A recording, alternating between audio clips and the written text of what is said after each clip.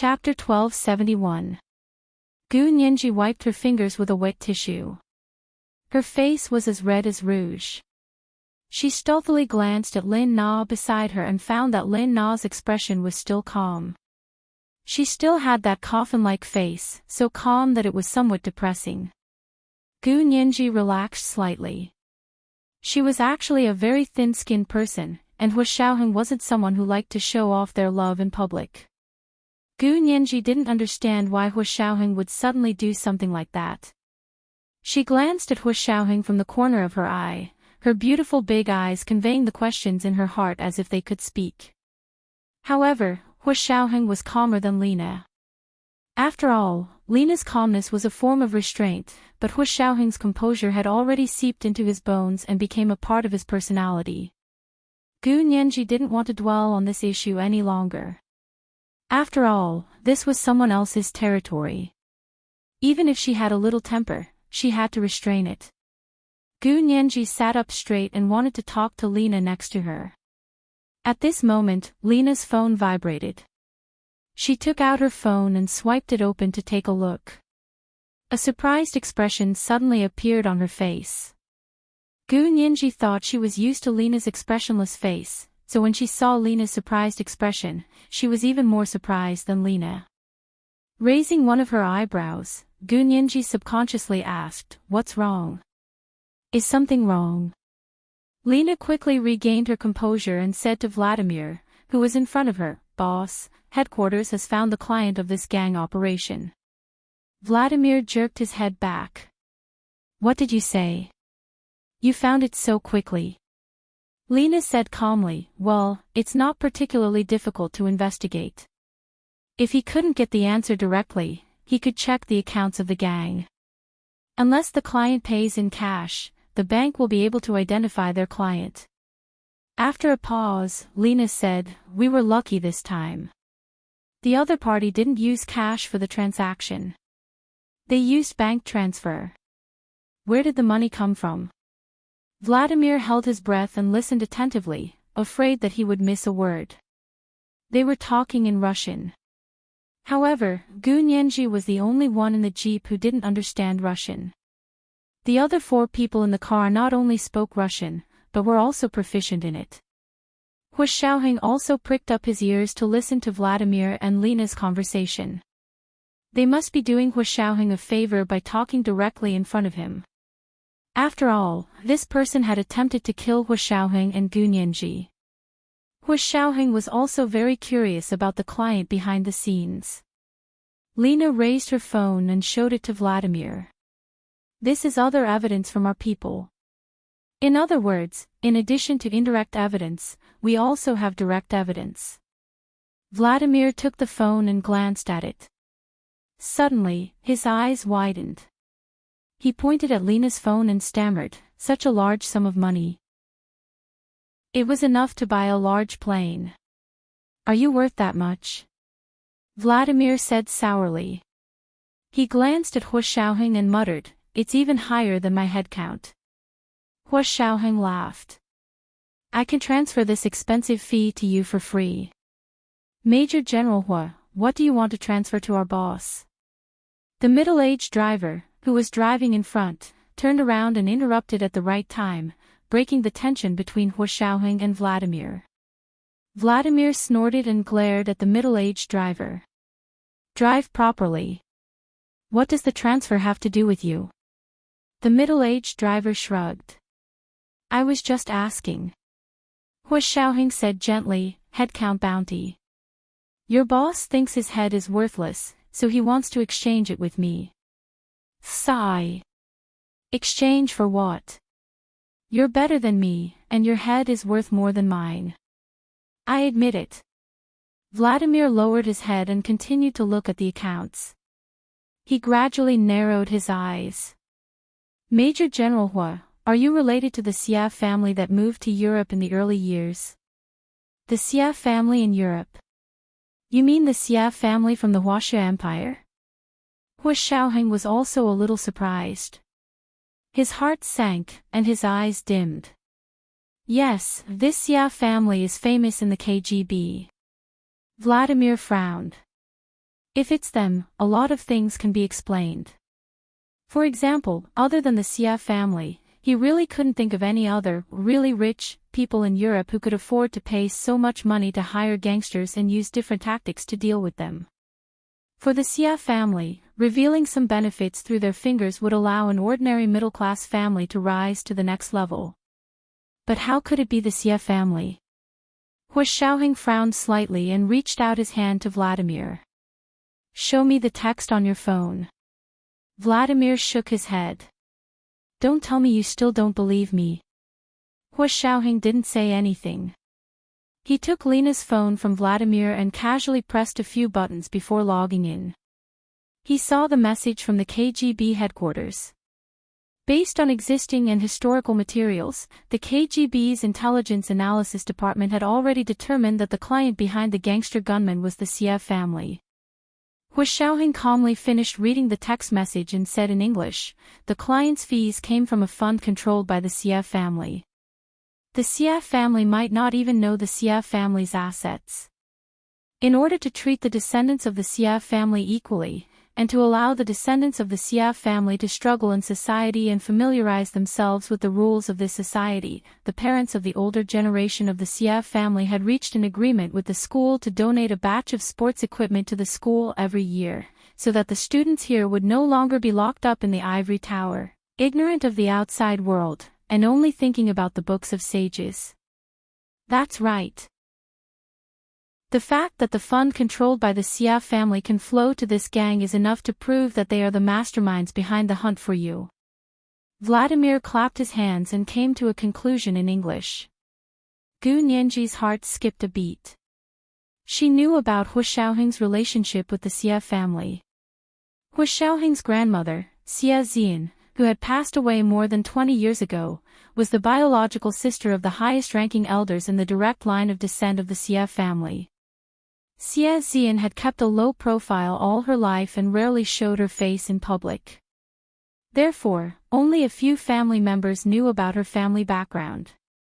However, it was impossible for the KGB to not know about Hu Xiaoheng's relationship with the Xia family. If they didn't even know about this, it could only be said that the KGB had regressed over the years.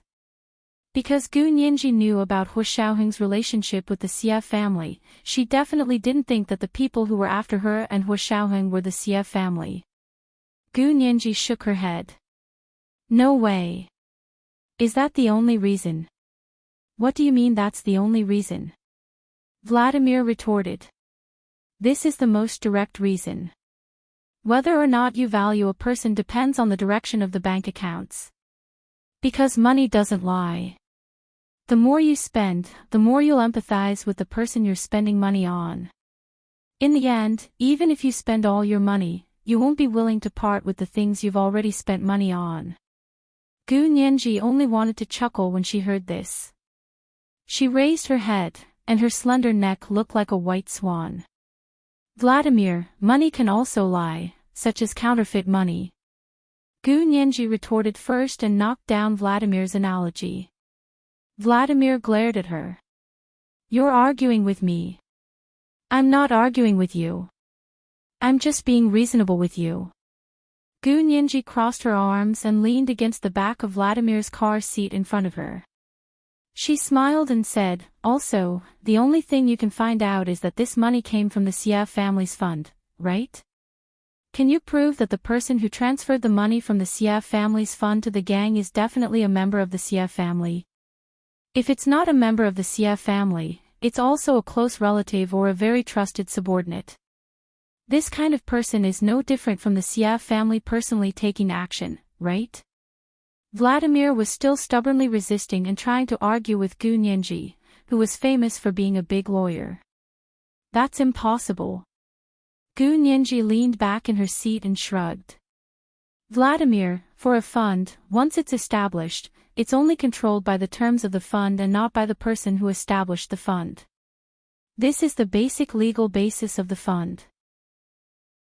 So if you insist that because the money was transferred from the Xia family's fund, the client must be a member of the Xia family, there are too many loopholes in this argument, and you're ignorant of the law." Vladimir was so angry at Gu Nianji that the hair on his face almost stood on end. Then even if it's not a member of the Xia family, it's still someone related to them. Find out when the Xia family's fund was established, and who the investors and beneficiaries are. Vladimir immediately gave the order. Hu Xiaoheng looked at Lena's phone without saying a word. After a long while, he returned the phone to Lena, then took out his own phone and called his uncle from the Xia family. This was the second watch of the day, chapter 1261, Angry Pufferfish.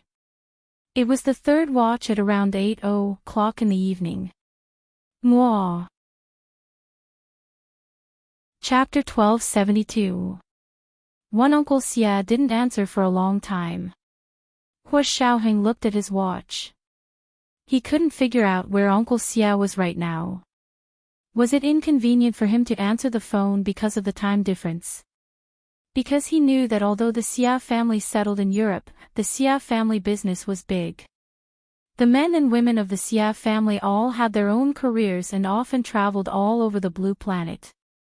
So he sent a text message, "I'm Xiaoheng, call me when you're free, I have something to ask." He put away his phone and heard that Gu Nianji was still arguing with Vladimir about the control of the trust fund. He calmly stopped Gu Nianji. "Nianji, Vladimir and the others are professionals. You have to humbly ask for advice." Gu Nianji came back to her senses and stopped arguing with Vladimir. She saw that Vladimir was so angry with her that he was also a little amused.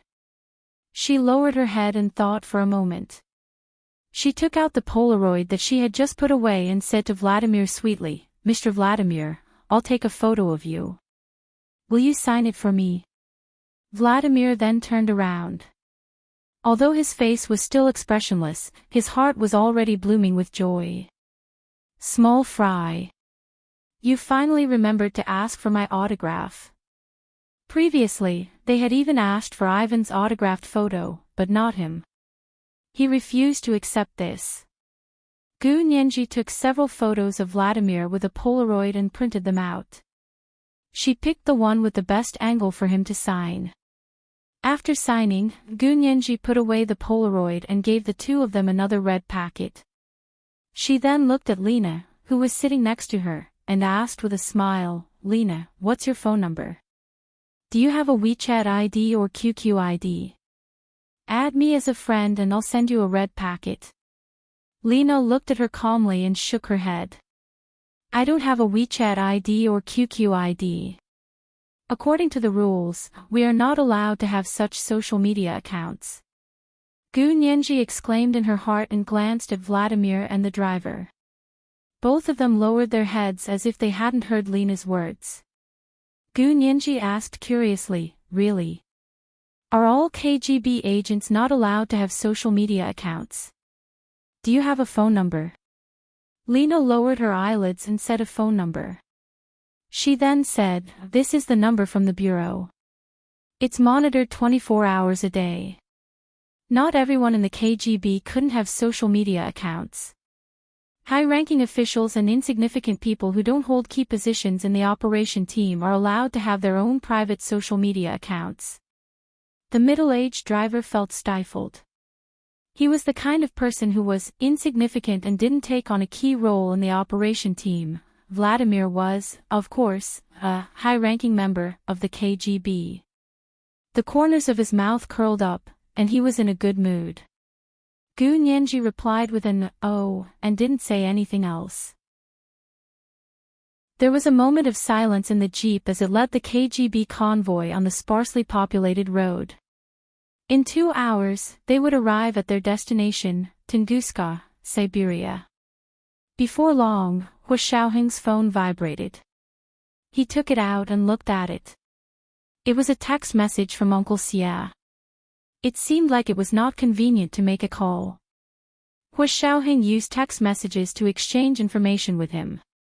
When he found out that the Xia family's trust fund had paid for the Russian mafia to kill Hu Xiaoheng, the uncle of the Xia family was shocked and sent a lot of exclamation marks. He finally couldn't take it anymore and found a place to call Hu Xiaoheng. "Xiaoheng, that's impossible. Why would we hire the Russian mafia to kill you? Even if we wanted to deal with you, why would we need to hire the Russian mafia? The uncle of the Xie family's voice was clear and melodious. Just from his voice, one would never imagine that he was almost 50 years old. Hua Xiaoheng nodded.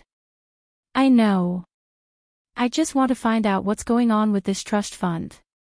He sent the trust fund's bank account number to the uncle of the Xie family. Wait a minute, I'll get someone to check it out. The call ended. Hua Xiaoheng played with his phone and thought about possible candidates. Without a doubt, Luo Zhelan's name entered his sights again. Hua Xiaoheng sent another text message to Yin Shixiang. Big Xiong, how's the background check on Luo Zhelan going? Yin Shixiang replied instantly. Luo Zhelan's experience in Europe last year was a little strange. I'm investigating it in detail. That was when Luo Zhelan accompanied grandfather Hua to the Xia family in Europe to relax. Was there something else going on at that time? Hua Xiaoheng pursed his lips and continued to ask, what's strange about it? Yin Shixiang replied, she transferred money to a Swiss bank account. That account was the bank account of a police chief in the Roslao area.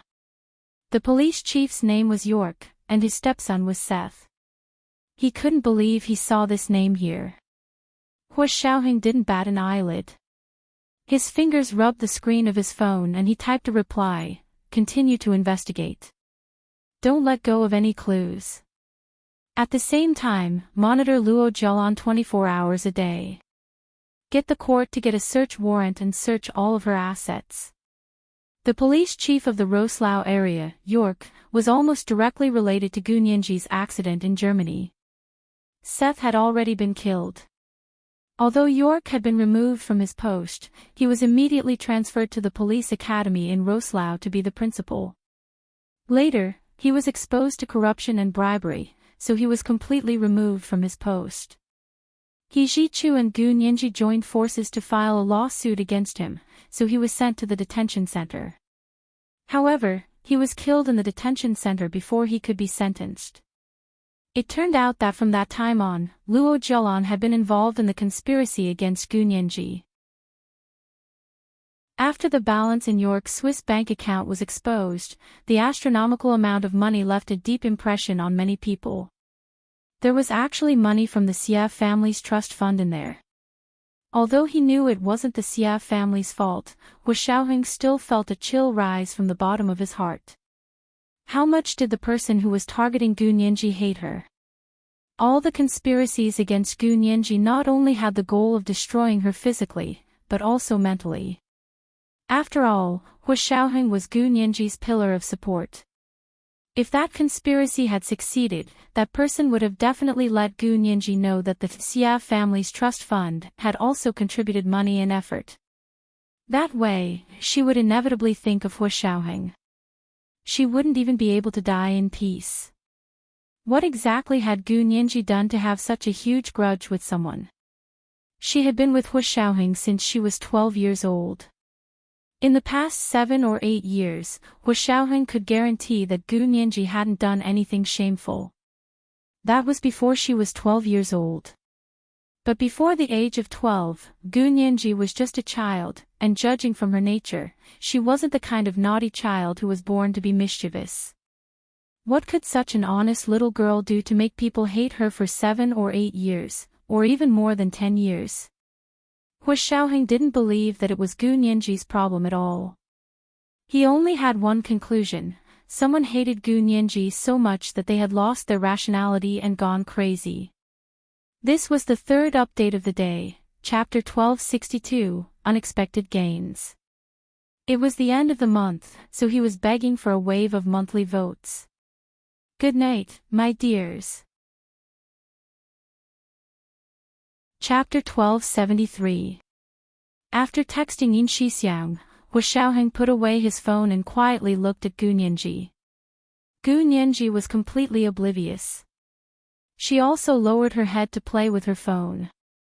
She checked Lena's phone number. Sure enough, she didn't have WeChat installed. She felt a little regretful, but she didn't force it. This young lady was so cool that Gu Nianji felt that if she continued asking, it would become harassment. How could she do something so tasteless? Since the other party wasn't interested, she didn't want to nag anymore. The only person she had ever pestered was Hua Xiaoheng. Gu Nianji's thoughts returned to the time when she was testing Hua Xiaoheng in every possible way. He couldn't help but smile. The beauty of love is that when you reminisce about it, you will involuntarily smile. Gu Nianji's smile was like honey, exuding an alluring sweetness that made people want to taste it. Hua Xiaoheng's eyes flickered as he took in her smile and closed his eyes. Although he was still thinking nervously, the corners of his lips had already curved into a smile. At the same time, he reached out and squeezed Gu Nianji's hand. Gu Nianji looked up at him and saw that his eyes were closed. She asked, "Tired? If you're tired, take a nap. I'll wake you up when we arrive." Gu Nianji withdrew her hand and patted Hua Xiaoheng's shoulder. Then she thought about what Lena had said just now. It must have hurt the driver a lot. Her heart skipped a beat, and her fingers had already uncontrollably opened QQ to send another exclusive red packet to the middle-aged driver. She didn't have much money left in her wallet. For the time being, she could only send a red packet of 66 yuan. On it was written, "Whether it's important or not depends on the red packet." The chauffeur was driving and didn't know that Gu Nianji had sent him another red packet. However, Vladimir was looking at his phone. He couldn't help but see a red packet coming in from QQ's discussion group. He quickly switched over without batting an eyelid. It was another exclusive red envelope. Vladimir stared at the words. It's up to the red envelope to decide whether it's important or not. His high spirits immediately fell to the bottom. He glanced at the middle-aged driver from the corner of his eyes and snorted through his nose before putting his phone away. Out of sight, out of mind. Gu Nianji put away her phone with a smile and said, "My phone is almost out of battery, so I'm not going to play with it for now. I have to charge it immediately when we get off the bus and arrive at our destination." No one in the carriage answered her. Gu Nianji felt a little awkward. People who liked to chat were most afraid of a sudden silence. It was as if a topic terminator had suddenly appeared in a lively group chat, and then no one spoke. The middle-aged driver hurriedly said, "Is the battery dead? I can recharge it here." "Serious, give me your phone. I'll charge it for you." "Aw. Really? Thank you, Uncle Ivan." Gu Nianji smiled. "I didn't send you a red packet in vain. Another red envelope. An exclusive." The middle-aged driver's spirits were lifted. The suffocating feeling of being called insignificant suddenly vanished, and he laughed like an engine. Such a cheerful person would never suffer a loss no matter where he went. Gu Nianji thought with a smile. Lena sat next to Gu Nianji and didn't say anything. Her presence was at its lowest at this moment. Even her breathing could not be heard. Although she was sitting there, she did not have any human emotions. She was like a piece of furniture or a car accessory. Gu Nianji was the complete opposite. Wherever she was, her presence couldn't be ignored. The middle-aged driver happened to be the same kind of person, so the two of them were born to get along. Inside the jeep, Gu Nianji and the chauffeur chatted happily with one another. "Uncle Ivan, how many children do you have?" I have two, a son and a daughter. Vladimir can't compare to me in this aspect." The middle-aged driver was very proud and didn't forget to help his boss make his presence felt. But this kind of presence, whoever wanted it could take it. Vladimir was irritable. Gu Nianji sat in the back and couldn't see Vladimir's almost black face. She still smiled and said, "Huh? Really? Vladimir only has one child, so he's not as good as you. In terms of the number of children, of course one wasn't as good as two. Ha ha ha ha. He doesn't have a single one." The middle-aged driver was so excited that he honked a few times. Gu Nianji, it seemed like she had asked something she shouldn't have. Gu Nianji didn't want to reveal his privacy, so she quickly changed the topic. However, the middle-aged driver refused to let go of the topic. He laughed and said, Vladimir has a high goal. He still doesn't have a girlfriend. How can he have children? Gu Nianji. She couldn't take it anymore. Her gossipy soul was burning. Gu Nianji quickly asked again, Vladimir doesn't have a girlfriend. No way. He's so powerful, so manly and handsome. Why doesn't he even have a girlfriend? She tilted her head to look at Vladimir and asked, do you have especially high standards? Actually, you don't have to do that. Just find someone you like. Hua Xiaoheng remained silent at the side. He only pursed his lips when he heard manly and handsome. It seemed like he had to increase Nianji's vocabulary. Hua Xiaoheng silently thought to himself, can't you be a little more creative when you praise everyone as manly and handsome? Vladimir had been very dejected when he heard this topic and had almost told the two of them to shut up several times. However, when he heard Gu Nianji say that he was manly and handsome, he felt as if he was floating in the air. He curled the corners of his lips and said with a smile, yes, just find someone you like. But it's too difficult to find someone you like. As he spoke, he deliberately turned around to glance at Hua Xiaoheng, then said sincerely to Gu Nianji, serious, do you know that men in our line of work are almost immune to women? It's not easy to fall in love with someone. Ha! How can you be immune? Gu Nianji expressed her confusion. Have you never liked other women? Never. It's not that I haven't, it's just that after being in this line of work for so long, sometimes I can't tell whether I'm sincere or not. I can't tell whether I'm sincere or not. Vladimir emphasized and smiled mischievously. If you don't believe me, ask Major General Hua. When he was on a mission back then, he saw many beautiful swallows and handsome crows. It's too easy to turn fake into real. Also, anti-beauty training is also a standard in our line of work. His thoughts were indeed based on his feelings. He was still sincere to Gu Nianji, but at the same time, he was also bad-mouthing Hua Xiaoheng in front of Gu Nianji and making things difficult for him. Gu Nianji instantly understood and wouldn't let him have his way. She patted Vladimir on the shoulder and said sympathetically, don't be discouraged. This means that your level isn't high enough. You need to practice more to be able to tell the difference between real and fake. For example, our Major General Hua definitely wouldn't be like you. He can't even tell the difference between real and fake. Then he added, no wonder the KGB's reputation has been different recently. They've been surpassed by our country's special operations forces. It's obvious that if the upper beam is not straight, the lower beam will be crooked. Vladimir's smirk froze on his face. How could Gu Nianji's words be so hurtful? She even purposely stabbed him in the heart. The middle-aged driver, on the other hand, was laughing so hard that he almost drove the car into a ditch. Vladimir flew into a rage out of humiliation. He turned around abruptly and waved his fist at the middle-aged driver. He said fiercely, drive properly. Laugh your ass. Gu Nianji raised an eyebrow. Ha, how dare he speak ill of Major General Hua in front of her? Did he think she was stupid or that she was too soft-hearted? Hua Xiaoheng's eyes were still closed, but the smile on his lips gradually widened. Lena finally looked at Gu Nianji seriously.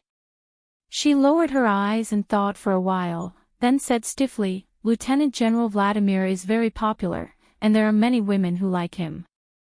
Lieutenant General Vladimir is willing to devote all his attention to his work and doesn't have any extra time to think about personal matters.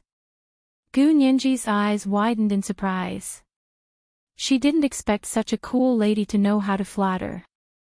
Although it was a little stiff, it was good that it worked. At least Vladimir liked it very much. Gu Nianji could see that the tips of Vladimir's ears were red, and he had been secretly moving. The middle-aged driver didn't expect Lena, who was usually a quiet killing machine, to actually speak up for Vladimir.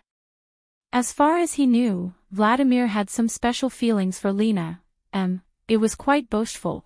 Gu Nianji looked at Vladimir, then at Lena. She seemed to have sensed something unusual. However, it would be a little too much to gossip about. Gu Nianji wouldn't admit it even if she was beaten to death. She was actually afraid that the lady who could fire the RGP-7 rocket launcher would get angry and fire one at her as well. Of course, she had to quickly change the topic. Gu Nianji rolled her eyes and looked out of the car window. Looking at the scenery outside, she suddenly pushed Hu Xiaoheng, who was resting with his eyes closed, and said in surprise, "Major General Hua. Look! That lake is so beautiful. It's so blue. It's even bigger and more beautiful than the lake I saw in the Alps." The middle-aged driver also looked out of the car window and said with a smile, "That's Lake Baikal." Lake Baikal was the largest freshwater lake on the entire blue planet. Naturally, the small lakes in the Alps couldn't compare to it. The scenery was picturesque, and the blue sky was reflected in the lake. It was even more intense and clear than the blue of the sea. In fact, this was only the northernmost tip of Lake Baikal. After crossing the northernmost tip of Lake Baikal, they would enter the Tunguska region. It was just a glimpse, but it had already left a deep impression. It was like a peerless beauty shrouded in a veil. The breeze blew the veil away, revealing the impeccable jawline. It was enough to intoxicate people. Gu Nianji clicked her tongue. "If I have the chance, I'll go for a walk by the lake." The middle-aged driver quickly said, "Why don't we go now?" "Why should we go? Do you really think you're here on a sightseeing trip?" Vladimir said angrily, "Our country's physicists and the Huaxia Empire's physicists have already gathered in the Tunguska region. We, who are protecting them, are still wasting time on the road. Doesn't your conscience hurt?" This was the first update of the day, Chapter 1263, It's Not Easy to Like Someone. The second update was around 1 in the afternoon, and the third update was around 8 in the evening. Mwah.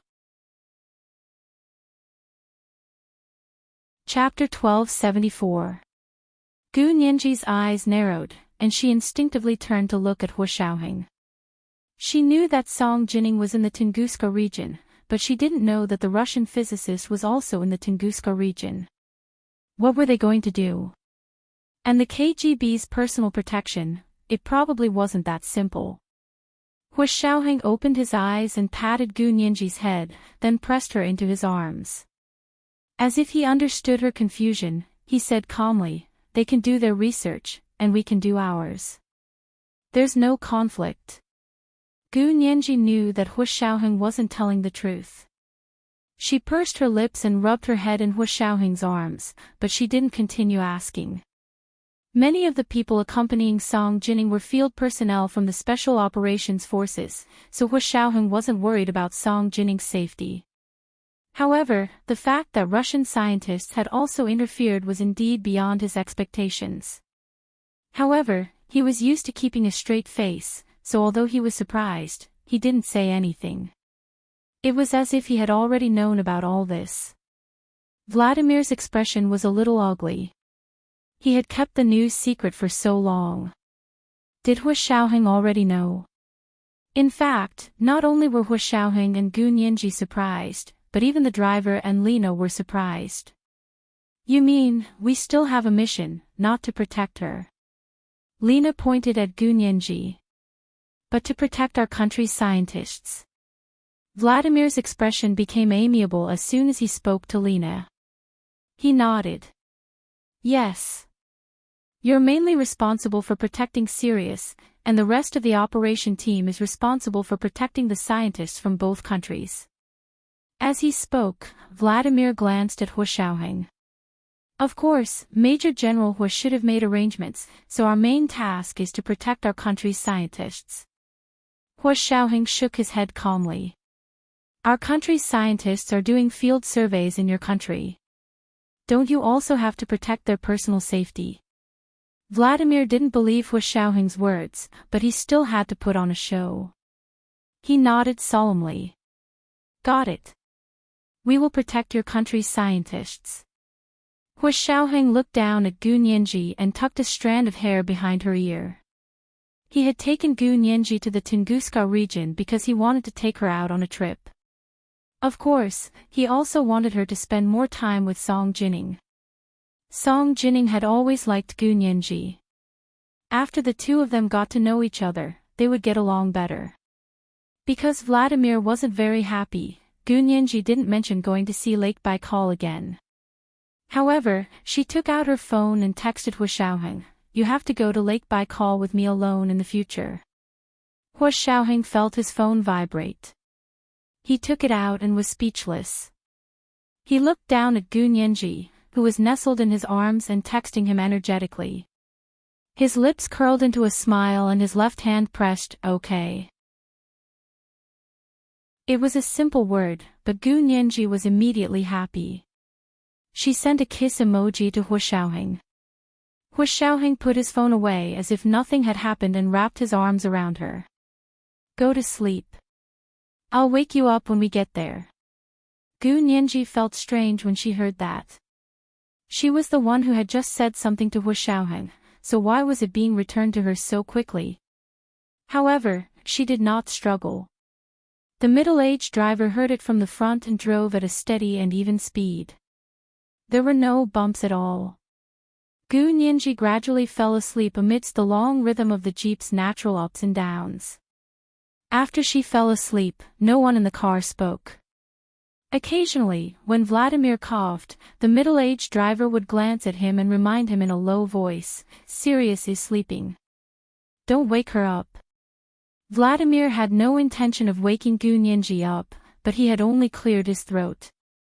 Couldn't he even satisfy such a basic physiological need? He was so angry that he turned into a pufferfish again. The jeep sped along with the three modified Hummers and finally arrived at the place where the big explosion in the Tunguska region had occurred before sunset. Lena jumped out of the car first and asked for a simple instrument to measure it. She said expressionlessly, 60. 55 degrees north latitude, 101. 57 degrees east longitude, and the Tunguska River is in front of us. This was the place where the big explosion happened. The epicenter of the explosion that happened more than 100 years ago was right here. Hu Xiaoheng stroked Gu Nianji's head and whispered in her ear. We're here. After a while, Gu Nianji opened her eyes and looked around blankly. The jeep had stopped, and she was not used to it. We're here. Gu Nianji rubbed her eyes and sat up straight. She stuck her head out and looked out, just in time to see the golden afterglow of the setting sun shining on the distant hills. The mountains in the distance were undulating, and there were towering trees everywhere. Their branches and leaves were thick, and the setting sun was like a beautiful red bloodstone falling among the mountains. Nearby, however, was a round plain. Trees from high to low surrounded the area. Their car was parked at the entrance to the circular plain. Gu Nianji looked around and was very curious. This is where the Tunguska explosion happened? Yes. Hu Xiaoheng opened the door and got out. Gu Nianji followed. The two of them stood in front of the car. The afterglow of the setting sun shone from behind them, overlapping their shadows and stretching them out. Gu Nianji took a deep breath and breathed in the fresh air in the forest. She asked softly. Didn't they say that the physicists from both countries are here? Why don't I see anyone? Hu Xiaoheng looked at Vladimir next to him and asked with a smile, Do you know where the camp is? Vladimir took out his phone and contacted his own people. He pointed to the south and said, There's a resort villa over there. The physicists and entourage from both countries are staying there. However, in order not to miss the observation period, the scientists have decided to camp here for a month. Are we going camping? Gu Nianji was happy. This was more like a field trip. Moreover, there was a resort villa here, which couldn't be better. They could sleep in tents and barbecue in the wild, but they still had to bathe and wash their hair at the resort villa. Hua Xiaoheng knew what Gu Nianji was thinking as soon as he saw her expression. Then we also have to book a few rooms at the resort villa, Hua Xiaoheng said calmly. We're only staying here for 2 weeks. We can't advance and retreat with the physicists. It's fine, it's fine. Leave the security here to us. You can rest assured. Vladimir agreed immediately. He dialed the resort villa's number and booked a few rooms. Hua Xiaoheng looked down and thought about it. He sent a text message to Vladimir asking him not to mention to the physicists from the Huaxia Empire that they had encountered danger on the road today. Yes, yes, yes. Don't say it. Don't say it. Vladimir nodded like he was pounding garlic. He finally booked a room. Because there were a lot of physicists and entourage who had come this time, although it wasn't the peak season for the resort villa, it was still mostly occupied by them. Vladimir used his status as the second in command of the KGB to book the last 3 rooms. After putting away the phone, Vladimir said with a straight face, there are only 3 rooms left. Ivan and I will share a room, Sirius and Major General Hua will share a room, and Lena will share a room. Gu Nianji blinked. This Vladimir was quite impressive. He didn't even discuss it with them before happily deciding on their accommodation. However, it was a good arrangement, so Gu Nianji didn't object. However, Lena looked at her and said to Vladimir, then do I still need to protect this Miss Sirius? Vladimir came back to his senses and laughed. Oh my! That's not a coincidence. What should we do? Major General Hua, do you agree? Let your precious fiancé share a room with Lena. You can stay in a room by yourself. Hua Xiaoheng shook his head calmly. Of course not.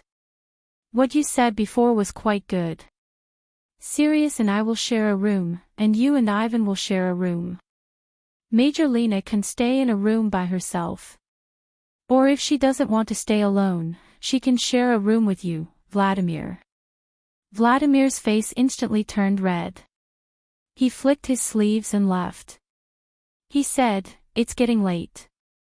Hurry up and go to the villa to wash up and then have dinner. Why don't we stay at the villa for the night? It seemed a little late to pitch a tent now. As soon as it got dark in this area, the temperature dropped very quickly. Without a warm tent, it was basically impossible to survive the night here. Hua Xiaoheng was a little worried about Song Jining. He didn't want to stay at the resort, not even for one night. Gu Nianji didn't want to stay at the resort either. She was more interested in camping in the wild. She walked forward excitedly, wanting to find a better place to camp. The forest in front of her became wider and wider, and the wilderness gradually appeared in front of her. This was the second watch of the day, chapter 1264, The Stars Hang Over the Plains. It was the third watch at around 8:00 in the evening. Mwah. Chapter 1275. Gu Nianji slowly walked down from the semi-low hillside and stood in the middle of the hillside. She found that she could see the entire circular plain from this angle. This place wasn't a very regular circle, but it was roughly the same as a circle. There were obvious traces of the shockwave caused by the huge explosion on the plain, and the trees had fallen in one direction. More than 100 years had passed, and tall trees still couldn't grow in this place. There were only low shrubs and green lawns. The afterglow of the setting sun shone over, and Gu Nianji narrowed her eyes. She found that there was a huge circular crater in the slightly sunken basin plain in the middle. This must have been the area directly affected by the Tunguska explosion that year. The power of the explosion was equivalent to 20 million tons of TNT, and it had directly smashed a sinkhole in the forest. The sky was getting darker, and the setting sun was getting redder. From Gu Nianji's angle, she couldn't see what was inside the giant circular crater. The giant crater wasn't dark, but blue. The dark blue seemed to be able to glow, and it was also like the ultimate rays of the universe, intersecting on this almost forgotten land. Gu Nianji was fascinated by it. It wasn't until Hu Xiaoheng patted her shoulder that she came back to her senses. She turned her head and smiled. She pointed at the giant circular crater and said to Hu Xiaoheng, "Look, that's where the Tunguska explosion happened, right?" Hu Xiaoheng nodded. "That's right. The meteorite fell from the sky, and after the explosion, it smashed a huge crater in the ground." It seemed like Hu Xiaoheng believed in the comet-meteorite impact theory. Gu Nianji pointed at the giant circular crater and asked curiously, "Why do you think that giant crater isn't black, but blue?" "It's blue because there's water in the giant crater.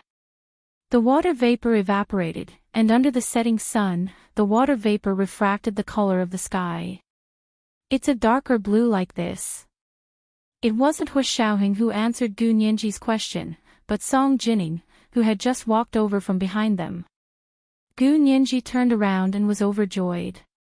"Miss Song! I finally see you." Hu Xiaoheng was also a little surprised to see Song Jining. "I heard that you and other scientists went over there to investigate Lake Kiko." Lake Cheko was a lake about 8 kilometers away from here. It was said that meteorite fragments had fallen into the lake, but that was just a legend. They still needed to find evidence from the lake. Song Jining smiled and said, "I went to investigate Lake Chika, but there were a lot of things and a lot of people there. I don't think there's any evidence there, so I came back." Obviously, Song Jining didn't believe in the meteorite impact theory. Gu Nianji held Song Jining's arm affectionately.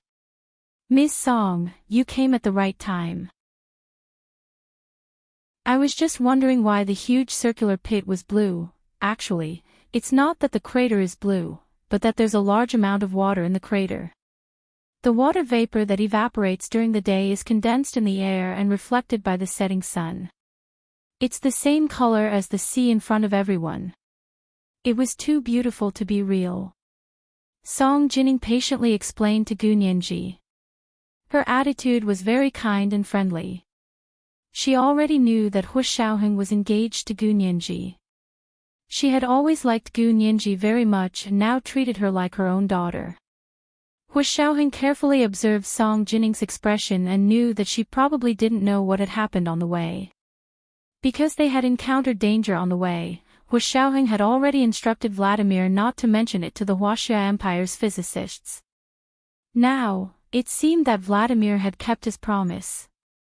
When Gu Nianji heard Song Jining say that it was the same color as the sea, she suddenly let out an "ah" and said in surprise, "Major General Hu, look at this huge circular crater. It's so blue. Doesn't it look like the blue hole we saw in the Caribbean Sea?" Hu Xiaoheng's heart skipped a beat and he focused his gaze. The huge blue circular crater really did look like the blue hole in the Caribbean Sea. Blue hole. Is it the blue hole with electric arcs that you saw in the Caribbean Sea? Song Jining also recalled the uncanny workmanship of nature that they had seen in the East Sea a while ago, and a mysterious smile appeared on her face. At that moment, Gu Nianji and Hu Xiaoheng both thought of the blue hole that flashed with bluish-purple lightning in the East Sea. "It's different," Gu Nianji said silently in her heart. The blue hole in the Caribbean Sea should have been naturally formed. Gu Xiangwen had used it to install an electric fence to enclose that area of the sea. The uncanny workmanship of nature in the East Sea had been artificially created by Gu Nianji and Song Jining using the high-energy magnetic field that the Japanese scientists had obtained from somewhere to convert the magnetic field into electricity. The huge circular crater that had appeared here after the Tunguska explosion, which was similar to the blue hole in the sea, must have been created for a different reason. But why did it look so similar to the naturally formed blue hole in the Caribbean Sea from its appearance? Gu Nianji couldn't help taking out her phone and taking a picture of the huge circular crater. She then pulled up the image comparison app and placed the photos side by side with the photos of the blue hole in the Caribbean Sea. At a glance, the two places looked even more similar. Of course, there were also differences. The biggest difference was that the two places appeared in different locations. One appeared in the vast forest, and the other appeared in the vast sea. Gu Nianji showed the comparison photos to Song Jining, hoping that her professional eyes would be able to see more things. "Miss Song, look, don't you think it's very similar? This is the blue hole in the Caribbean Sea." Song Jining was excited. This is the true uncanny workmanship of nature. She looked at it silently for a while and sighed. It's indeed very similar. However, only little Nianji could think of the similarities between the two. How could ordinary people imagine the sea and the plains together? You can't say that. Gu Nianji felt that she should be humble in front of Miss Song. The sea can turn into mulberry fields. It's possible for things on the sea to appear on land, and things on land to appear at the bottom of the sea. Of course it's possible, but it takes hundreds of millions of years of crustal movement for the sea to turn into mulberry fields. Do you think that in just over 100 years, it's enough to turn the sea into mulberry fields? When it came to science, Song Jining was exceptionally rigorous and sharp. Gu Nianji smiled embarrassedly. She hugged Song Jining's arm and shook it. "Miss Song, you're amazing. I'm impressed. Don't try to flatter me." Song Jining liked Gu Nianji's personality very much. It was rare for a little girl like her to have such a background, but she wasn't stubborn at all. She wasn't as sensitive as a hedgehog. If others didn't take care of her sensitive little heart, she would be depressed and hurt. Hu Xiaoheng was silent at the side, but he was in an exceptionally good mood. The forest in front of him was like the blue sky after the rain. The color was green and tender, and the blue circular pit looked very pleasing to the eye. Gu Nianji opened her curvy lips slightly and said very cutely, "I'm telling the truth. I'm not flattering you. Besides, there's a specialization in every industry. I'm convinced that you're beating me in this aspect. Alright, look at that mouth of yours." Song Jining laughed. "What did you eat growing up? Honey?" "Yes, nature's pure natural wild honey has the special effect of prolonging life, beautifying beauty, nourishing yin and nourishing the kidneys. Miss Song, do you want to eat it together?" Gu Nianji winked at Song Jining and moved her little face closer, as if she was offering herself up for Song Jining to taste. Song Jining glanced at Hu Xiaoheng beside her and poked Gu Nianji's tender cheek with her finger. She said kindly, "I'm not eating it. It's better to leave it for Xiaoheng to eat." She then winked. Gu Nianji's face instantly turned red. How could Miss Song say such things? Had the strict and incisive attitude just now run away from home? This was the third chapter of the day, chapter 1265, there's a specialization in every industry. Mwah. Chapter 1276. Hu Xiaoheng was slightly taken aback, but he was used to being as calm and steady as a mountain.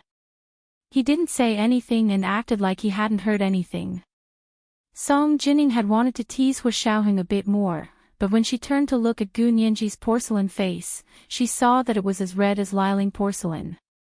She couldn't bear to see the well-behaved girl blush and be embarrassed. Patting her hand, Song Jining revealed a motherly smile and said earnestly, "Nianji, I'm finally relieved that you agreed to marry Xiaoheng. I've always been worried that my son would spend the rest of his life with the special forces." Gu Nianji said awkwardly, "How could that be possible? You're worrying too much. With me around, how could Hu Xiao spend the rest of his life with the special forces?" Gu Nianji thought to herself and secretly glanced at Hu Xiaoheng. Hu Xiaoheng's expression was calm and indifferent as he stared at the giant circular crater nearby. He had no intention of intervening in the conversation between Song Jining and Gu Nianji. Song Jining was actually very busy, but because Gu Nianji and Hua Xiaoheng were engaged, she wanted to see Gu Nianji immediately. She took out a small red brocade bag from her purse. Opening the brocade bag, there was a thin necklace inside. It was about the same length and size as a VCA, Van Cleef and Arpels, short necklace, but it was more delicate and elegant.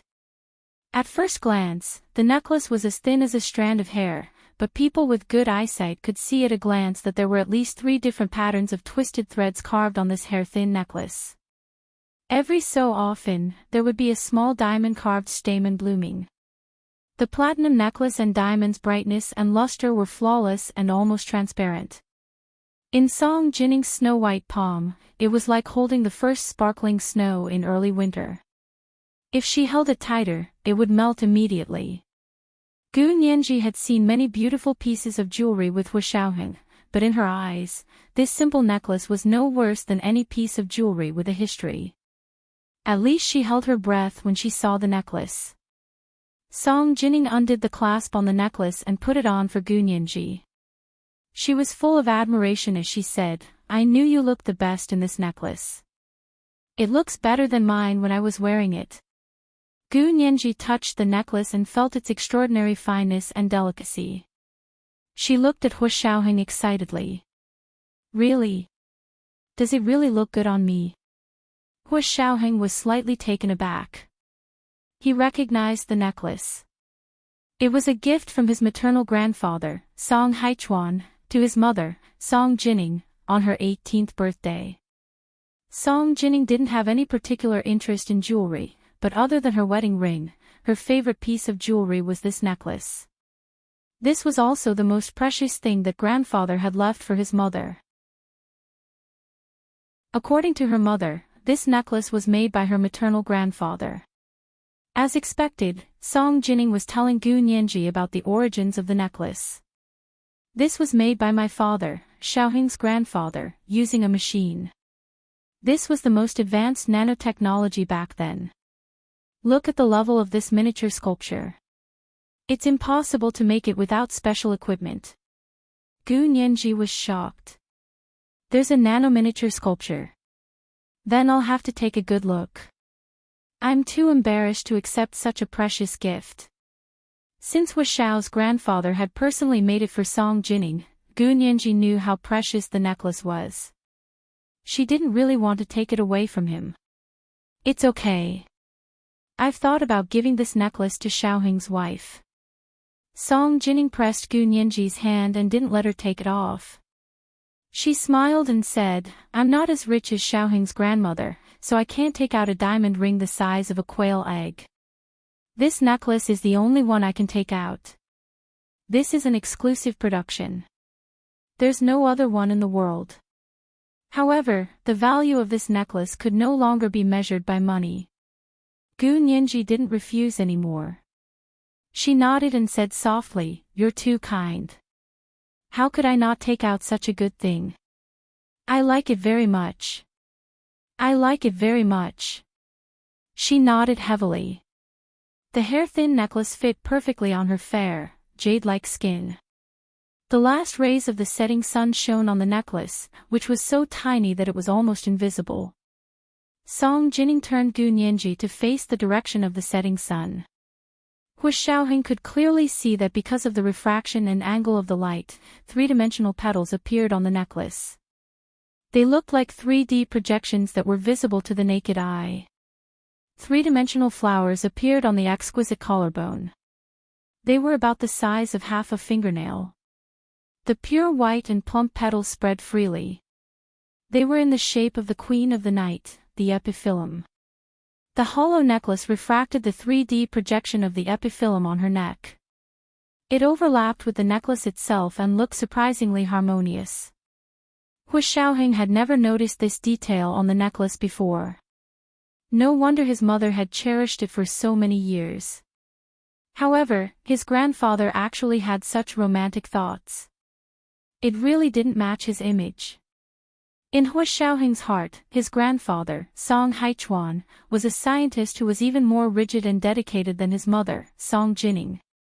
His grandmother died early, and his grandfather devoted himself to scientific research.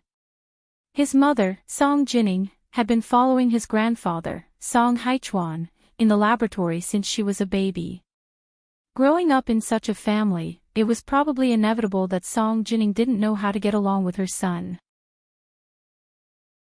Hu Xiaoheng had long since forgotten about his childhood, but now that he had a better understanding of his mother and the environment in which she grew up, he was completely relieved. He took out his phone with a smile and took a photo of Gu Nianji. He showed it to her and said, "It's very beautiful." Gu Nianji looked at the photo on her phone. Her little face seemed to be surrounded by 10 exquisite and beautiful epiphyllum the size of half a pinky nail. She was almost stunned. "Oh my God! I finally understand what it means to be a masterpiece." Gu Nianji was full of praise. "No, I can't wear this necklace. I think my neck will be in danger if I wear it back." "You're exaggerating, child." Song Jining pushed her gently with a smile on her face. "Do you think you can see the beautiful scenery of 10 flowers appearing every day? The intensity of the light, the orientation, and your body temperature all have to be under certain parameters to produce such an optical scene." Gu Nianji was even more surprised. It's not strange that optical intensity and orientation are conditions, but why is body temperature also a condition? Of course, because this is an optical imaging triggered by the principle of thermal control. Song Jining opened her mouth to spout a string of physics terms. She understood every word, but when put together, she didn't understand it all. Gu Nianji could only smile in confusion. However, Song Jining frowned after she finished speaking and said in confusion, "That's true. The thermal control parameters of this necklace are said to be set according to my body temperature, but even if I wear it, it's not that easy to see the scene of 10 flowers appearing. You can see such a scene the first time you wear it, so this necklace should probably be worn by you." Gu Nianji continued, Hu Xiaoheng reached out to block the back of Gu Nianji's neck. The light was blocked, and the small 3D projection of the epiphyllum on Gu Nianji's neck immediately disappeared. Song Jining breathed a sigh of relief and muttered, "It's so beautiful." As she spoke, she hugged Gu Nianji and whispered in her ear, "Nianji, I know you're not even 20 years old yet, but science shows that women enter the reproductive maturity period after the age of 18. The children born at this time are the smartest, healthiest, and most beautiful." Gu Nianji closed her eyes. "Miss Song, are you in such a hurry to have a third generation? Are you ready for a little radish to call you grandma?" However, even if Ms. Song was a grandmother, she would be the most fashionable, beautiful, and intelligent grandmother. Gu Nianji's thoughts ran wild, and she suddenly felt that she had been led astray by Ms. Song. Stop. She wasn't even 20 years old, she couldn't have a child so early. Gu Nianji still wanted to work hard in the workplace. Besides, she still had a lot of things to do. Her father's whereabouts, the Gu family's assets, and the various B** cheese waiting for her to deal with. Song Jining saw Gu Nianji's thunderstruck expression and patted her face in amusement. "Oh, our little Nianji is shy. What's there to be shy about?" As Song Jining spoke, she turned to look at Hu Xiaoheng and said, "Xiaoheng, since you're engaged, shouldn't the wedding be on the agenda? Especially having children. From now on, you have to quit smoking and drinking. You have to stop smoking and drinking for at least a year before you can start preparing to have children. By the way, when you plan to have children, you have to go for a sperm test to see how the quality of the sperm is. If the quality of the sperm isn't good..." It was Hu Xiaoheng's turn to look like he had been struck by lightning. Gu Nianji saw that Hu Xiaoheng was finally losing his composure, and she laughed so hard that she almost bent over. She quickly grabbed Song Jining's shoulder and changed the topic. "Miss Song, where are you staying today? We want to set up our tent with yours. Is that okay?" Song Jining paused and pointed to a spot at the foot of the mountain. "It's over there. Your tent can be set up next to mine. Then she smiled and tapped Gu Nianji's nose. Little Nianji, don't think I'm being long-winded. When I see you guys, I can't help but think that my little grandson and granddaughter must be smart and good-looking. I've already found someone to customize physics experiment equipment and furniture for children. You can learn from me in the future. Miss Song, you're thinking too much. You can only have one imagination at a time. Hua Xiaoheng finally interrupted Song Jinning's wild imagination and said calmly, it's getting late. Let's go have dinner first, then we'll set up the tent. Gu Nianji was hungry again. She still ate 2 pieces of cake in the jeep, but it wasn't enough to satisfy her hunger. Song Jinning nodded and stopped teasing the couple. She reached out her arms to them in satisfaction. Come, help me down. I'm old and can't walk anymore. Gu Nianji, Hua Xiaoheng, the two of them looked at each other and held Song Jinning's arms on each side as they turned around and walked back. Song Jinning walked as fast as she could, even faster than Hua Xiaoheng. Although Gu Nianji had a pair of long legs, she couldn't walk as fast as Song Jinning. She was dragged like a puppy and was almost carried away by Song Jinning in the end. Was this the old and can't walk anymore, Miss Song? She was just thinking about what it would feel like to be supported by her son and daughter-in-law. This was the first update of the day, Chapter 1266, Miss Song's Wild Imagination. The second update was around 1 p.m., and the third update was around 8 p.m. P.S. Thank you to the leader of Enigma Yangtze for the 10,000 Chidian coins yesterday. Mwah. Chapter 1277. When they returned to the resort villa, everyone was eating in the restaurant. At this time, the place was almost completely booked by the scientists and entourage of the 2 countries.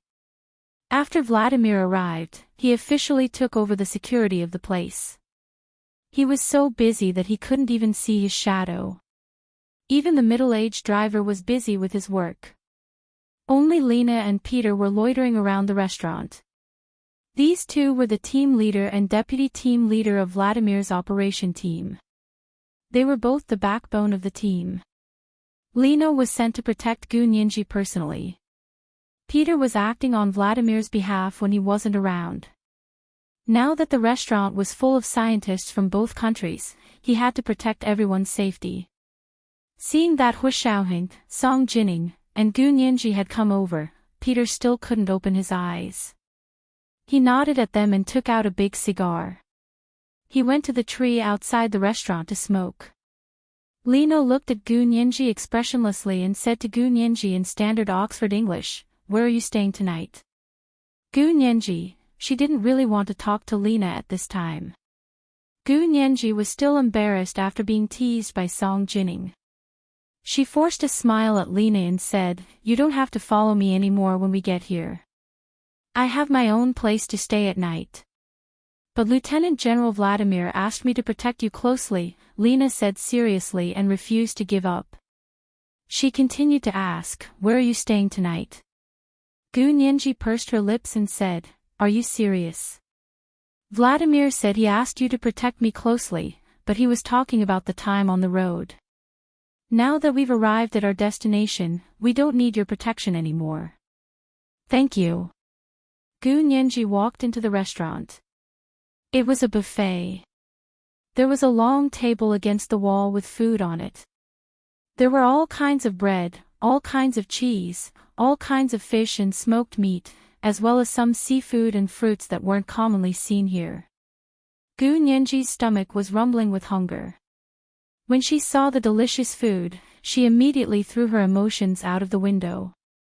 She took the plate and went to pick out food for herself. Lena was stunned by Gu Nianji's retort. She immediately followed her in and said, Vladimir's original words were, "From today onwards, you will be in charge of her security. I want you to stay close to her and ensure her safety. I think you should know what 'starting from today' means, right?" Gu Nianji raised her eyebrows and said calmly, "The phrase, 'from today onwards' is an empty reference, not an actual reference, because it doesn't specify when it will end. In public relations, every activity has its own start and end time, so that it can form an enforceable contract. And Vladimir only said, starting from today, and didn't say when it would end. This means that he's just saying it verbally and won't form any contractual relationship. Similarly, there's no pressure on me or him." Vladimir had said in the car that he would protect Gu Nianji by her side, but it was unclear whether he was referring to the time on the road or until Gu Nianji had left Russia. Unclear instructions could not form a contract that both parties could accept. Lena's face, which seemed to be glued on by 502 glue, finally showed a trace of emotion. She looked at Gu Nianji as if she had never known her before. After a while, she nodded. "Okay, then I'll ask Vladimir." There was no doubt that Lena was a very serious person. She separated the crowd and walked out of the restaurant. She picked up her phone and called Vladimir. At that moment, she heard a low and melodious voice and quickly hid behind the pillar in the corridor. This melodious voice belonged to Hu Xiaoheng. Hu Xiaoheng stood face to face with Song Jining. There was a hint of nervousness hidden in his nonchalant expression. Song Jining looked at him in amusement. "What's wrong? Can't you say it in front of Nianji?" Hu Xiaoheng slowly took out a cigar from his pocket and said calmly. "If it's a son, he has to join the army. If it's a daughter, I don't care. She can do whatever she wants." This was a refutation of what Song Jining had just said to Gu Nianji. He didn't want his son to be running around on a walker in the laboratory of the Institute of High Energy Physics since he was young. Song Jining didn't expect Hu Xiaoheng to care about this. She asked in confusion, "What's wrong? Why don't you study physics with me? I can be their teacher and teach them until they graduate." Hu Xiaoheng didn't say anything else. He only played with a cigar in his hand as if he was threatening her. He said vaguely, "If you insist, I don't think any of these little grandchildren will appear." "Are you threatening me?" Song Jining was stunned for a moment and exploded. "What do you mean? What do you mean none of my grandchildren will appear?" Hu Xiaoheng raised the cigar and placed it in front of his lips. He looked at Song Jining quietly. Song Jining was so angry that she laughed. "Don't think too much. Whether or not I have children, when I have children, and how many children I have nothing to do with you." Hu Xiaoheng, was this what scientist Song said? Hu Xiaoheng couldn't help thinking. It was full of the blind confidence of a pseudo-feminist and shameless boasting that ignored the laws of science. Hu Xiaoheng's cold expression pleased Song Jining. "Angry? It's right to be angry." Song Jining patted his shoulder. "I'll go talk to Nianji. She's the deciding factor in when the child will be born." This is the first time I've heard that a woman can have children by herself," Hu Xiaoheng said expressionlessly. He put his hands behind his back and stood straight.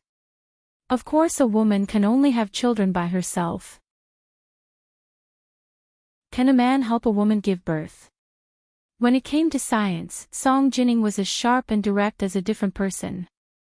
"Hu Xiaoheng, I know you're going to say that there aren't so many men to provide sperm. A woman alone can't produce a fertilized egg." Song Jining almost gave Hu Xiaoheng a scientific explanation of reproduction. Hu Xiaoheng couldn't stand it anymore in front of his biological mother. He nodded stiffly. "Take your time to think about it. I'll keep my word."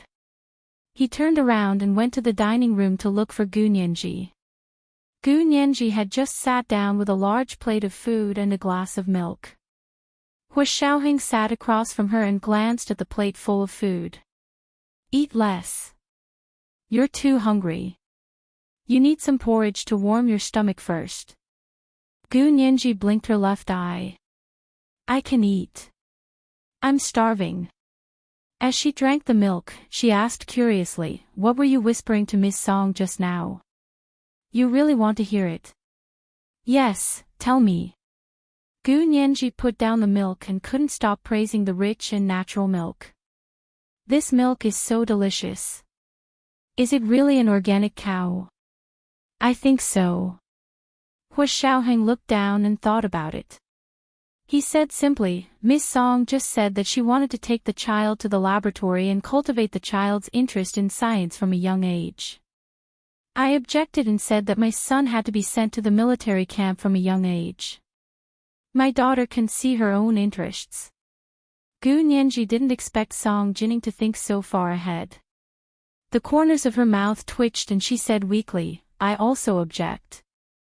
Okay. Hua Xiaoheng patted her head. Major General Hua, can we have children in a few years? Gu Nianji whispered to Hua Xiaoheng. But I also think it's better to have a husband while we're young. Hua Xiaoheng, I heard that it's hard to recover your figure when you're older and have a child, Gu Nianji said mysteriously, as if she was already pregnant. Hua Xiaoheng rubbed his temples with a headache. That's enough. Eat, eat. No one is forcing you to have a child. But I think it's better for the child to follow Miss Song. With Miss Song's personality and way of doing things, she'll definitely take care of the child as her own. Gu Nianji unknowingly was once again led astray by Song Jining. She began to look forward to the good times of having a son and a daughter. Hua Xiaoheng calmly objected, the child can't be handed over to Miss Song. She doesn't even have time to eat when she's busy. Gu Nianji immediately said, then let's set up the baby's room first. After saying that, she covered her mouth and thought in horror and despair, what's wrong with her? Is she possessed? Miss Song's ability to brainwash is terrifying. This was the second watch of the day, chapter 1267, Brainwashed. The third watch was around 8 p.m. Mwah. Chapter 1278. Hua Xiaoheng looked at her with a half-smile. The baby's room. Are you sure? Gu Nianji immediately shook her head like a rattle. No, no, no. I was just saying it casually. How can it be so early? Wait 2 more years. Wait 2 more years. What a joke. The wedding hadn't even been held yet. How could she have the nerve to be pregnant? Although they had already gotten their marriage certificate, the wedding hadn't been held yet. Who would know that she was already married? Lena left the resort's restaurant and took out her phone to look around. She walked towards a forest near the resort. Vladimir and his men were having a meeting here to arrange security matters. The middle-aged driver crossed his arms and had a grass root in his mouth. He leaned lazily against the door of the jeep. Seeing Lena walk over, the middle-aged driver smiled and greeted her. Major Lena, have you had dinner? Lena, Vladimir immediately stopped talking and looked up with a face full of smiles. Lena, why are you here? Lena had a poker face and asked very seriously, Lieutenant General Vladimir, I want to ask, do you want me to protect Sirius closely only on the road, or do you want me to protect her until she leaves our country? Vladimir frowned. What's wrong? Did Sirius make things difficult for you? Otherwise, why would Lena, who was as honest as a robot and carried out orders, specifically ask him this question? He knew that Sirius, this mischievous girl, wouldn't listen to him obediently. The middle-aged driver stopped at the side and was unhappy. He dragged out his voice and said, Hey! Boss, you can't say that. Is Sirius an unreasonable person? We're already there, yet you still want to hang a human third wheel beside a newly engaged couple. What's the meaning of this? I wouldn't want to do it even if it was me. Vladimir glared at him, but he admitted that what he said made sense. Alright, since Sirius isn't willing, then forget it. Major Ho will probably be personally responsible for her security. Vladimir winked and said, We are arranging security for the scientists here. Major Lena, Are you willing to be security for the scientists of our country or the scientists of the Huaxia Empire? Of course it's our country, Lena said without hesitation. Ah. Are they going to be security guards for our country's scientists? Vladimir scratched the back of his head and chuckled. But you're late. Our country's scientists have just been assigned. Then I'll apply to be transferred back, Lena said indifferently. There are so many people here, I'm not missing. How could that be? Each and every one of us is important. Vladimir hurriedly comforted Lena. Besides, I thought you were happy to come here and were very willing to interact with the people here. Yes, because our Lieutenant General Vladimir is here. Of course, Lena likes to come here and is willing to interact with you, Lieutenant General Vladimir. The middle-aged driver smiled mischievously. Get lost. You are in charge of all the vehicles here. If there's a problem with one of them, I'll skin you alive. Vladimir was so angry that he put his hands on his hips and cursed. He looked even more like a pufferfish. Ha ha ha ha, someone has flown into a rage out of humiliation. I'm leaving. Seeing that the situation was not good, the middle-aged driver turned around and left. But as he walked, he sang loudly. Just as the pear blossoms are blooming all over the world, a soft veil floats on the river. Katyusha stands on the steep shore, singing like the bright spring scenery. The girl sings a beautiful song. She is singing about the eagle of the grassland, she is singing about her beloved. Katyusha's love will always belong to him. A beautiful Katyusha instantly calmed Vladimir's anger. This brat. He only knows how to take advantage of loopholes. Vladimir smiled and turned to Lena. Don't listen to Ivan's nonsense. It's not like you don't know that he doesn't keep his mouth shut. Lena nodded lightly and whispered, Yes, I like coming here and interacting with the people here. After saying that, she boldly looked at Vladimir, her dark brown eyes like clear amber.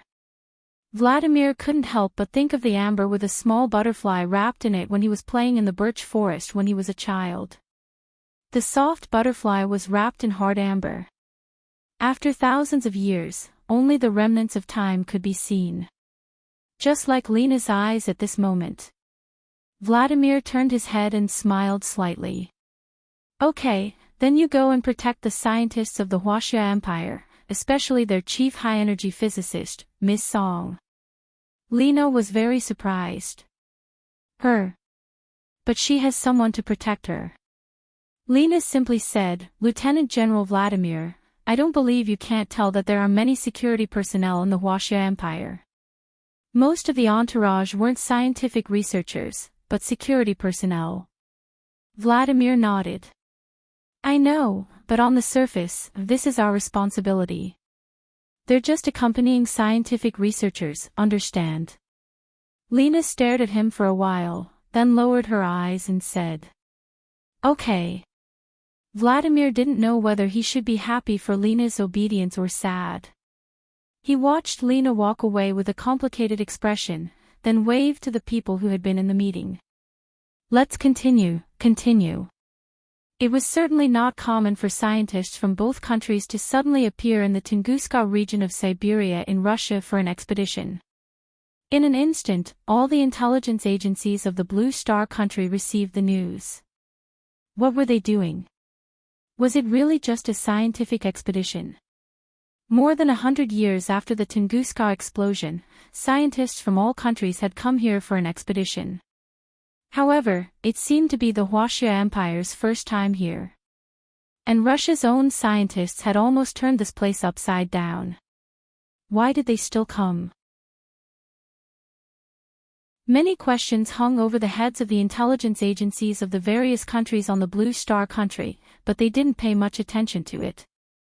Because this matter wasn't important enough for them to pay special attention to. After dinner, Gu Nianji and Hu Xiaoheng walked out of the dining room. A bone-piercing chill hit them in the face. It was completely dark outside, and the moon hung in the distant night sky, looking down coldly at the earth. Gu Nianji shivered. Hua Xiaoheng quietly took off his coat and placed it on Gu Nianji's shoulder. Go put on your coat. The coat was the same as last night. After getting into the car, he took it off and put it back in the suitcase. Gu Nianji smiled and said, okay. She followed Hua Xiaoheng to the room Vladimir had booked for them to pick up their clothes. The suitcase had already been sent over. The two of them took the key card and entered the suite. The decorations in the room exuded the exquisiteness and nobility of Russian art. The dark gold floor-to-ceiling golden velvet curtains and the golden oil painting frame depicted a beautiful young girl getting up in the morning. She was not wearing any clothes.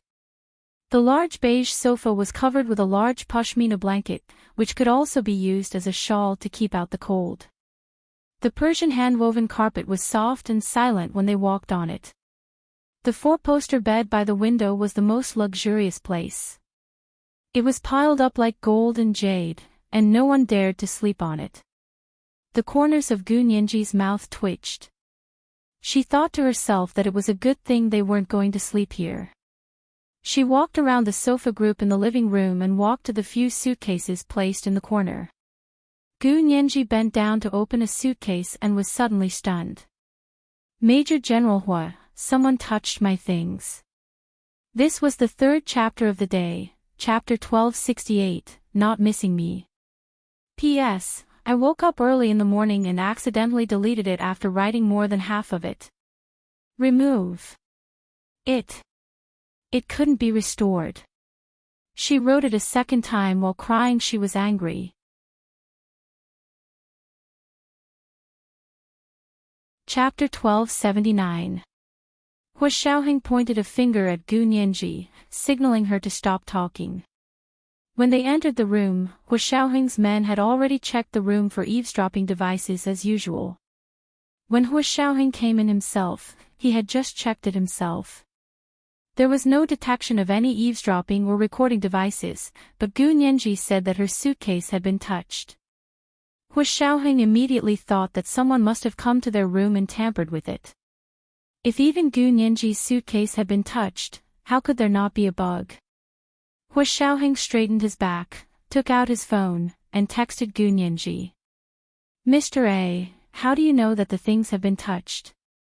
Nez is, I remember very clearly where I put my things. The other party also put them back in place, but there was still a little deviation from where I originally put them. Gu Nianji pointed to the few Hermes scarves in her suitcase and continued to explain on her phone. Nez is, I brought 7 scarves of different colors. When I folded them, I found that if I put them in a certain order, they could be put together into a pattern. When the other party took out my scarves and put them back, there was a little deviation, and the pattern formed by the 7 scarves was deformed. Mr. A, that works too. Hua Xiaoheng was a little speechless. He rubbed his phone with his fingers and replied, Did you lose anything? Gu Nianji checked it again carefully and shook her head to indicate that she didn't. Hua Xiaoheng hummed and opened an app on his phone. He turned on the flashlight function and shone it inside and out of Gu Nianji's suitcase. This app could check fingerprints, and with the flashlight function on his phone, he could show fingerprints. However, after checking for a long time, he only saw Gu Nianji's and Hua Xiaoheng's fingerprints inside and outside the suitcase. There were 2 other fingerprints on the luggage lever, which should be the fingerprints of the staff who helped them carry the suitcase. There were only Gu Nianji's fingerprints in the special suitcase. This meant that if the other party had really touched Gu Nianji's suitcase, they should have been wearing plastic gloves. It could be said to be quite professional, espionage. Hua Xiaoheng nodded and turned off the flashlight function on his phone. He said to Gu Nianji nonchalantly, Did you lose anything? No. Then it's fine. Maybe you saw wrong. Hua Xiaoheng gave Gu Nianji a look as he spoke. Gu Nianji understood and smiled. Okay, maybe I was overthinking it. I've been chased around for the past 2 days and I've gone crazy. It's okay. Hua Xiaoheng patted her head. Put on your coat and go set up the tent. Gu Nianji equipped herself from head to toe. The knee-length Burberry military-style woolen coat immediately warmed him up when he put it on. Her woolen pants were tucked into her knee-high woolen boots, and the high heels made her look even taller. She then put on a scarf and the mink fur warm hat that Hu Xiaoheng had bought for her. She looked valiant and could even be considered beautiful. Hu Xiaoheng stared at her, then reached out a hand to hold the back of her neck. He pushed her against the wall and lowered his head to kiss her. From yesterday until today, his body had been clamoring for Gu Nianji, but he hadn't had the chance to touch her. Finally, he had the chance. He no longer restrained himself and kissed her intensely and fiercely. His lips pressed hard against Gu Nianji's curvy lips, causing her to hurt a little. However, the pain wasn't unbearable. Instead, it stimulated her body and made her yearn for more. Hu Xiaoheng even bit her lips with his teeth and didn't hesitate to pry open her lips. He stuck his tongue in and lovingly wrapped it around the tip of her tongue, which had nowhere to hide. He resisted and slowly grinded, bit by bit, as if he was tasting a supreme delicacy. He couldn't stop. As if that wasn't enough, he used his teeth to catch the tip of her tongue and pulled it into his lips. Gu Nianji wanted to fight back. She wanted to entangle the tip of his tongue and bite his lips like he did, but under Hu Xiaoheng's strong sucking, her strength was sucked away by him. Her entire body was limp, and she relied on his arm for support to not fall. She could only hang on to the crook of his arm. This kiss made both of them gasp for breath, almost suffocating. Gu Nianji had never thought that kissing could make people forget themselves in such a pleasant way. It could almost kill her once. Hu Xiaoheng moved his lips away and pressed her into his arms. Gu Nianji listened to his heart beating faster and faster. She thought absent-mindedly that she was an idiot to want to compete with Hu Xiaoheng in terms of physical strength. Hu Xiao. Gu Nianji opened her mouth to speak and was shocked by her own voice. It was so low and husky that it was almost seductive. When had she been able to produce such a mature and sexy voice? Hu Xiaoheng rubbed his face against the top of her head and grunted. He also had a thick nasal voice. It was so deep that it made her heart resonate. Gu Nianji cleared her throat and tried to find her original voice. She lowered her voice and said, "Why? Aren't you worried about being seen?" Since someone had been to her room and touched her suitcase, wouldn't they have installed listening devices? Hu Xiaoheng smiled. "It's fine." He had just carefully checked that there were no listening devices here. To be precise, there were no listening devices that required power. Hu Xiaoheng only thought of this possibility after Gu Nianji discovered that someone had touched her suitcase. This was because the principle used by the Special Operations Forces to detect listening devices was based on the power source. Any listening devices that required power to be controlled would emit weak electromagnetic waves. Their detection devices were actually also devices that detected abnormal electromagnetic waves. It was impossible for a camera to be without power, so it could be completely ruled out that there was a device like a pinhole camera here. However, listening devices were different. There was a type of listening device that didn't require power. This kind of device was already very rare, but in the former Soviet Union era, this kind of device could be said to be unexpectedly intelligent. Hu Xiaoheng held Gu Nianji's hand and walked around the room. Finally, his gaze fell on the exquisite oil painting hanging on the wall. The oil painting depicted a young girl who had woken up in the morning. She sat lazily in front of the bed and stretched her back against the morning light shining through the window. The young girl was not wearing clothes, and the painting was of her profile.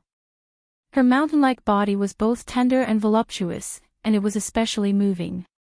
The oil painting's frame itself was a work of art. The exquisite wood carving was carved with intertwining flower branches, wrapping the entire oil painting in circles. The young girl also seemed to be sitting in the flowers. Hu Xiaoheng stared at the oil painting's frame for a while, then walked closer and carefully searched inch by inch. Gu Nianji saw that Hu Xiaoheng was staring at the oil painting and was a little jealous. She said, "What are you looking at? Why aren't you leaving?" Hu Xiaoheng raised a finger again to stop her from speaking. After a while, Hu Xiaoheng took out a Swiss Army knife from his pocket. He aimed at a concave flower branch on the oil painting frame and gently dug it.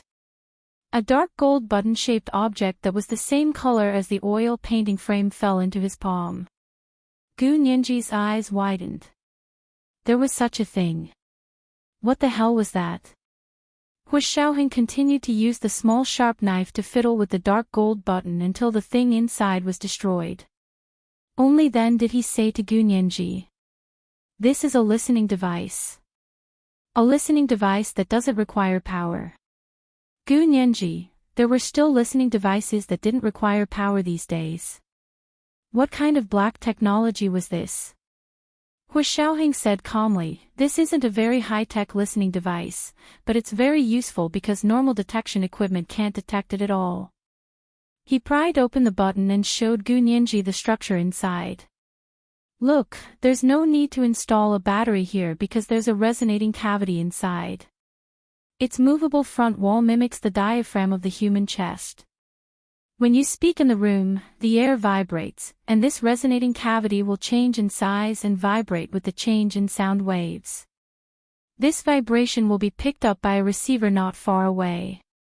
That receiver is just like a human's ear. The eardrum will restore the resonance into sound waves and know what the person in the room is saying."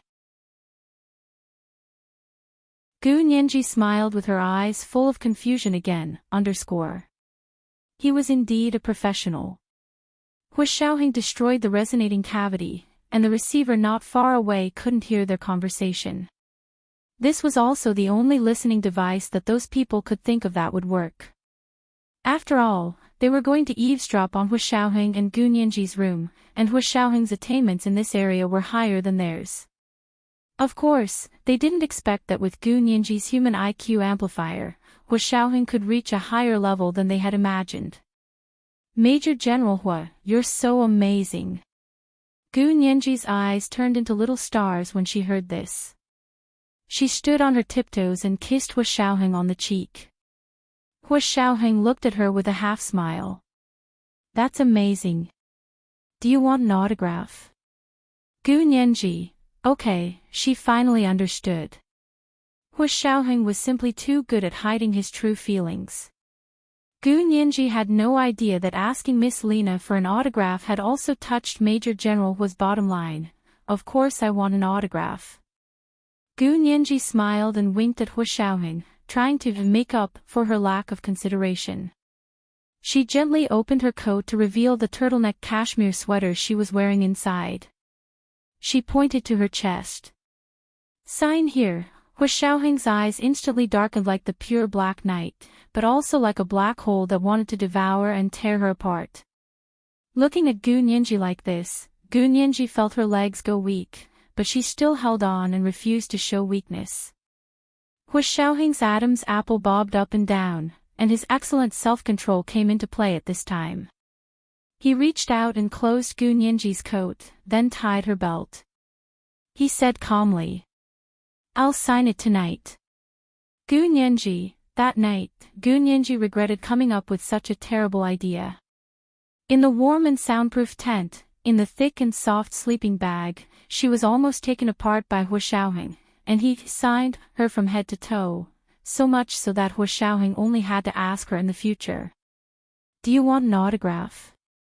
Gu Nianji would blush from head to toe, and her face would be so red that she couldn't see anyone. This was the first update of the day, chapter 1269, Do You Want an Autograph? The second update was around 1 in the afternoon, and the third update was around 8 in the evening. It was the end of the month, and it was time to start nagging for monthly votes. Mwah.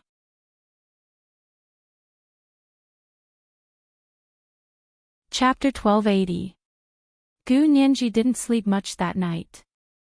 She wondered how Hu Xiaoheng could have so much energy. It was like a perpetual motion machine. So when Hu Xiaoheng woke her up at 4 in the morning, she was about to flip out. She hid her head in the sleeping bag and refused to come out. She kept shouting. "You let me sleep. You let me sleep. You let me sleep a little longer." Hu Xiaoheng found it funny and almost pulled her out of the sleeping bag. He said with a half smile, "Yes, I'll let you sleep with me in the future, but you have to get up today." Gu Nianji was still groggy from sleep when she heard this. She suddenly shivered. She opened her big, hazy eyes and repeated subconsciously, "You'll let me sleep with you in the future." It sounded like something was wrong. Yes. He knew she would be awake this way. Hu Xiaoheng turned around quietly and brought her clothes. "Put them on quickly. Don't you want to go to Lake Baikal? I'll take you to Lake Baikal to watch the sunrise." Gu Nianji was instantly energized. Her hazy eyes were almost shining now. "Watch the sunrise at Lake Baikal? Are you serious? Lake Baikal was 400 to 500 kilometers away from here, right?" Gu Nianji picked up her phone from the side of the sleeping bag and looked at it. "It's 4:00 now. What time is the sunrise?" "About 5:30. Hu Xiaoheng saw that Gu Nianji wasn't moving, so he had already helped her put on her clothes. "If you dawdle any longer, you'll only be able to see the end of the sunrise." Gu Nianji quickly pushed Hu Xiaoheng away. "I'll wear it myself. You go drive. I'll be done when you drive over." Hu Xiaoheng nodded and got out of the tent. Gu Nianji quickly put on her underwear and cashmere sweater, then put on her coat, boots, and mink fur hat. As soon as she got out of the tent, she saw Hu Xiaoheng standing in front of a jeep and waving at her. Gu Nianji ran over and said in surprise, "This is Uncle Ivan's car." It was the car of the second-in-command of the KGB, Vladimir. They had taken this car all the way from Moscow. Hu Xiaoheng opened the front passenger door. "Get in. Ivan lent me the car." Gu Nianji looked up instinctively and saw the chauffeur, Ivan, waving at her from under a tree. He was telling her not to speak again. Gu Nianji smiled and raised her phone to show her gratitude. After he got in the car, he decisively gave the driver another big red packet of 88 yuan. Since he was borrowing someone else's car, he naturally had to pay the rental fee. After Gu Nianji sent the red envelope, she buckled her seatbelt with a clear conscience. Hu Xiaoheng started the car and said in a low voice, "Sit tight and hold on to the armrest." As soon as Gu Nianji grabbed the handrail above her head, the car shot out like an arrow from a bow. The rumbling sound of the engine was earth-shattering, stirring up a cloud of dust and startling the birds resting in the forest. They all flew up into the night sky.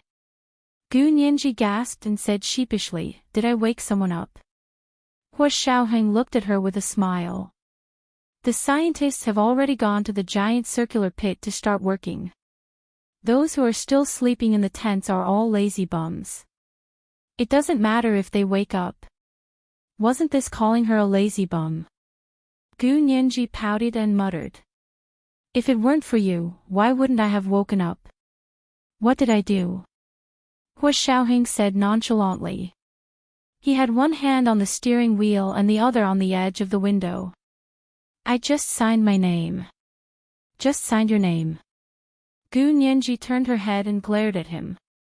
"You signed so many times." Hu Xiaoheng couldn't help but want to laugh. However, seeing that Gu Nianji was so angry, he still patted her head and coaxed her. "Okay, don't be angry. I'll let you sign it back next time." Gu Nianji, she covered her face. "Autograph? That's too embarrassing." Gu Nianji knew that she would never ask for an autograph again in this life. Hu Xiao's revenge was always so unexpected and unforgettable. Hearing Hu Xiaoheng's deep laughter, Gu Nianji felt weak again. She put her hand down, and before she could sneak a glance at Hu Xiaoheng, she suddenly saw the scenery outside the car window fly by so quickly that it almost left an afterimage on her retina. Hu Xiao, how fast are you driving? Gu Nianji's face turned pale. She looked at the speedometer in front of Hu Xiaoheng and was instantly speechless. The speed had already hit the rightmost position on the dashboard, and it was off the charts. That meant that he was driving at least 200 miles per hour, which was more than 300 kilometers per hour. No wonder he dared to pull her up at 4 in the morning to watch the sunrise at 5:30 in the morning. At this speed, they would reach the distance of 400 to 500 kilometers in less than an hour and a half. However, such a fast speed could only be driven by a top-notch racing car. The KGB's ordinary-looking Jeep was actually so powerful. Hu Xiaoheng smiled and said slowly, "This car has been modified well. The Russian engine is indeed superb." However, compared to the small nuclear engine blueprint that Gu Nianji had brought them back then, it was still a long way off. It had been 7 years since that blueprint had been released, but no country had yet to break the news that they had successfully developed a small nuclear engine that could be used in cars or airplanes. That was because the current known nuclear power was built on the basis of a large nuclear reactor. It was impossible for cars or airplanes to come with a large nuclear reactor. Therefore, a nuclear engine that could be used in cars or airplanes was only an idea of scientists. No country had successfully developed it. However, the blueprint that Gu Nianji had brought that belonged to Gu Xiangwen used an ingenious structure to realize the application of a miniature nuclear reactor. It could also be integrated with the engine to become a real nuclear engine. Given the Huaxia Empire's scientific research conditions, that blueprint could be said to have far exceeded their current level. For the sake of confidentiality, that blueprint had become a top secret of the country. The nuclear engine used in airplanes was still in the test flight stage and had not been put into large-scale production. Now it seemed that this blueprint not only surpassed the current level of science and technology in the Huaxia Empire, but also surpassed the scientific research level of all the countries on the Blue Planet. Other than the United States, even Russia, which was the leader in engines, did not have such technology. It was said that the United States had this technology because of Gu Xiangwen. Hu Xiaoheng was deep in thought. Before he knew it, he had driven to a place near Lake Baikal. The sky gradually brightened. From darkness to light, it seemed to be only the blink of an eye. Gu Nianji stared intently at the blue sky in the distance. At the intersection of the light blue sky and the green mountaintop, drops of red clouds slowly seeped out. It was as if someone had spilled seasoning and seeped out of the sky. Hu Xiaoheng stopped the car and pulled her out of the car. They quickly walked to a small hill. The view here was wide, and it was the best place to enjoy Lake Baikal. In front of them was a clear blue lake that stretched as far as the eye could see. Just at the border between the lake and the sky, the red clouds became more and more brilliant. Not only were there red clouds, but there was also a bright golden light, a dazzling blue, and a gentle light yellow. All kinds of colors intertwined and sprinkled on this canvas. It was like an expert painting to his heart's content. When the last red stroke was finished, a red sun broke through the sky, and the golden light immediately sprinkled all over the earth. Hu Xiaoheng lowered his head, gently wrapped his arms around her, and kissed her gently. This was the second watch of the day, Chapter 1270, Unforgettable Revenge. The third watch was around 8:00 in the evening. It was the end of the month, and it was time to start nagging for monthly votes. Mwah.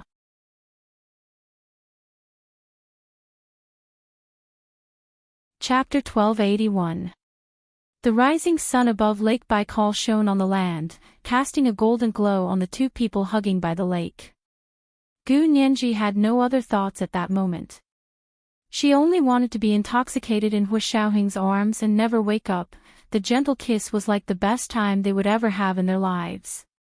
The sun gradually rose above their heads, and Hu Xiaoheng finally ended the long kiss. The last kiss landed on her forehead. Gu Nianji buried herself in his arms and said reluctantly. Are we going back? How long do you want to stay here? Hua Xiaoheng chuckled. You haven't had breakfast yet. Aren't you hungry? Gu Nianji's stomach growled twice. She couldn't deny it even if she wanted to. Let's go. If there's a chance in the future, I'll take you to another place to watch the sunrise. It's more beautiful than here. Hua Xiaoheng held her hand and led the reluctant Gu Nianji back to the jeep. He looked at his watch. It was only 5:30 in the morning. It was probably the longest day of the year in this place, so the sun rose early. If it was winter, the sun would only rise after 8 o'clock in the morning. Gu Nianji fell asleep the moment she returned to the car. She had been tired until early in the morning, and she was excited in the morning. She was exhausted and immediately slept to make up for it. The jeep quietly parked in the parking lot of the Tunguska resort. Hua Xiaoheng carried the sleeping Gu Nianji out of the car and carried her all the way to the tent before putting her down. A certain someone whose stomach was growling with hunger just now couldn't resist the magic of sleep. Hua Xiaoheng came out of the tent and covered the tent. When he got up, he saw Vladimir leaning against a big tree not far from the tent. He looked at him with a smile and said, Shouldn't you return my car keys to me? I didn't expect Major General Hua to be so romantic. He's good at wooing women. Hua Xiaoheng smiled and raised his hand to toss the jeep's car keys over. It's my wife's job. How could he say that he was using romance to woo women? He made it sound like he was a playboy. Vladimir reached out and caught the car keys. He said, half jealous and half envious, that's because Major General Hua is lucky. We don't have such good luck to meet such a good girl like Sirius. Before he could finish his sentence, the middle-aged driver, who had rushed over to ask for the car keys, blurted out, Boss, you're making Lena so sad. Vladimir was stunned for a moment. When he saw Lena walking behind the driver with her head lowered, he immediately flew into a rage out of humiliation. He scolded the driver, What are you doing here instead of working? Borrowing the bureau's car without permission, do you think I won't beat you up? The middle-aged driver hugged his head and hid behind Lena, shouting, Haven't you hid enough? How could you say such things? Doesn't your conscience hurt? I think you're rebelling. Rebellion. I'm going to return it. Vladimir said as he rolled up his sleeves and pounced on him. Hua Xiaoheng shook his head and said calmly, Sirius is still sleeping. Can't you guys go fight somewhere else? If you wake her up, I won't help you stop her from getting angry. Vladimir rushed in front of Lena and avoided her gaze. He didn't dare to look at her. He only glared at the middle-aged driver who was hiding behind Lena and said fiercely, Just you wait. Then he left without looking back. The middle-aged driver jumped out, covered his head, and asked Hua Xiaoheng, Where are my car keys? Hua Xiaoheng raised his chin at Vladimir's disappearing figure. Your boss took them. Ha! How cunning. He actually didn't tell me. The middle-aged driver turned around angrily and chased after Vladimir. The two of them walked away while bickering. Only Lena and Hua Xiaoheng were left in front of the tent. Lin Na raised her eyes to look at Hua Xiaoheng. Her face was still expressionless. She said in standard Oxford English, Lieutenant General Vladimir asked me to protect Scientist Song. Hua Xiaoheng's attitude was very gentle. He said politely, Thank you, Major Lena. Thank you for your trouble. Lena nodded. It's my duty. She then turned around and left. Hua Xiaoheng walked around the tent area alone and saw that there were about 20 tents of various sizes. On the left were the scientists from the Huaxia Empire, and on the right were the Russian scientists. Of course, they also had rooms in the resort villa, but this place was relatively close to the place where the expedition was taking place. Some tests had to be done in the middle of the night, so they all set up tents and slept in the tents when they were tired. Although it was still early, the tent area was almost empty. Gu Nianji didn't wake up until 10 in the morning. She opened her eyes and stared blankly at the top of the tent in front of her for a moment. For a moment, she had the illusion that following Hu Xiaoheng to Lake Baikal to watch the sunrise in the early morning was just a dream. She hadn't actually gone anywhere. She had been sleeping here the whole time. She stretched and sat up from her sleeping bag. She looked at the scattered clothes around her and thought about the autograph last night. She suddenly covered her face with her hands. Oh my God! Drip drip. Hu Xiaoheng opened the tent and smiled. It's time to get up, right? It's already 10 o'clock. Gu Nianji still covered her face and nodded. I'll get up right away. You go out first. Hu Xiaoheng covered the tent and put away the tablet in his hand. Hu Xiaoheng didn't stay idle during the few hours he waited for Gu Nianji to wake up. He used the tablet to deal with a lot of things. The most important thing was that Yin Shixiang had sent him a message saying that Zhao Liangzi had returned to work, but he didn't stay in the imperial capital. Instead, he returned to the small island in the Cape of Good Hope to continue working. Hu Xiaoheng mulled over it all morning, but in the end, he only sent a message to Zhao Liangzi, my condolences. Zhao Liangzi replied, don't worry. He was his own soldier after all. He didn't disappoint him. Hu Xiaoheng sighed with a complicated expression.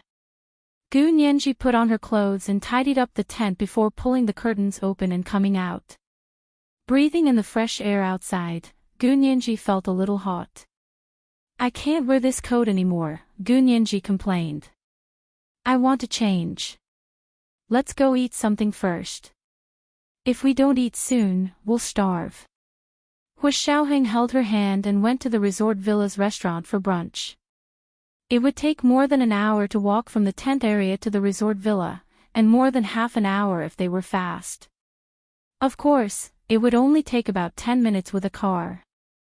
They arrived at the parking lot and saw the middle-aged driver playing games on his phone. Gu Nianji couldn't help laughing. She walked over and patted him on the shoulder. Uncle Ivan, thank you for the car. The middle-aged driver turned his head and smiled at her. He winked. Thank you for the big red packet. When he woke up in the morning and saw the big red packet of 1888. 88, it really made him feel refreshed. Of course, Vladimir had been sighing since he woke up. Hu Xiaoheng turned a blind eye to their red packet interaction.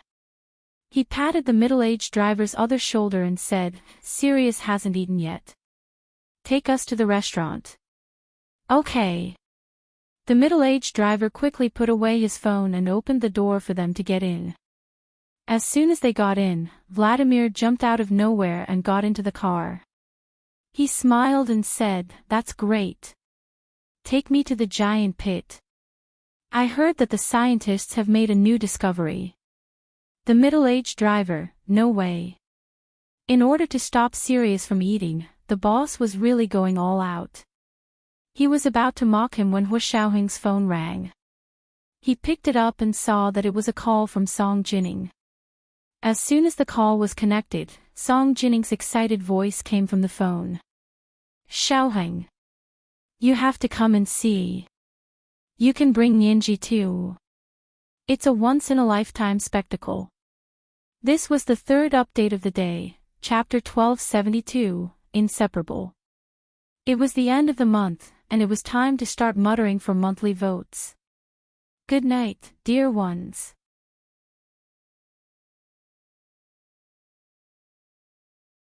Chapter 1282. Do you want to go over immediately, or can we wait another 10 minutes? Hu Xiaoheng raised his wrist and looked at his watch. Gu Nianji's stomach might not be very good, and Hu Xiaoheng didn't want her to go see the great scientific discovery on an empty stomach. To Hu Xiaoheng, Gu Nianji's health was more important than watching the once-in-a-lifetime wonder. However, Song Jining obviously didn't think that much. She probably didn't know that Gu Nianji had slept until 10 o'clock, so she said eagerly and excitedly over the phone, "Don't delay. The opportunity is fleeting. If you wait for 10 minutes, you might not be able to see it. That's such a pity." Song Jining was so excited, and Hu Xiaoheng was also interested to see it. He held his phone and thought for only a second before making a decision. He looked up at the driver and said, "May I ask if you can help Sirius buy breakfast from the restaurant and send it to the giant circular pit? I'll take Sirius to the car over there." He pointed at the car brought by the Huaxia Empire's researchers. Although he didn't know who those people were, he could tell that they were also going to watch the once-in-a-lifetime spectacle, from the way they were talking to each other. The driver smiled and agreed. He quickly got into the jeep and drove to the restaurant. Vladimir, who was sitting in the car, was dumbfounded. He glared at the driver and said, "I'm still in the car. Why are you driving already?" He still wanted to see the scientist's new discovery. The driver chuckled and said, "Let's go to the restaurant to buy breakfast first. You can't wait for 10 minutes. Ha! Why didn't you say that to those two people just now?" Vladimir was so angry that he pounded on the car window. "Go over there. Go over there right now. What are you arguing about? If you keep arguing, I'll throw you out." The driver glanced at Vladimir from the corner of his eye. "Don't think that just because you're my boss, I won't dare to throw you out. Yes, you're the best. I'm not the first boss you've thrown out of the car." Vladimir was furious. The middle-aged driver couldn't stay in other departments because of his careless temper and offended a lot of people. However, people like him kept making small mistakes and didn't make big mistakes. Even if they wanted to make a big deal out of it, they couldn't catch him. In the end, they were sent back to Vladimir. "It's good that you know." The middle-aged driver winked proudly, almost angering Vladimir to the point of having a heart attack. He was about to forcefully grab the steering wheel from the middle-aged driver when he suddenly heard his cell phone ring. He took it out and saw that it was a call from the political department at the KGB headquarters. Vladimir glared at the middle-aged driver and gestured for him to keep quiet before picking up the phone. "Comrade Vasily, what can I do for you?" Vladimir's voice could be said to be very flattering. When the driver heard Vasily, he immediately thought of the head of the KGB's political department who always looked at people with a sinister smile. He didn't dare to speak again. On the other side of the phone, Vasily said in a bureaucratic tone, "Lieutenant General Vladimir, our department has recently reviewed your application for Major Lena's promotion to Lieutenant Colonel." So it was this matter. Vladimir heaved a sigh of relief and wiped the sweat off his forehead. He smiled and said, "Oh, yes, I did apply. How is it? When will it be approved?" "Well..." Vasily dragged out his voice. "The political department has decided to continue the assessment. Vladimir, she still needs to be assessed. Isn't it enough that we've assessed her for 7 or 8 years? Vladimir was angry. Her achievements are obvious to all. What is there for the political department to be worried about? She's our most loyal soldier. Aren't you afraid that your soldiers will be disappointed by your refusal?" On the other end of the phone, Vasily was still smiling, as if he wasn't affected by Vladimir's anger at all. He smiled and said, "Of course we've seen her results. Otherwise, we wouldn't have accepted your application and let her review it." The review of the political department at the KGB headquarters was as strict as the political review of the Huaxia Empire. They also had to check 4 generations of people and relatives within 5 generations. It could be said that the Huaxia Empire's political review procedures and system were learned from Russia. Vladimir thought of their strict and meticulous political review and temporarily calmed down. He said, "I know that you guys think highly of her, so I don't understand. What do you mean by making this call? Is there something wrong with her family background? But if there's something wrong with her family background, she won't be able to enter the KGB at all. Vasily sighed softly and said, "That's where we're in a dilemma. There's nothing wrong with her family, but when we reviewed it, we found that in the years she's been in the KGB, all her relatives have died. Vladimir, and they were all normal deaths, not abnormal deaths. Don't you think it's strange? How did all the people in her family die in just a few years?" Vasily was a very suspicious person. Although it turned out that most of his suspicions were groundless and that he had wronged a lot of people, there were also a few facts that proved that his suspicions had indeed helped them find the loopholes and save a lot of operations. That was why Vasily, who had no background, was able to sit firmly in the top position of the political division. Vladimir sneered, "Comrade Vasily, I'd believe you if you said that to someone else, but don't you feel embarrassed when you say that to Lena? She only has one mother as her immediate family, and she has no other relatives. I know that her mother died of illness 3 years ago, and I even accompanied her home to attend the funeral.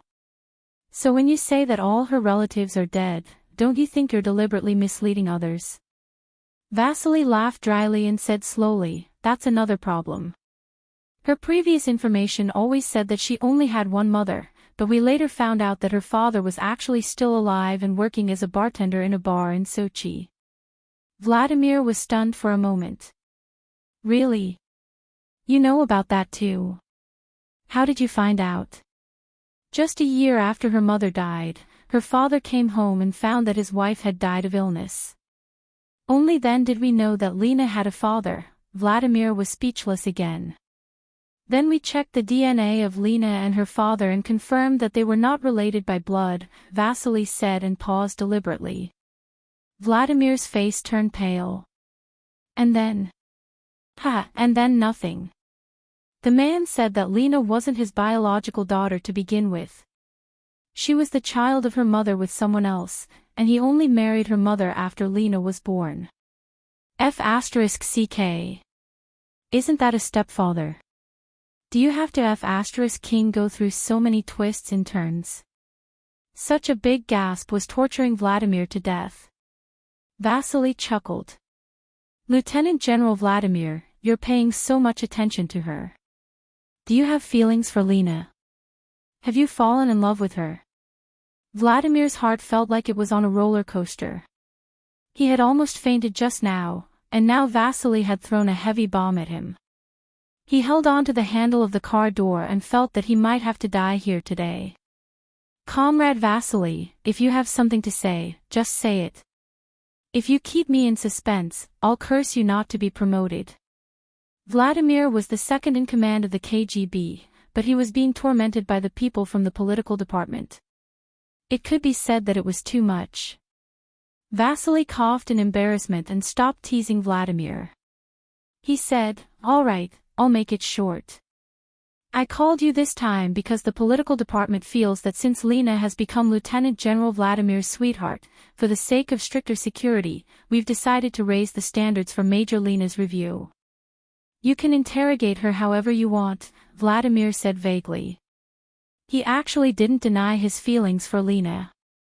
Vasily was even more relieved. He nodded and said, "Okay, I've already recorded and archived this call as one of the materials for the review. We will conduct a further assessment of Comrade Lena in the next few days. I hope you can cooperate with us." Vladimir's face scrunched up when he heard that. "Operation? What operation? Don't do anything rash. We're on a mission.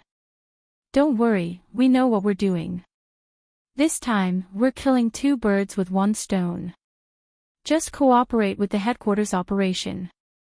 After Vasily finished speaking, he put Vladimir on another more confidential phone call. From that phone call, someone told Vladimir about the method and content of the review of Lena. Vladimir listened for a long time and bargained for a few more steps. Finally, he finalized the final review content.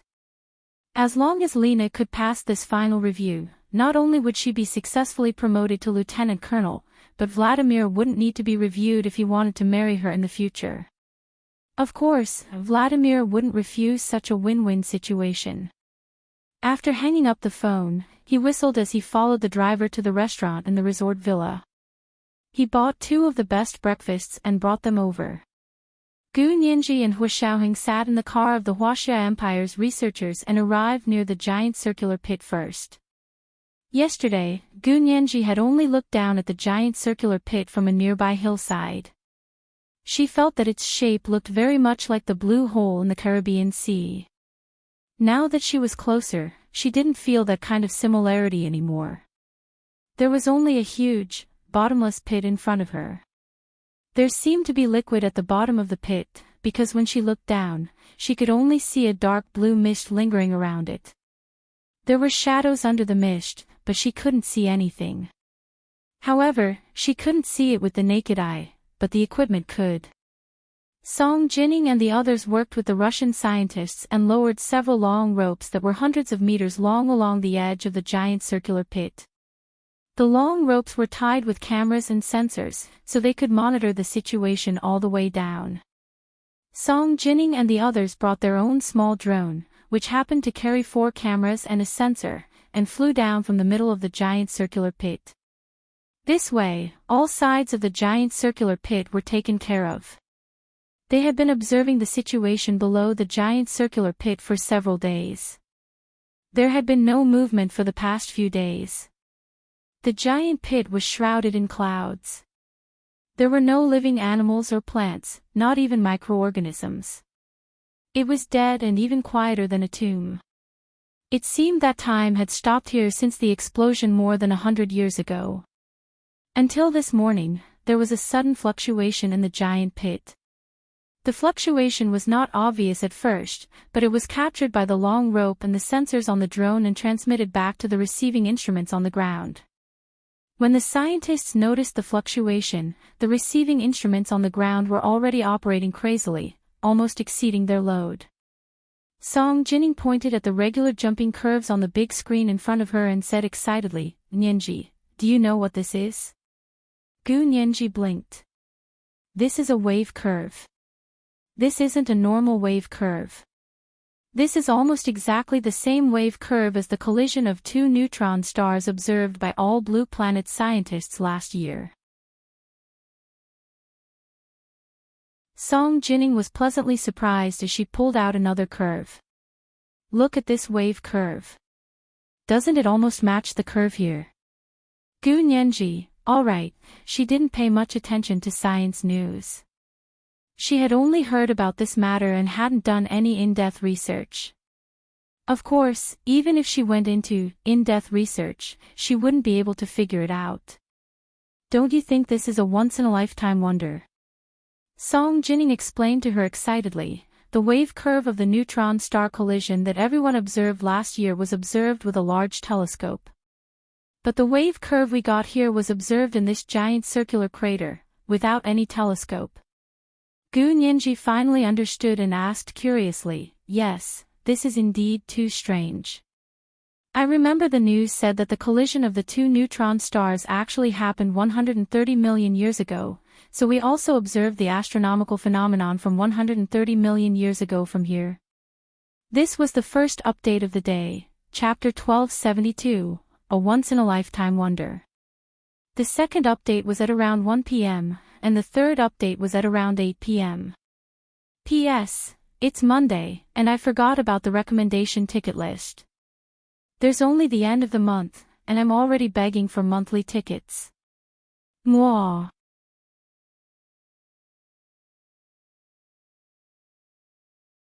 Chapter 1283. Song Jining nodded with a smile. "You can say that. The collision of the 2 neutron stars did happen 130 million years ago, but we still don't know why we can detect the same wave curve in this circular crater. A year ago, it wasn't strange that scientists from all over the Blue Planet had observed this cosmic wonder with high-powered telescopes. What was strange was that they could detect the same wave with a small sensor in the Tunguska crater in Siberia. This was too strange." However, Gu Nianji didn't have much professional knowledge in this area. The direction of her imagination wasn't the same as what scientists were used to. Gu Nianji's eyes lit up when she heard this. She smiled and said, "That's so interesting. Does that mean that using this principle and technical conditions, we can observe what really happened in history in the future? For example, we can see the era of the dinosaurs?" Song Jining. This girl's imagination was too wild. The two of them were speaking in Mandarin, but they hadn't expected the Russian scientist next to them to also understand Mandarin. He listened for a while and couldn't help mocking Gu Nianji. "Ha, I didn't expect Miss Song to have such an ignorant person." After saying that, he pointed at the wave graph on the instrument and said in English, "This is only the energy field fluctuations caused by the collision of neutron stars more than 100 million years ago. You actually want to see the real scene of history as if it's on TV. You want to see the era of the dinosaurs? If you're so capable, why are you still on this land? Why don't you go up to the sky and stand shoulder to shoulder with the sun?" As expected of a scientist, he didn't use any profanities when he cursed. Gu Nianji blushed and was so embarrassed that she wanted to find a hole to hide in. However, she wasn't convinced by the Russian scientist's mockery. She felt that her imagination was a little wild, but it wasn't out of thin air. Gu Nianji composed herself and looked at the Russian scientist in confusion.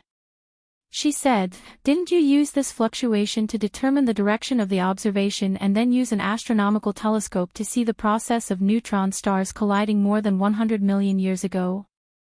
"Of course, why? Do you have any questions?" The Russian scientist pushed his glasses up the bridge of his nose and didn't hide the disdain on his face. So when the two neutron stars collided at the beginning of the universe, because they were very far away, the fluctuations and light emitted from the collision traveled a distance of 100 million years before they were captured by your telescope. Is that right? Gu Nianji confirmed again with a very serious attitude. She did not understand the advanced physics knowledge, but thanks to the internet, she still had some understanding of this academic carnival of the physics and astronomy world. With her photographic memory, Gu Nianji quickly recalled all the relevant reports she had read in her mind. With an unrelenting attitude, she confronted the Russian scientist who had mocked her for being whimsical. The Russian scientist nodded reluctantly. "You could say that. That's right. There's nothing wrong with what I just said." Gu Nianji clapped her hands together and said firmly, "Since you can observe the neutron star collision that happened more than 100 million years ago, why can't we observe other things that have happened in history in the future? Why can't we see the age of the dinosaurs? The waves and light emitted from that era, perhaps one day we will be able to capture them." Logically speaking, Gu Nianji's reasoning wasn't wrong. However, logically correct does not mean that the facts are correct. The Russian scientist was almost indignant. He waved his fists and sneered. "I knew you'd read too many useless science fiction novels. Do you know that the reason we can observe a neutron star collision is not because it has happened in history, but because the collision has a large enough energy field? Only this kind of energy field has the ability to penetrate hundreds of millions of light years, allowing future generations to capture the waves and light emitted at that time. Historical event, the age of the dinosaurs. Tell me, which historical event, which dinosaur era could emit such an energy field that penetrated the primordial universe and came to the future generations for us to admire? Tell me, which one? Was it the Stone Age primitive people fighting, or the medieval Inquisition burning Bruno to death? Or was it the two world wars?" The Russian scientist was indeed very knowledgeable. He caught a loophole in Gu Nianji's seemingly impeccable logic, and that was energy. Without enough energy, nothing could be immortal. This was indeed Gu Nianji's weakness. She was tongue-tied and didn't know how to refute him. The Russian scientist's mocking expression became even more intense. "What's wrong? Can't say anything. Ha!" However, before he could finish laughing, Song Jining coughed lightly and interrupted his almost rude laughter. Although Song Jining also thought that Gu Nianji was being whimsical, she was an extremely protective person. If Gu Nianji was wrong, she could say it, but no one else could. Moreover, Although Gu Nianji's question was a little whimsical, it wasn't to the point of being outrageous. Song Jining, who was extremely strict with science, was also not a pedantic person. The field of science was boundless. The more in-depth the research, the less one dared to say something like, absolutely impossible. Song Jining took a step forward and stood shoulder to shoulder with Gu Nianji. She said to the Russian scientist who had mocked Gu Nianji, Mr. Andre, actually, what my little friend said makes sense. In theory, using the same principles and corresponding technical methods, we should indeed be able to see what happened in the age of dinosaurs. The Russian scientist was stunned by Song Jining's words. Ms. Song. You're a scientist. A physicist. How can you say such a ridiculous thing? You know it's impossible to do. Yes, it's impossible to do, but it's impossible to do with modern technology. Song Jining smiled slightly. You can't say for sure that it won't be possible in the future. Technological progress is to make the impossible possible. Back then, we didn't have high-power astronomical telescopes. Although we knew that such fluctuations would appear, we couldn't capture them. Until we built high-power telescopes. Who can say that there won't be more powerful and sensitive telescopes in the future that can penetrate hundreds of millions of light-years and see the age of dinosaurs? Song Jining spoke eloquently, and Lena, who was standing guard behind her, listened attentively. At that moment, Vladimir and the middle-aged driver also arrived. However, seeing the heated discussion, Vladimir was very interested. He stood on the other side of Song Jining and crossed his arms to listen with relish. The middle-aged driver called Hu Xiaoheng to the side and handed him the breakfast he had bought for Gu Nianji. He also said, "It's best to heat up the food here. The bread has to be crispy to taste good." Hu Xiaoheng smiled and took the breakfast box from the middle-aged driver. He looked up and saw his mother, Song Jining, protecting Gu Nianji the entire way and arguing with the Russian scientist. Vladimir looked like he was watching the show. Only Lena still had a poker face, as if she was completely uninterested in the debate. The corners of Hu Xiaoheng's lips curled up. He was about to call Gu Nianji for breakfast with the breakfast box. At that moment, an unusual smell suddenly drifted over from the front. Hu Xiaoheng's expression froze. The equipment that Song Jining, Gu Nianji, Vladimir, and the Russian scientist were surrounding suddenly emitted electric sparks. Then, a loud bang resounded through the world. Hu Xiaoheng's eyes widened, and he leaped forward. His mother, his wife, had actually encountered explosives right under his nose. How was that possible? So many people had checked all the equipment here. In the blink of an eye, Lena, who had been standing behind Song Jining and Vladimir, took a step back. She first kicked Gu Nianji, who was standing on the other side of Song Jining, away. At the same time, she hugged Song Jining and fell to the ground together. She used her body to completely cover Song Jining and became Song Jining's meat shield. Gu Nianji was kicked to the ground and just happened to dodge the electric sparks from the explosion. Vladimir watched as the electric sparks ignited in front of him, and the beard on his face was charred by the fire. He took a deep look at Lena, then hugged the Russian scientist beside him, who was already scared out of his wits, and rolled them to the ground. Hu Xiaoheng had already arrived. He tore off the wires of the equipment and used the insulated box cover next to him to roll it up. Without the power supply and air isolation, the electric sparks quickly extinguished. Lena's back was burned by the electric sparks, and a few holes were burned. Fortunately, she was wearing a thick KGB uniform, so she wasn't injured. Hu Xiaoheng ordered sternly, "Alert! There's been an accident here. No one is allowed to leave." As he helped Song Jining up from the ground, he took a look to make sure that she wasn't injured. Then, he walked towards Gu Nianji and picked her up from the ground. This was the second watch of the day, Chapter 1273, Sudden Attack. The third watch was around 8:00 in the evening. P.S. It's Monday, and I've forgotten the recommendation ticket list. There's only the end of the month left, and I'm already begging for monthly votes. Mwah.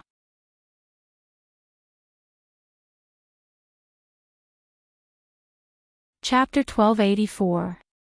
Gu Nianji wasn't injured either. She was just a little dazed from being suddenly kicked to the ground.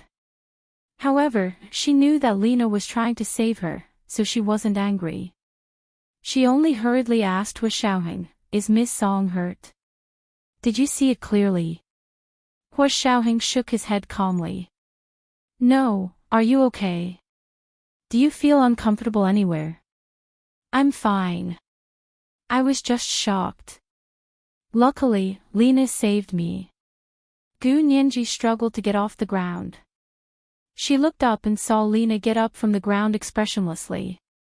She walked to Vladimir's side and reached out to him to help him up. Vladimir looked at Lena for a while before holding her hand. He stood up from the ground and said sarcastically, "Major Lena, your reaction just now was really fast." Lena said calmly, "I didn't dare to neglect my duty.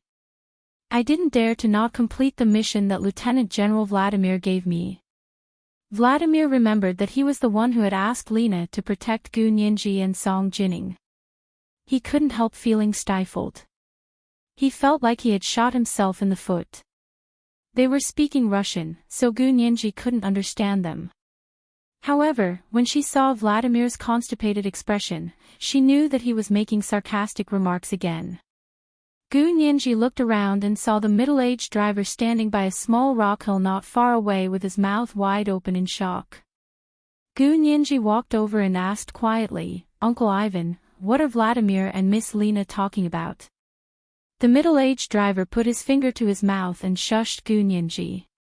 He then said softly, "Vladimir is unhappy that Lena didn't go to save him first." Gu Nianji felt speechless. Was Vladimir really the second in command of the KGB? Look at how petty he was, just like a woman. Gu Nianji rolled her eyes and walked over to Lena and Vladimir. She looked at Lena and reached out her hand to her. She smiled gratefully and said, "Miss Lena, thank you so much for saving Miss Song just now. If it weren't for you, Miss Song would have suffered a great loss." Then her expression changed. She raised her leg and said to Lena with a sad face, "But that kick you gave me just now was really vicious. You almost broke my leg." Actually, Lena had controlled her strength very well. Gu Nianji's leg was completely fine. She had said that on purpose to make Vladimir, a petty guy, feel better. As expected, the corners of Vladimir's mouth curled up, and his expression was much more relaxed than before. Lena still had a poker face. She also reached out and shook Gu Nianji's hand, then quickly let go of it. She said coldly in English with an Oxford accent, "Even if your leg is broken, it's better than dying." Lena's fingers were very long, and her grip was steady and strong. Gu Nianji could even feel a thin layer of calluses on the pads of her fingers. This was the mark of frequent gun practice. Gu Nianji had grown up in the military, so she was very familiar with this. Yes, yes, yes. I don't even want to be disfigured by those electric sparks, let alone die. She spread out her hands and walked over to Song Jining. She looked at her from head to toe and asked, "Miss Song, are you really okay?" Gu Nianji was actually a little upset. Her reaction wasn't as fast as Lena's. Otherwise, she would have been the one to block the electric sparks for Miss Song. She really wished that she had been the one to protect Song Jining just now, and not Lena. Song Jining understood what she was thinking. She held her hand with a smile and said, I'm fine. What about you? You didn't bump into anything when you fell to the ground just now, did you?" While the mother-in-law and daughter-in-law were greeting each other, Hua Xiaoheng had already brought professional explosion-proof personnel to the equipment that had exploded and caught fire. He stared at them and examined them. Vladimir stood at the side with an uncomfortable expression. He was also shouting at his own people to be on guard. At the same time, he frowned and questioned the person in charge here. In the end, the Huaxia Empire's entourage carefully took out something from the equipment with tweezers, placed it in an insulated box, and handed it to Hua Xiaoheng. Hua Xiaoheng looked down and didn't say anything. He only waved his hand. Everyone, go back and rest today. Wait for the results of this matter. We'll continue working tomorrow. As he spoke, Hua Xiaoheng glanced at Vladimir. Vladimir had already regained his composure. He looked at Hua Xiaoheng with a smile and said, Major General Hua, you were really fast just now. I thought you were going to see your fiancé first. In the end, you were looking at your mother. Ha ha ha ha, there's nothing wrong with that. With that gloating look on his face, even if there was nothing wrong with an ordinary person, he would probably say that there was something wrong with them. Unfortunately, he had met Gu Nianji and Song Jining. Gu Nianji raised an eyebrow and smiled at him. Mr. Lieutenant General Vladimir, you sound like those gossips in the market who specialize in stirring up trouble. That's too degrading. Vladimir's expression instantly darkened. Song Jining also stroked Gu Nianji's hair with a smile and said gently, Yes, I also think Xiaoheng did something wrong. Nianji was clearly in more danger, but he came to see me first. That's not good. Let's talk about the matter on its merits. Whoever is in the most danger is the most. Gu Nianji quickly said, You were the most dangerous here. I was pushed away by Miss Lena a long time ago. It was really dangerous just now. If you were even slightly injured, I would feel guilty for the rest of my life. The mother-in-law and daughter-in-law comforted each other as if no one else was around. Vladimir's eyes almost popped out of their sockets when he saw this. He couldn't help but feel a deep sense of envy, jealousy, and hatred towards Hua Xiaoheng. The middle-aged driver swayed over and said to Vladimir with a smile, Boss, don't be jealous of others. Come, I'm concerned about you. What's wrong with you? Tell me. As he spoke, he pinched Vladimir's shoulder hard. Vladimir screamed, Are you trying to murder your boss? Do you want to die?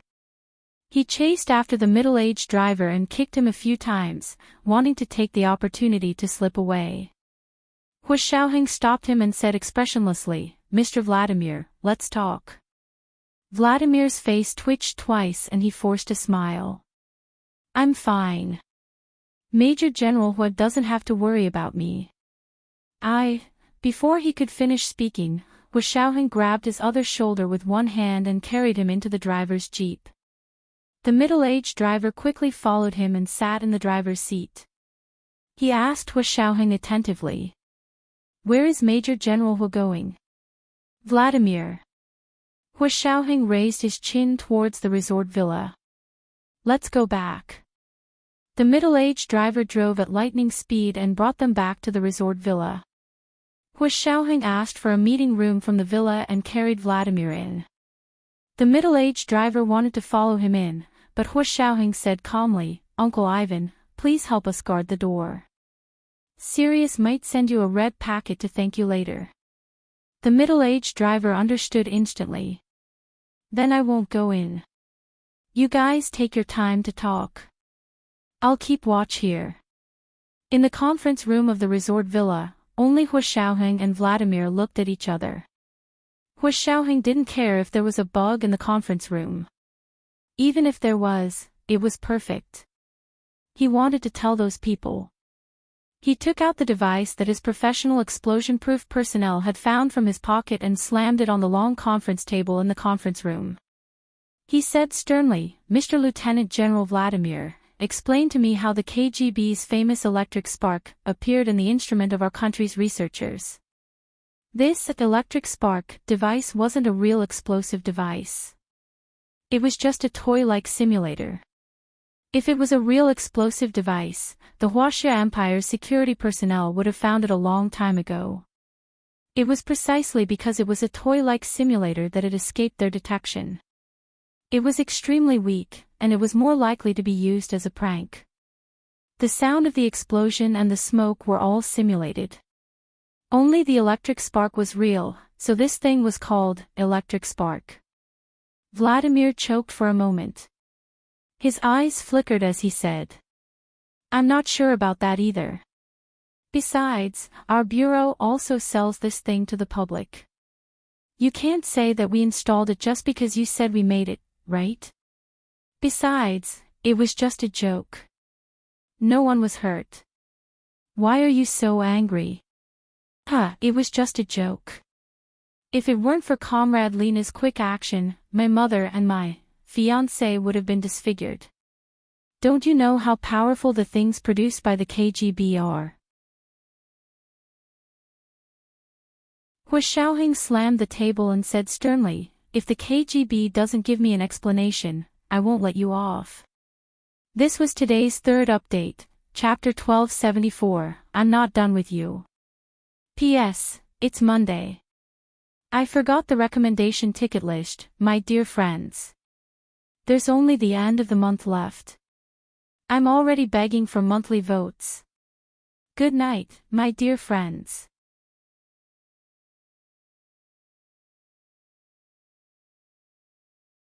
Chapter 1285. The coffee cups on the conference table clanked. Vladimir quickly reached out to hold the coffee cup. His back was drenched in cold sweat, but he still maintained a smile on the surface. He took out a cigar and handed it to Hua Xiaoheng. "Major General Hua, calm down, calm down. I will definitely give you an explanation for this matter. I won't tolerate anyone's fault, okay? You just said it yourself." Fortunately, Comrade Lena acted quickly and saved 2 people by herself. Otherwise, I would have shot all of you KGB agents one by one. Don't think I can't do it. When I was out on a mission, you were still making notes for people in the political department of the KGB headquarters. Hua Xiaoheng calmed down a little, but his words became more and more sarcastic. This was the job Vladimir had done before he was promoted. There were many capable people in the KGB. To be able to climb to his position, it wasn't entirely due to his true ability. Vladimir didn't feel embarrassed at all, but he also thought that their people had indeed gone overboard this time. They were all soldiers on the special front lines. Not harming their families was the bottom line, and it was also a principle that everyone silently followed. Everyone had their own family, relatives, and friends. No one was born out of a rock. When they were on a mission, they were doing their job, not to vent their personal anger. Major General Hua, I understand how you feel. If this had happened to me, I would have shot him right away. Vladimir was filled with righteous indignation, and he didn't forget to flatter Hua Xiaoheng. He gave him a thumbs up and praised, only Major General Hua can remain calm and composed. You have the demeanor of a general. That's enough. Hua Xiaoheng waved his hand. I'll give you half a day. If you don't explain yourself clearly, we won't let this matter rest. Hua Xiaoheng left the temporary conference room of the resort. Vladimir sat alone in the conference room. The smile on his face quickly faded. He picked up his phone and called Vasily from the political department of the KGB headquarters. The phone rang a few times before it was picked up. It was the voice of Vasily, the eunuch who was neither yin nor yang. Sigh, Lieutenant General Vladimir, this really isn't optimistic. Before Vladimir could say anything, Vasily had already accused him. Vladimir was furious. He had vented all the anger he had suffered at Hua Xiaoheng's hands on Vasily. He stood up abruptly and kicked the conference table in front of him to the ground. The coffee cups, coffee pots, and all kinds of desserts on the conference table were flipped over and smashed into pieces. The noise of porcelain was transmitted to the KGB headquarters in Moscow through the electromagnetic waves of the mobile phone. Vasily's expression turned ugly. Lieutenant General Vladimir, please calm down. Calm down. King made a huge mess, and now you want me to calm down. Why didn't you calm down before coming up with this stupid idea? If you want to die, no one will stop you. But don't drag others down with you. I haven't lived enough yet. Vladimir rolled up his sleeves and cursed at his phone. I'm not married yet. She didn't have a child. If I die because of you, do you know that I won't be able to die in peace? Vasily. Don't think that no one dares to punish you. The girl King had outside, is it comfortable to hug her? Does your wife know that you bought her a house? Vladimir wasn't someone who was easy to deal with. At this moment, he had revealed all of Vasily's shameful things. Vasily was also anxious. Don't talk nonsense. When did I have a girl? You have to take responsibility for what you say. Vladimir sneered. I'll take responsibility. I'll take responsibility for everything. Before he could finish speaking, the other side hung up the phone with a beep. After a while, Vasily called Vladimir from another phone line that wasn't monitored. After Vladimir picked up, Vasily's attitude was much better. He was forced to confess to Vladimir, Lieutenant General Vladimir, I understand your anger, but you have to know that this assessment was unanimously agreed upon by our headquarters political department. Everyone thinks. What do you think? Vladimir kicked again. This time, he kicked a high-back soft chair into the corner of the room. The heavy chair almost fell apart from his kick. He turned around and sat down on the windowsill. You guys sit in the office every day and only know how to think nonsense. Vasily was choked by Vladimir's words and rolled his eyes. However, Vladimir had something on him. If he didn't come up with something, Vladimir wouldn't let it go. Although Vasily wasn't afraid of Vladimir, if they fought to the point where both sides were injured, his deputy would be eyeing his position covetously. Vasily knew very well that he couldn't make enemies everywhere. He had already offended enough people within the KGB.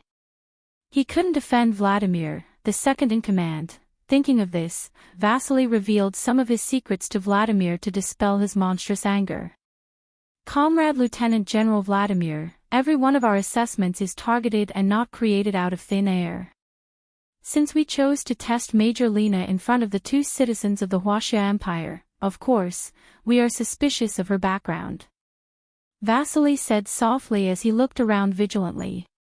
At this time, he was sitting on a bench on the edge of the Red Square in Moscow. There was no one around. Some tourists from the Huaxia Empire were square dancing on the Red Square and were being watched by people, so his side wasn't conspicuous. Vladimir's heart skipped a beat when he heard this. It couldn't be as he thought, right? You suspect her background. Vladimir repeated Vasily's words with a solemn expression. What background does she have that makes you suspect her? We suspect that she has something to do with the Huaxia Empire. Vasily told Vladimir everything. So our assessment this morning is killing two birds with one stone. Impossible. Vladimir suddenly stood up and said angrily, 1F** king stone, 2F** king birds. I think you guys are too free. Everyone looks like a spy from the Huaxia Empire. I'll be honest with you, we've already investigated this a long time ago. She has a clean background. It's because she has a clean background, and she never violates the rules.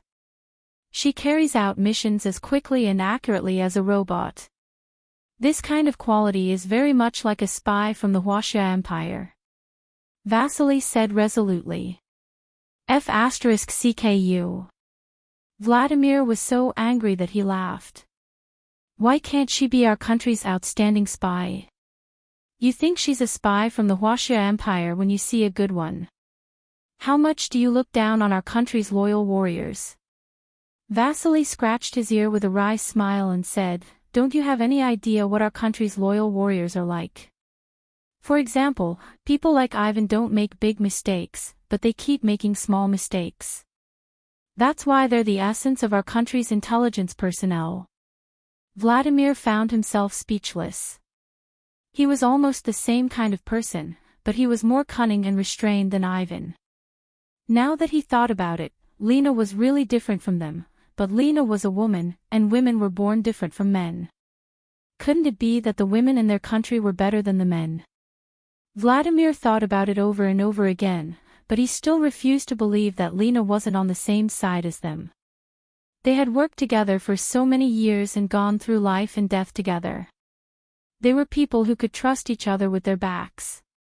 If Lena was really a spy, they would have died at her hands long ago. Moreover, the Huaxia Empire didn't seem to have any internal intelligence on them. For example, when Hu Xiaoheng brought his fiancée to Russia this time, they had encountered danger several times. Even when they were traveling, they were still chased after. His mother was a scientist, but she was almost caught in the crossfire. However, Lena's performance today did make Vladimir a little disappointed. After sitting quietly in the conference room for a while, Vladimir waved to the middle-aged driver who was poking his head out of the door and said, "Call Lena and ask her to come over. I have something to ask her." The middle-aged driver didn't dare to continue joking with Vladimir. He quickly took out his phone and called Lena over. Lena changed her clothes and came to the door of the conference room that the middle-aged driver had mentioned. She nodded to the middle-aged driver at the door and said expressionlessly, "Lieutenant General Vladimir, Major Lena reporting for duty. Come in." Vladimir's calm voice came from the conference room. Lena composed herself and walked in. "Close the door." Vladimir glared at the middle-aged driver at the door. The middle-aged driver's eyes darted around, and even his ears perked up. Lena closed the door and stood in front of Vladimir. She raised her hand and saluted. "Lieutenant General Vladimir, what can I do for you?" Vladimir looked up at Lena, who was standing in front of him. For the first time, he realized that she was indeed a little different from them. Her military posture was too standard. In the past, he had only been proud of this outstanding graduate from the Intelligence Academy, but now that he thought about it from a different perspective, he suddenly shuddered. However, just because Lena was better than others, he suspected that she was a spy from the Huaxia Empire. Was this kind of suspicion really normal? Vladimir realized that he had been led astray by Vasily's twisted logic. He looked at Lena with a complicated expression and said slowly, "Major Lena, I've submitted the application for you to be promoted to Lieutenant Colonel." "Thank you, Lieutenant General Vladimir." A hint of joy flashed across Lena's eyes. This hint of joy didn't escape Vladimir's eyes, and he suddenly hesitated. Did the words of Vasily, a paranoid patient, really make sense? Couldn't the KGB have soldiers as good as the Huaxia Empire's spies? Vladimir coughed heavily and made up his mind. However, the headquarters political department still needs to conduct a further assessment of you.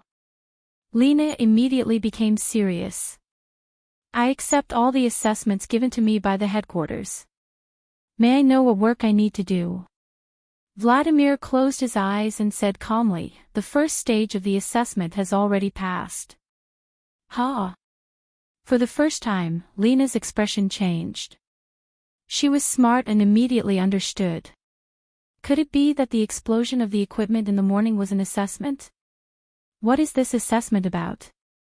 Lena's confused look made Vladimir feel even more guilty and guilty. He dug into his pocket and took out something the size of a lighter. He placed it on the conference table. Lena recognized at a glance that this was the famous electric spark switch. So the explosion in the morning wasn't a real explosion, but an electric spark. Lena frowned. Who's so bored? Scaring people with such a prank? She looked at Vladimir's calm eyes in confusion and said, "If this is the assessment, then I've already passed, right?" I saved my target immediately and left them unscathed. Vladimir still looked at her fixedly. He shook his head slightly and said in a low voice, when the electric spark was activated, as long as you chose to save me, I would have immediately pressed this switch. No one would have been harmed at all. Lena's face, which seemed to have been glued together by 502 glue, finally revealed a trace of astonishment. What? Lieutenant General Vladimir, how could you and the people from the headquarters political department be so bored? She angrily accused Vladimir, her chest heaving up and down in anger. It's not boredom. It's a test of your immediate reaction.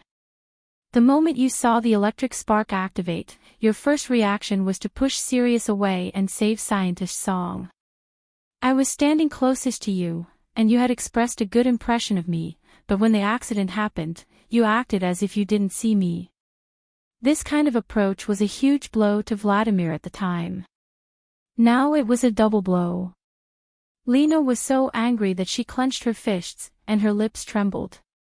After a while, she suppressed her emotions and said, I was on a mission. To me, the mission that Lieutenant General Vladimir gave me was more important than my life. And although I saved those two women from the Huaxia Empire, I don't have any special personal feelings for them. You saw me kick Sirius down with your own eyes, and you also saw me pounce on Scientist's song. With my abilities, I could have made them avoid danger more subtly, but I didn't do that. Because I wouldn't waste the slightest bit of effort to do anything that was beyond my authority. On the contrary, you, Lieutenant General Vladimir, I treat you as a comrade. At a time like this, shouldn't you be fighting side by side with me against the enemy? Why did you think that I would save you at the first moment? Why didn't you save me at the first moment? Lena's eyes finally turned red. She wiped away her tears and gritted her teeth. Which idiot designed this kind of test? I'll King fight him. She looked like a real KGB intelligence agent again. Vladimir's eyes lit up. At this moment, the driver also pushed open the door of the conference room and gave Lena a thumbs up. He said seriously, well said. Comrade Major Lena, I'm on your side. Boss, Lena makes a lot of sense. The people in the political department of the headquarters are all idiots, and the people who believe them are also idiots. Get lost. Vladimir flew into a rage out of humiliation. He grabbed the chair cushion and threw it at the driver. This was the first chapter of the day. 4,000 words, chapter 1275, It's Wrong to Have Two Good Manners. The second chapter was around 1:00 in the afternoon, and the third chapter was around 8:00 in the evening. It was the end of the month, so he continued to mutter for monthly votes. I've been at least 3 chapters a day for 3 months in a row moi.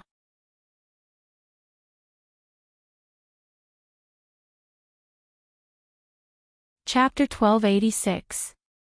Since Vladimir had asked him to leave, the driver took the opportunity to slip away.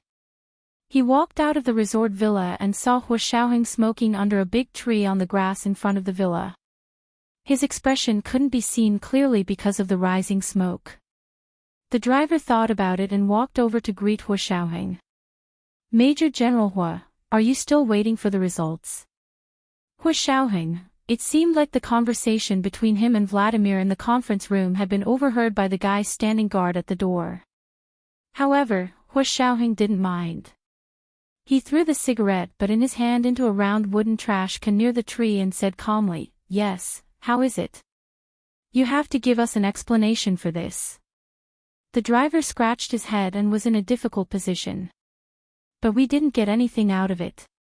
It was all because of the idiots in the political department. Anyway, they did whatever they wanted to disgust us soldiers. Hua Xiaoheng's eyes narrowed, and he still looked dissatisfied as he waved his hand. Don't make excuses. My mother and my fiancé were almost killed by you. Why would I care about your reasons? But it really wasn't our boss's fault. The driver blinked and actually felt wronged for Vladimir. Hua Xiaoheng looked up at the sky with a disapproving expression. You're still speaking up for your boss at a time like this. It looks like Sirius's red packet has gone down the drain. The driver immediately became righteous and waved his hand. What are you talking about? Sirius was almost killed by the explosion. It was all the fault of those idiots in the political department. What kind of test was that? They only know how to make things difficult for us. Our Major Lena wanted to be promoted this time, but they did everything they could to stop her. They even caused such a scene. Fortunately, she acted quickly and saved Sirius. Hu Xiaoheng became even angrier and snorted. They hurt my people, and they still want to be promoted. Tell them to stop dreaming. If they don't get to the bottom of this and give me an explanation, I really won't let you off. The driver glared at Hu Xiaoheng. You won't let us off. Why won't you let us off?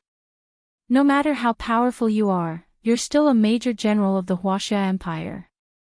It has nothing to do with us. Why won't I let you off? Find out who's responsible, demote, punish, and put them in jail. No one can get away with it. This time, Hu Xiaoheng was determined to torment the KGB. The middle-aged driver shivered. He raised his hands and said, "Every debt has its debtor. You go look for them, it has nothing to do with me. Don't you dare badmouth me in front of Sirius." Hu Xiaoheng crossed his arms, his face expressionless. That depends on your performance, Comrade Ivan. Let's see if you're willing to stand on the side of light, or continue down the path of darkness. I've already defected to the light. The middle-aged driver laughed. I'm from the KGB. Is there anyone more honorable than me? After saying that, he waved his hand and left. Hu Xiaoheng smiled bitterly in his heart. With such a subordinate, it was no wonder that Vladimir was upset. However, although he often disagreed with his boss in front of him, Ivan was still quite righteous behind his back where his boss couldn't see. At least he knew to speak up for Vladimir and didn't add insult to injury. Hu Xiaoheng took out another cigarette from his pocket. Just as he was about to smoke, he saw Lena coming out of the resort with red eyes. Vladimir was by her side, looking at her carefully. Even his smile was very flattering. Hu Xiaoheng's face darkened. He stood under the tree with his hands behind his back. He was handsome and steep, and his features were as exquisite as a painting. However, his expression was solemn, cold, and inviolable. In front of Vladimir, Hu Xiaoheng rarely put on airs, but this time, he had no choice but to do so. The KGB had gone too far. No matter what the reason was, it showed that they didn't care about him or the Huaxia Empire at all. More importantly, their actions showed that they didn't care about the lives of the Huaxia Empire's citizens at all. This was the deepest reason why Hu Xiaoheng was furious. Hu Xiaoheng had to teach them a lesson. Otherwise, the safety of the Huaxia Empire's citizens overseas would not be guaranteed to the greatest extent. Lena rubbed her eyes and walked over with her head lowered.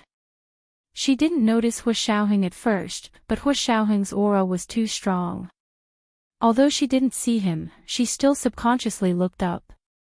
Hu Xiaoheng looked at her coldly and said, "Please forgive me for not being able to thank Major Lena for her actions today. Although your quick actions saved the lives of my mother and my fiancé, this dangerous situation was created by the KGB. I deeply detest this kind of heroic action of a thief crying thief." Lena had a poker face and nodded expressionlessly. She also said coldly, "I was carrying out my boss's orders. I didn't mean to save your mother and your fiancé. Major General Hu, you don't have to thank me." Vladimir was delighted by Lena's words. He felt that the frustration he had felt for the past 2 days and the anger he had suffered in front of Hu Xiaoheng today had evaporated. Every strand of beard on his face seemed to be smiling. Hu Xiaoheng looked even more irritated. His cold gaze shifted to Vladimir and he raised his chin. "Lieutenant General Vladimir, is there a conclusion to this matter? What exactly is going on?" Vladimir reached out his hand to him with a smile on his face. Major General Hua, it's a misunderstanding. A misunderstanding. It's all a misunderstanding. Actually, it's a small test for Major Lena's promotion from our headquarters. It's fine now, ha ha ha ha ha. Ha your ass. Ha. Hua Xiaoheng didn't shake Vladimir's hand. He still put his hands behind his back and looked down at him coldly. Vladimir was no longer interested in laughing. He pouted at Lin Na, you go back first. You should continue to protect Ms. Song, forget it. Hua Xiaoheng interrupted him. Our scientists are protected by us. If we let you protect them, we won't even know how we died. Lena said expressionlessly, I only listen to Lieutenant General Vladimir's orders. Major General Hua has no right to order me. Lena, how can you speak to Major General Hua like that? Vladimir pretended to be angry and hit her lightly. Lena, all right, go back and rest first. Don't worry about anything for the time being. Vladimir patted her on the shoulder. I'll make arrangements after I've asked the headquarters. Lena nodded and turned around to leave. After Lena had walked far away, Hua Xiaoheng said to Vladimir. Who came up with the stupid idea of this assessment? Why are you using the lives of our country's people as a bet for the assessment of your personnel? Have you asked me? Have you asked the millions of soldiers of the Huaxia Empire? Vladimir quickly said, no, it's just a coincidence. And you also know that the electric spark is just a toy.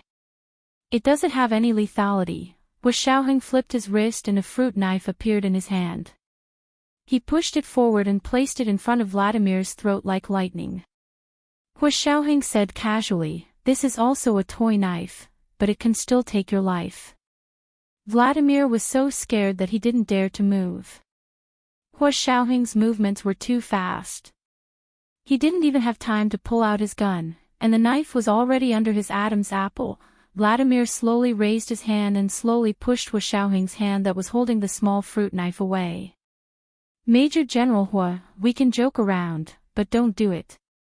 You still know that you can't make such a joke. But just now, you actually created an explosion. We're all in this line of work, so don't pretend to be ignorant. Even if the electric spark is a toy instrument, as long as we want it, it can become a real-time bomb at any moment. Don't tell me that the KGB doesn't know how to modify it. Vladimir was forced into a corner. He opened his mouth and almost said that there was a reason why they were doing this.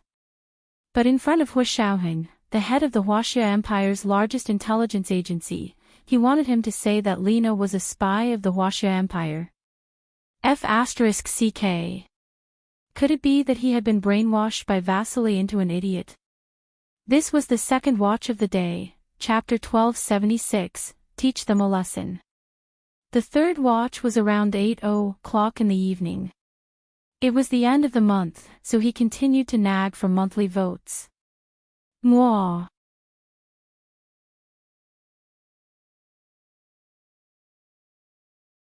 Chapter 1287. Cold sweat had already appeared on Vladimir's forehead. He wiped the sweat off his forehead with the back of his hand and tried his best to remain calm. He nodded along with Hua Xiaoheng's words. Major General Hua is right. I'll go back and find out which idiot made the decision.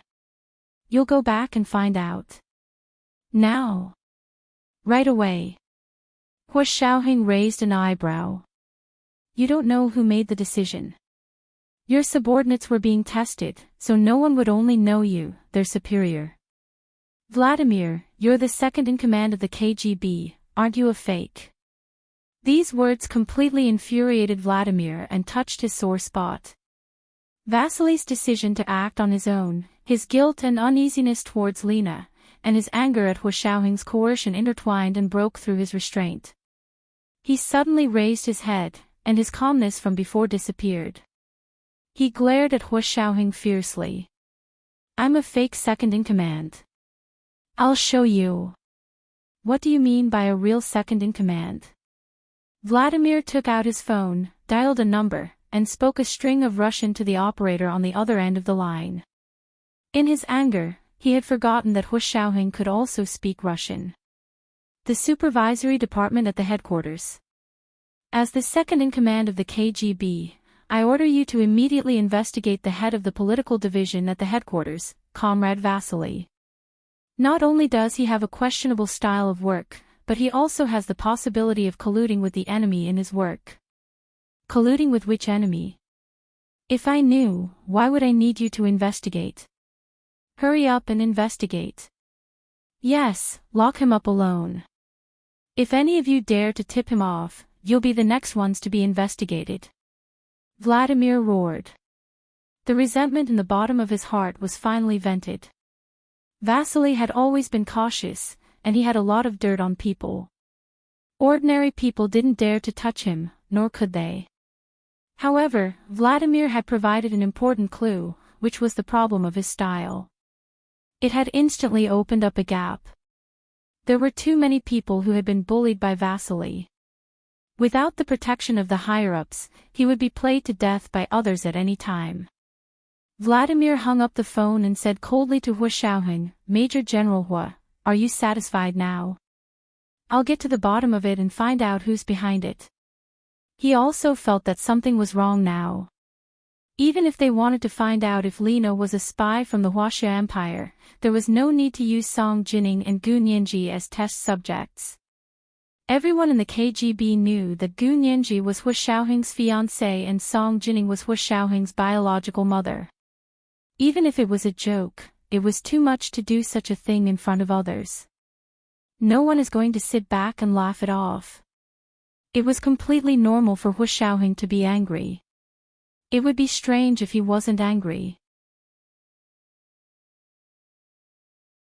Vladimir calmed down and said sincerely, Major General Hu, I understand how you feel.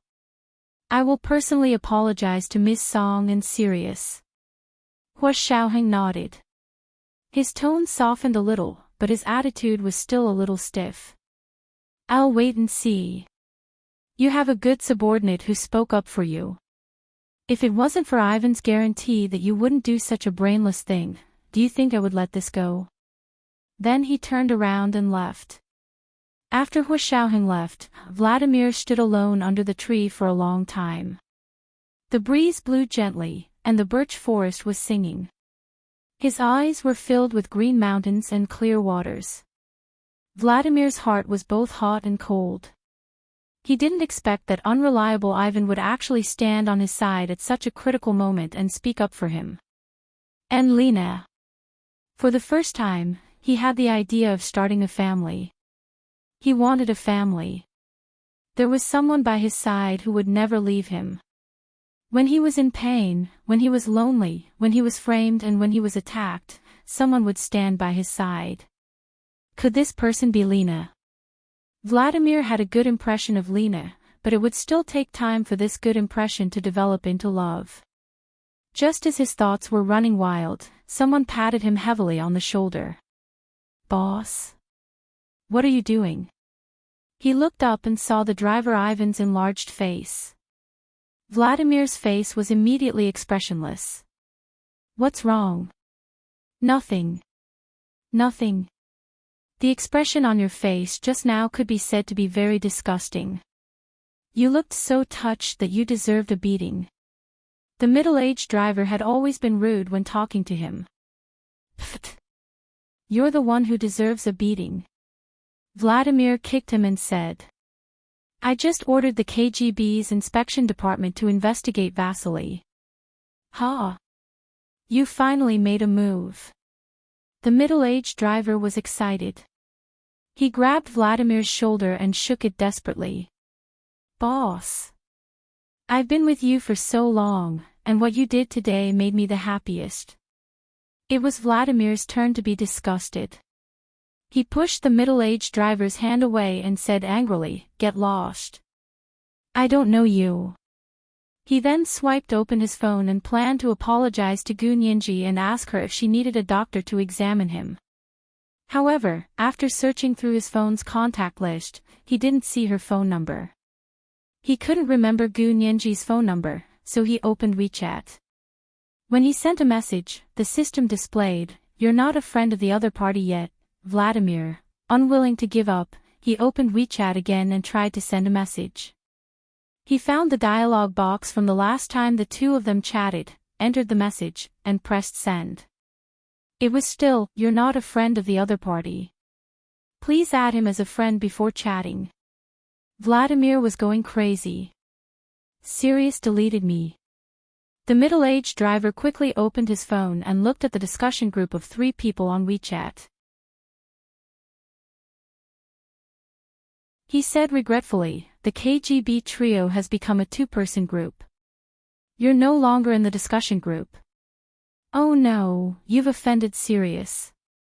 There won't be any red packets in the future." The middle-aged driver clicked on his exclusive red packet and was elated. Vladimir gripped his phone and glared at the middle-aged driver. "Give me her phone number." Although the middle-aged driver was reluctant, he still sent Gu Nianji's number to Vladimir. Vladimir dialed and found that the other party's number was still on the line. He waited patiently for 5 minutes, but Gu Nianji's phone was still on the line. What was going on?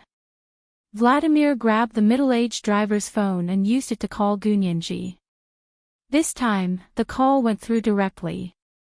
It turned out that not only had Gu Nianji deleted his friend list, but she had also blocked his phone number. His heart was boiling with anger when the call went through. Gu Nianji's sweet and soft voice came from the phone. "Hello, Uncle Ivan. What's wrong? What can I do for you?" Vladimir composed himself and said, "Sirius, it's Vladimir." Without waiting for Gu Nianji to hang up, Vladimir quickly added, "It was our fault for what happened this morning. I apologize to you. I promise to punish the person responsible. I've already sent someone to investigate him. I'll definitely give you an explanation." Since Vladimir had already said that, Gu Nianji couldn't hang up the phone anymore. She leaned against the 4-poster bed in the suite of the resort villa and said in a reserved manner, "Mr. Lieutenant General Vladimir, the lives of ordinary people are like grass. I hope you can be magnanimous and stop using ordinary people like us. It's a misunderstanding, it's all a misunderstanding. I didn't expect them to go so far. Don't blacklist me. Without your red packets, how can I live?" Vladimir's face was aggrieved, and he spoke as if he had completely submitted to the red packets. "When I think about how no one will ever send me a big red packet again after you blacklist me, this feeling of suffocation is simply one disaster after another." Vladimir's words could be said to be very flattering. The middle-aged driver looked at him with his mouth agape and gave his boss a thumbs up for his flexible spirit. Vladimir kicked him fiercely, then turned around and continued to coax Gu Nianji. As the second in command of the KGB, he could make very few friends. Gu Nianji was one of the few friends he felt he could make. She was much better than her cunning fiancé, Hua Xiaoheng. Besides, Vladimir couldn't directly add Hua Xiaoheng as a friend, so he couldn't cut off Gu Nianji. He clenched his fist. He had to add her as a friend. This was the third update of the day, Chapter 1277, I have to add you as a friend. It was the end of the month, so he had to continue nagging for monthly votes. Mwah.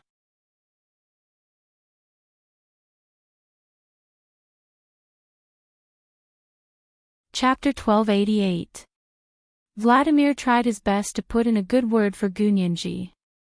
In order to calm her down, he even told her how he had dealt with Vasily. "Sirius, I know you were scared today. Don't worry, I've already locked up the person who came up with the evil idea. He won't come out and cause trouble again." Gu Nianji rolled her eyes. "Do you know who came up with the idea? It's your man.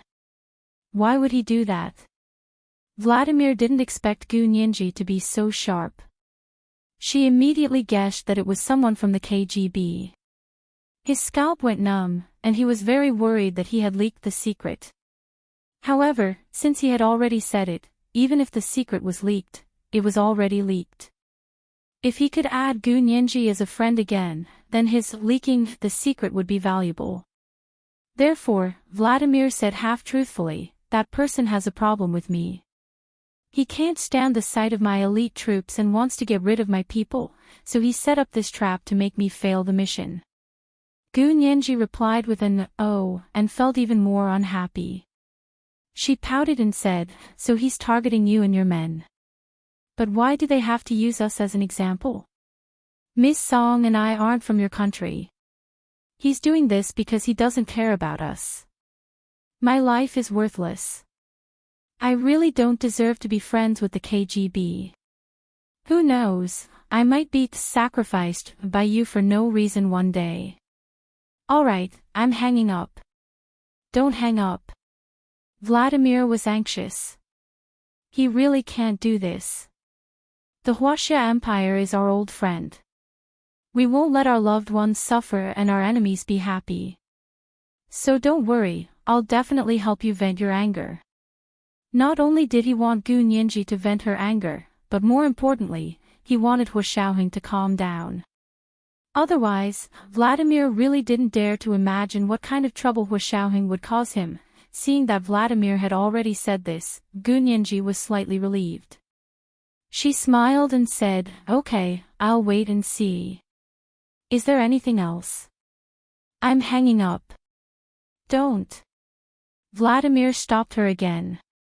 After hesitating for a long time, he whispered. Then are you still going to block my number? Gu Nianji, he lowered his head expressionlessly and removed Vladimir's phone number from the block.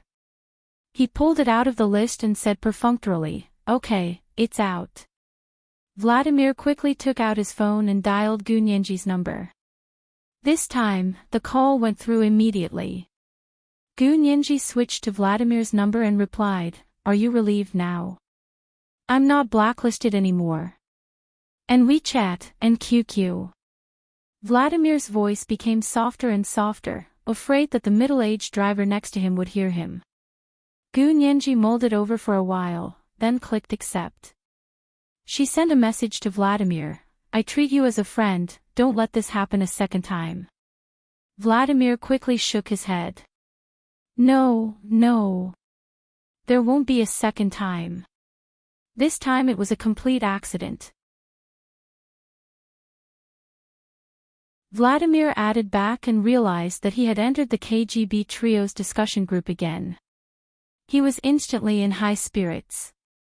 In a moment of happiness, he also sent Gu Nianji an exclusive red packet. Although it wasn't as extravagant as hers, the red packet of 66 yuan was already painful enough for Vladimir. He couldn't afford to get a red packet without his real name verified. The middle-aged driver took his phone and heard a ding sound. He realized that Vladimir had actually sent a red packet. He quickly clicked on it and saw that it was Gu Nianji's exclusive red packet. Ha! The middle-aged driver rolled his eyes and turned to leave.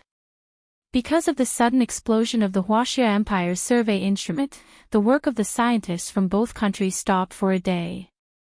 Everyone had rested and reorganized. After all the instruments were re-examined by the Russian KGB and the Huaxia Special Operations Forces, they were sent back to the scientists for further use. Early the next morning, Gu Nianji woke up and found that Hua Xiaoheng was no longer in the tent. She had slept early the night before, and Hua Xiaoheng had returned late. Seeing that she was fast asleep, he resisted the urge to touch her and hugged her to sleep for the entire night. Before dawn, he had woken up to help Song Jining set up the instruments again. Gu Nianji came out of the tent, took a deep breath, and stretched. The air in the valley was as fresh as the first snowfall in winter. It was refreshing with a biting chill. Gu Nianji walked around the tent a few times. The morning dew had wet the tips of her eyebrows and hair. Her eyes were wet and crystal clear. The middle-aged driver came out from behind the tent. When he saw her come out, he greeted her happily, "Serious, you're awake. I'll take you to breakfast." Gu Nianji nodded with a smile. Did Major General Hua ask you to wait for me here? How did you know? The middle-aged driver scratched his head. Vladimir followed Major General Hua to the giant circular pit early in the morning. Lena and Peter also went. I didn't want to go, hee. Gunyanji covered her mouth with a smile. She thought to herself that Ivan was really naturally cheerful and optimistic to be able to survive in the KGB. She liked to be friends with cheerful and sunny people. That way, her mood would be better and she wouldn't have to feel sorry for herself every day and receive the negative energy of others. Gunyanji got into the middle-aged driver's car and went to the resort villa with him. After returning to the resort villa, Gunyanji first went to the suite that she and Hua Xiaoheng shared to wash up, then went to the dining room for breakfast. They went early enough, but of course, they were still a little later than the scientists. The two of them had soft-boiled eggs, butter-fried bacon, 2 Russian bacon sausages, and 2 crispy pieces of whole wheat bread. Gunyanji also took 2 small tomatoes the size of quail eggs to decorate. The middle-aged driver looked at the breakfast on Gunyanji's plate, which was about the same as his own. He smiled and gave her a thumbs up. Serious, you eat a lot, but you don't get fat. Gunyanji glared at him. Eat your food. If you keep spouting nonsense, you won't get a red packet for today. The middle-aged driver pursed his lips and asked in confusion. How did I spout nonsense? I didn't, right? Don't you know that the word fat is the taboo of all women? Whoever touches it will die. Gunyanji waved the knife in front of the middle-aged driver and made a throat-cutting gesture. The middle-aged driver was shocked and quickly pushed her away. I say, can't you not be fat? I didn't say you were fat. Don't mention the word fat. I'll get angry with anyone who mentions it. Gunyanji rolled her eyes at the middle-aged driver and finished her breakfast in a few bites. She then went to buy the same 2 breakfasts and brought them out in a food box. The middle-aged driver looked at her after getting into the car and asked with a smile. Is this from Major General Hua? Actually, he should have eaten breakfast already, right? It doesn't matter even if he has eaten breakfast. Gunyanji smiled and carefully held the food box to her chest. This is his second breakfast. They have a lot of work, so how can they be full from breakfast? The middle-aged driver, forget it, he was just asking for trouble. He had eaten a meal of dog food for nothing. He was so full the middle-aged driver drove the car towards the huge circular crater. In the car, Gunyanji beat around the bush and asked about the explosion yesterday. Vladimir was a cunning person. She had blacklisted him, but she couldn't get any more information out of him. She could only start with the middle-aged driver. The middle-aged driver felt that it was fine to tell Gunyanji about this. The key was that they were indeed in the wrong. Besides, they had hated Vasily to death for a long time. Many people had been tricked by him and had suffered from him both openly and secretly. Actually, what happened yesterday was indeed our fault. The middle-aged driver sighed. With such a rat poop, our entire pot of soup was spoiled. As he spoke, he told Gunyanji about what Vasily had done in the political department at the headquarters. In the end, he said, our Major Lena is such a good comrade. She has made so many contributions that she's qualified to be promoted to colonel, not to mention lieutenant colonel. She's different from me. I'm just dawdling around every day, while Lena is really risking her life to carry out her mission. Tell me, such a good comrade, yet he still refuses to give her a quick promotion. Who will work for him in the future? Gunyanji burst out laughing. Uncle Ivan, you still know that you're dawdling around? Of course I know. The middle-aged driver nodded with a smile. I don't have much ability. In a place like this, if I don't dawdle around, am I supposed to wait to be played to death by my own people or by the enemy? You're quite self-aware, Gunyanji joked. Actually, you don't have to belittle yourself, Uncle Ivan. You're a wise man. Maybe you're better than everyone else. Haha. It'd be great if I was better than everyone else. The middle-aged driver laughed heartily. Then wouldn't I be able to receive more red packets? Gu Nianji nodded. Of course, of course. The appearance of red packets has attracted everyone's attention. With Ivan's appearance, who can compete with him? The two of them chatted and laughed, and soon arrived at the base on the other side of the giant circular crater. The sun had already risen. White clouds floated in the azure sky. The fog on the side of the giant circular crater was thicker than in other places because there was more water here. The bottom of the giant circular crater was said to be filled with water, so one could look down from above. It was exactly the same as the blue hole in the Caribbean Sea. The more water there was, the more water vapor would evaporate. Although the sun was shining brightly, the place still seemed to be shrouded in a thin layer of fog. Both the people and the equipment were covered with a thin layer of gauze, giving off a translucent and hazy feeling. Hu Xiaoheng was standing next to Song Jining, listening to her discuss data with other scientists. Suddenly, he felt something and turned around to see Gu Nianji walking over from the path into the base. She walked through the clouds and the fog, and the trees on the side of the path provided shade. Her figure was indistinct against the fog, as if she would fly away with the wind at any time. Hu Xiaoheng narrowed his eyes and walked up to her. He naturally held her hand and looked at her hair that was wet with dew. Why didn't you wear a hat? This dew is too cold.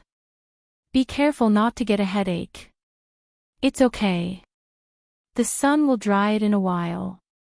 Gu Nianji shook her head nonchalantly and handed the food box to Hu Xiaoheng. She smiled and said, I brought this for you. It's freshly baked, hot, soft-boiled eggs, butter-fried bacon, bacon-roasted sausages, and whole wheat bread. It's exactly the same as what I had for breakfast. Hu Xiaoheng had woken up early this morning to help Song Jining sort out the equipment, so he hadn't actually had time to eat breakfast. However, he was used to having a full meal when he was hungry, so he didn't feel anything was wrong. It wasn't until he saw the breakfast Gu Nianji had bought for him that he felt that his stomach was indeed rumbling with hunger. He quietly carried it over and said gently, Thank you, I just so happened to be hungry. Gu Nianji quickly followed him to the folding chair next to him and sat down. She opened the food box for him to eat breakfast. While Hu Xiaoheng was eating breakfast, Gu Nianji went to watch Song Jining do the test. Good morning, Miss Song. Gu Nianji greeted her with a smile. Have you had breakfast? I bought 2 breakfasts from there. Song Jining shook her head. I ate a piece of bread and drank a glass of milk. I'm not hungry. She was concentrating on the instrument when Gu Nianji walked over. She stuck her head out to look at the huge circular pit in front of her, wanting to see what was at the bottom of the pit. Song Jining quickly said, Nianji, move aside. You're blocking my probe. Gu Nianji replied with an oh, and realized that she was indeed standing right in front of Song Jining's probe. She quickly moved aside. As soon as she moved, Song Jining's probe suddenly screeched. Beep! Beep! Beep! Everyone at the base looked over. Hu Xiaoheng threw down the food box and rushed over. He was extremely angry. He didn't know what the KGB was up to this time. But this time, he was wrong. This time, it had nothing to do with the KGB at all. Song Jining looked at the probe with her eyes wide open and said loudly, the magnetic field data has changed. The wave curve is beginning to fold. Everyone, start immediately. Record all the data. From now on, we can't miss a single second. She looked at the probe in front of her excitedly and began to count down. 9, 8, 7, 6, 5, 4, 3, 2, 1.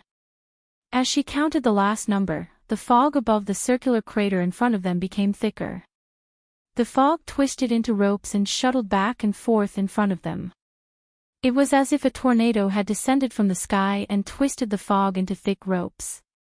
This was the first major chapter of the day, Chapter 1278, Countdown. Thank you everyone for your monthly votes for October.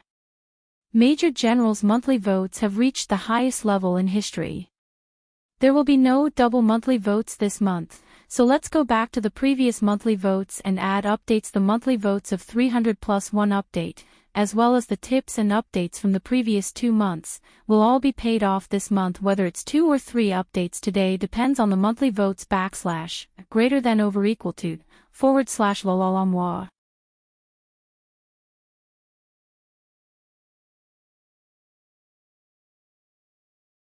Chapter 1289. Gu Nianji looked ahead in surprise. The fog above the circular crater was getting thicker and thicker, and the water vapor seemed to be evaporating faster. His body and face were wet as if he was submerged in water. Hua Xiaoheng flew to Gu Nianji's side and pulled her back from the crater with one hand. He held Song Jinning's arm with the other to protect the 2 most important women in his life. Gu Nianji and Song Jinning didn't notice Hua Xiaoheng at all. Song Jinning stared at the data on the detector in front of her. She didn't even dare to blink, for fear that she would miss an important piece of data. The undulating curve formed by the data flipped and moved on the small LCD screen, forming a 3-dimensional cube. The branches inside seemed to have a life of their own, constantly folding and colliding. When a curve at the top of the 3D cube suddenly caved in, and a curve at the bottom suddenly protruded, the middle part of the 2 curves suddenly overlapped. Just as the 2 curves intertwined and overlapped, the thick fog in front of them slowly dispersed. As the fog receded, what appeared in front of them was not a blue sky and white clouds. Instead, it was like a big screen in a movie, from gray to clear, and then to dazzling. What appeared in front of them was a scene of heavy traffic. What was going on? The thick fog above the circular crater became a movie screen, reflecting a skyscraper rising from the ground. The pointed roof was very distinctive. Gu Nianji could see that it was the Empire State Building in New York City. One of the landmarks of New City. Sunlight shone in between the 2 rows of skyscrapers. On the not very wide road, cars came one after another. The traffic lights kept flashing, and the pedestrians on the road hurried to and fro. It was bustling and lively. Statue of Liberty holds her torch high, looking down at the Hudson River. Everyone's eyes followed the sunlight. Like a montage in a movie, the direction suddenly changed, and 2 more tall buildings appeared in the thick fog. The Twin Towers. Gu Nianji called out in a low voice, her pupils suddenly constricting. Hua Xiaoheng had been on high alert and was not confused by the sudden scene in front of him. Until Gu Nianji called out, "Twin." Hua Xiaoheng looked up abruptly. It's really Twin from Newtown. Tower. Weren't the Twin Towers destroyed by terrorists more than a decade ago?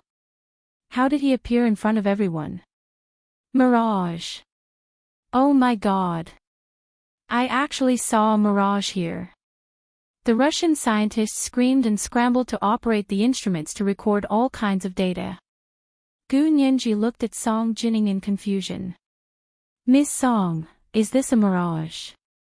Why did she remember that mirages were usually produced at sea or in the desert? Could a mirage appear in an inland area like Tunguska, Siberia? Song Jinning didn't even raise her head. She looked at the instrument in front of her and calmly said, "Mirage is actually a type of optical phenomenon. When the temperature difference between the surface and the air is relatively large, the hot air will rise, and when light passes through the air layers with different densities, it will refract and project the distant scene to a nearby place. This is what the ancients called a mirage. So it's possible for a mirage to appear here. As long as there are layers of different densities." Gu Nianji looked at the fog above the circular crater thoughtfully. Maybe it's because of the fog. But they could actually refract the scene of New City on the other side of the blue planet. But how could the Twin Towers, which had already been destroyed, appear? The terrifying scene of a terrorist plane crashing into a building that had shocked the entire blue planet was still in many people's memories. Song Jining looked up at the monitor on the other side and saw the Twin Towers that had just appeared.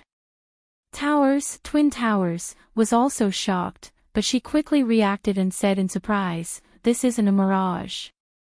The Russian scientist, who was busy recording the data and taking videos, said to Song Jining indignantly, "This is clearly a mirage. Look at the angle of the light refraction. These data meet the conditions for a mirage to appear." Song Jining turned to look at the Russian scientists. "But how do you explain the appearance of the Twin Towers? Why would these two buildings appear in a mirage? Why would these two buildings appear in a mirage when they were clearly destroyed more than a decade ago?" As a phenomenon of light refraction, a mirage always reflects timely scenes, not delayed scenes. The Russian scientists were stunned for a moment. They looked at each other and asked Song Jining in unison, "Then what do you think this is?" "I think." Song Jining paused and swept her gaze across the faces of these people. Finally, her gaze returned to the silhouette of the city that had appeared in the fog in front of her. "I think that what appeared in this fog is New City from more than a decade ago, not the current New City." Everyone, Gu Nianji's heart skipped a beat. She nodded vigorously in agreement with Song Jining's statement. "I think Ms. Song is right.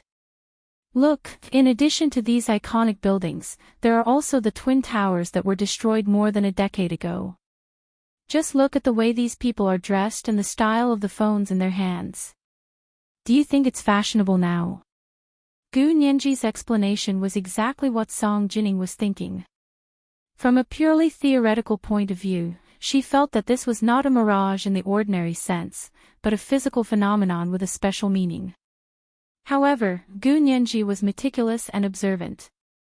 At a glance, she could see things that scientists like them might not have noticed, such as the way they were dressed and even the style of the phones in their hands.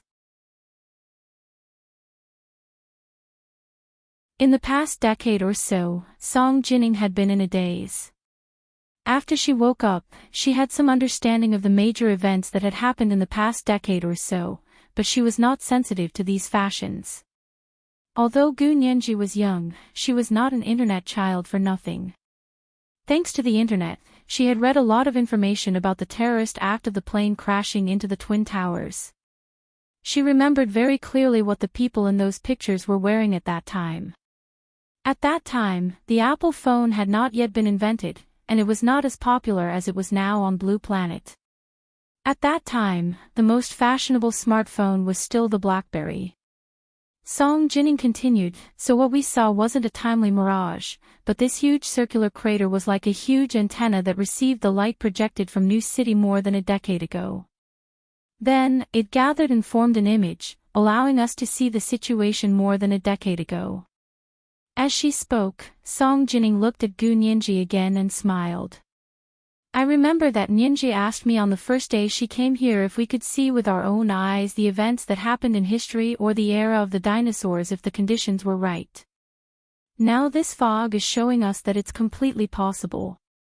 Every moment, light and all kinds of force fields lingered around us. They were also constantly radiating outward, even into the future." Song Jining pointed at the scene passionately and said, "Since we can see the neutron star collision more than 100 million years ago through gravitational fluctuations, we can see the situation more than a decade ago through the same gravitational fluctuations. But just like I told this young girl the other day, we can see the neutron star collision because the energy field it produces is huge enough. What kind of energy can this city produce that its scene can be recorded by light and radiated more than a decade later? Even if New City could produce such energy, it would have been destroyed by the energy long ago and would no longer exist. And now that New City hasn't disappeared, it's enough to show that it hasn't carried a huge energy field. So, tell me, how did these scenes radiate from more than a decade ago to more than a decade later, and were received by us?" Song Jining thought for a moment and said, I think we need to study the exact reason, but I think the transmission process is the same as a television signal. The signal sent out by New City more than a decade ago was received by us more than a decade later, and then it was converted into a visible image by the television. This was the second update of the day. Monthly votes of 300 plus updates, Chapter 1279, Mirage.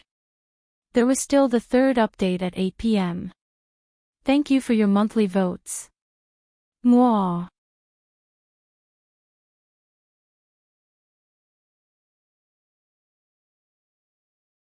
Chapter 1290. The Russian scientists weren't to be trifled with. When they heard Song Jining say that the process was like sending a signal in a TV series, they couldn't help but sneer and say, the transmission of a TV signal requires a high-power signal tower. Where do you think there is such a signal tower in New York City that can send the signal more than 10 years into the future?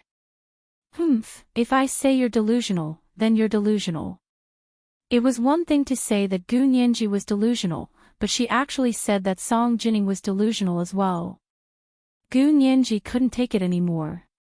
She turned to look at the scientist and enunciated each word clearly. Before planes appeared, many ignorant people didn't believe that humans could fly in the sky. Before the telephone appeared, people didn't believe that one day everyone would be able to communicate freely with a small rectangular box. You're a scientist, so I thought your thinking would be a few steps ahead of ordinary people, but now it seems that you don't even have the imagination of ordinary people. The Russian scientist's face turned red from Gu Nianji's rebuke. He wanted to refute her, but he couldn't think of a practical example, so he could only turn his head and sulk. Song Jining patted Gu Nianji's hand with a smile. Don't bother with narrow-minded people. The development of science doesn't depend on individual will. Being blinded by a leaf and looking at the sky from the bottom of a well will only become an obstacle to the development of science. Alright, let's ignore them and do our own thing. Gu Nianji nodded. Ms. Song has good self-restraint. I shouldn't argue with ignorant people. Calling the Russian scientist an ignorant person could be said to be very sarcastic and arrogant. However, the other party couldn't refute it because this kind of ignorance wasn't ignorance in terms of knowledge, but ignorance in terms of vision and imagination. These two were also the bottlenecks that restricted the development of science and technology. The other scientists looked at each other, then continued to work and didn't say anything. Hu Xiaoheng personally brought his men to stand guard, worried that something else would happen. He said to Gu Nianji, "Follow me and don't run around." Gu Nianji smiled and agreed, then obediently followed behind him. While Hu Xiaoheng was on guard, she looked around and took pictures with her phone from time to time. Sometimes she took pictures of the scenery, sometimes she took selfies, and sometimes she took selfies with Hu Xiaoheng. Hu Xiaoheng ignored her, so she could enjoy herself. The driver, Vladimir, Lena, and Peter were in charge of guarding the Russian scientists. The middle-aged driver made a vomiting gesture as he watched Gu Nianji and Hu Xiaoheng being inseparable like a perfect couple. He laughed and said, "I think I'll be too full of dog food for the next few days." Vladimir was very envious of Hu Xiaoheng. He quickly glanced at Lena beside him and saw that she still had a poker face and was completely indifferent. She didn't have the slightest intention of showing affection with him. He was a little disappointed, but also a little itchy. It was his good fortune to be able to gain the favor of such a mentally strong woman.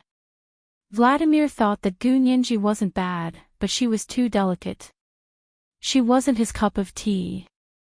Only a woman like Lena could live with him for the rest of his life.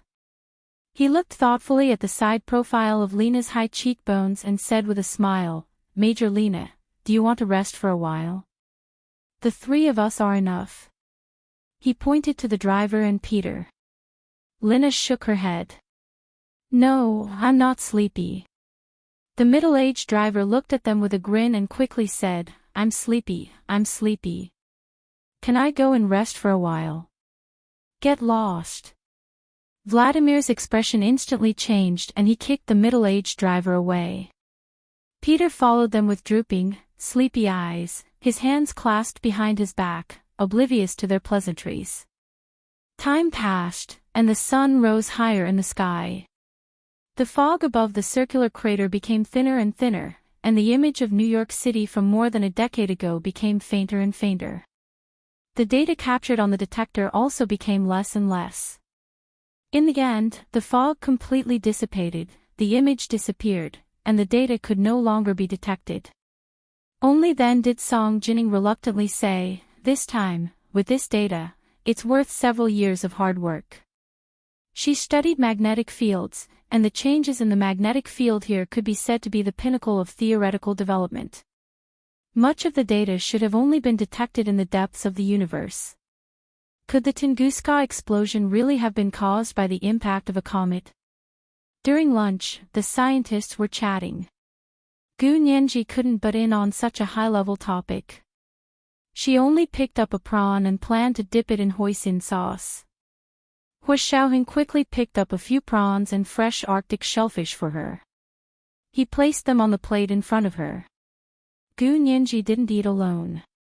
She picked up a prawn with a fork and smiled as she put it into Hua Xiaoheng's mouth. Hua Xiaoheng opened his mouth to eat and fed her the Arctic shellfish. The two of them fed each other as if no one else was around. Song Jining watched with a carefree heart. She thought about how she would probably have to prepare for the wedding and the baby's room when she got back. The middle-aged driver had come over with a smile to talk to Gu Nianji, but when he saw this scene, he silently took his plate and left. He returned to Vladimir, Lena, and Peter's side and sat under the tree to eat with them. Vladimir saw the situation between Hua Xiaoheng and Gu Nianji from afar and smiled. "I didn't expect Major General Hua to dote on Sirius so much. TSK, how much does he like her?" Peter looked at him, then placed a grilled prawn on Lena's plate. Lena, Vladimir was nervous and didn't hesitate to place his grilled prawn on Lena's plate. The middle-aged driver suddenly stood up. He had lost all hope in this world where people were showing off their affection everywhere. Without looking back, he left the tree and found a secluded place to eat alone. After that day, the scientists' observations came to a standstill. The circular crater seemed to have run out of energy from the projection of the image of New York that day, and no magnetic field data could be detected anymore. Gu Nianji and Hua Xiaoheng held hands and walked on the hillside around the giant circular crater. She looked at the giant circular crater not far away and said with emotion, "Could it be that there really is special energy here?" Whether it was the wave curve that had appeared here at the beginning or the projection of New York from more than a decade ago that had appeared a few days ago, they all pointed to this result. But no one knew what it was. Everyone could only analyze the existing data in an attempt to find a scientific conclusion. However, this conclusion couldn't be obtained in a day or two. Song Jining returned from the giant circular crater in disappointment for several days in a row. On the last day, she stood in front of the giant circular crater and said to Gu Nianji, "I'm afraid there's no research value here for the time being. I think we can go back." Gu Nianji comforted Song Jining, "There's already a lot of good stuff. Go back and study it carefully. The conclusion should be waiting for us not far away." Song Jining nodded with emotion. "I hope we can come to a conclusion immediately. Actually, when I said that it was a projection of the image from more than a decade ago, it was just a bold assumption. We still need to verify it carefully. Our assumption might be right, or it might not be. The field of science is broad and profound, and anything can happen. Miss Song, you can do it. I believe in you," Gu Nianji said with a smile. She turned around and saw Lena climbing up a long rope from the bottom of the giant circular crater. "Ha! Major Lena, why are you here? What's down there? Is it fun? You're so brave to have just gone down." Gu Nianji greeted her in surprise. Lena looked at her calmly and removed the long rope from her waist. She said, "Hello, I'll go down and help the scientists put away the cameras and detection equipment. Song Jining took the long rope and handed it to the staff member beside her. She smiled and said, "Thank you, Major Lena." "You're welcome. I still have a few cameras here. They're from our country's scientists." Lena nodded at them and turned to leave. Vladimir and Peter were standing about 200 meters away from them, with the Russian scientists. Gu Nianji asked curiously, "Why are the Russian scientists' cameras on our side?" She had thought that this place was divided into districts. The Huaxia scientists were in one district, and the Russian scientists were in another. Song Jining was amused by her and said, "How can there be districts? Everyone is doing scientific research, so of course there are all kinds of angles. Our cameras are also on their side. That gentleman sent them back to me just now." Song Jining pouted at Peter. Gu Nianji understood and smiled embarrassedly. "I made a fool of myself again. Miss Song is the best. She never laughs at me." If it had been the mean Russian scientist, he would have laughed at her for being ignorant again. As they spoke, a few more staff members climbed up from the bottom of the giant circular crater. They were all tied with long ropes and carried a lot of equipment and cameras in their hands. These people were all from the Huaxia Empire's entourage. Most of them were field personnel from the Special Operations Forces. Gu Nianji saw that Hu Xiaoheng had actually gone down as well. He had mixed in with the personnel and had disguised himself, so most people wouldn't be able to recognize him. However, Gu Nianji was so familiar with him that she could sense him as long as he appeared around her, no matter what he disguised himself as. Of course, she didn't acknowledge him. Since Hu Xiaoheng had chosen to disguise himself, he definitely didn't want anyone to know that he had gone down. Gu Nianji didn't know why he had gone down, but she guessed that it was for his work. She smiled and turned to talk to Song Jining. She accompanied her to pack up the equipment and prepared to return home. That was when something strange happened. There was a loud bang, as if the earth was shaking and the mountains were shaking. In fact, the entire ground beneath their feet shook. The mountain rocks rolled down with a rustling sound, almost bringing with it a mudslide. The tall birch forest began to collapse, and the water in the giant circular crater rippled. There were also bursts of flames that shot into the sky, and smoke filled the air. Gu Nianji reflexively hugged Song Jining and threw herself to the ground. She rolled towards the open space to avoid the explosion at their feet. On the other side, where the Russian scientists were, the flames of the explosion were even stronger. There was a loud bang at their feet. This time, it wasn't a fake electric spark, but a real explosion. Vladimir didn't have time to think about who could break through his and Hu Xiaoheng's guard and bury the explosives at the edge of the giant circular crater. He just instinctively turned around and used his body to protect the Russian scientist beside him. The blue circular crater appeared in front of him and kept getting bigger. At that moment, he saw his life experiences from a young age. He thought regretfully that he hadn't gotten married and hadn't had children yet. At that moment, Lena pounced over without hesitation and used her body to protect Vladimir. The bang was even louder. Lena pushed Vladimir hard, but she couldn't withstand the impact of the explosion. Her feet slipped, and she tumbled rapidly towards the bottom of the giant circular crater. Lena! Vladimir, who had been pushed away, turned around and shouted at the top of his lungs. He wanted to jump down as well, but Peter and the middle-aged driver held him tightly. This was the third update of the day, Chapter 1280, The Earth Shakes. If the monthly votes reached 600, we would continue with the third update tomorrow. Thank you for your monthly votes. Mwah.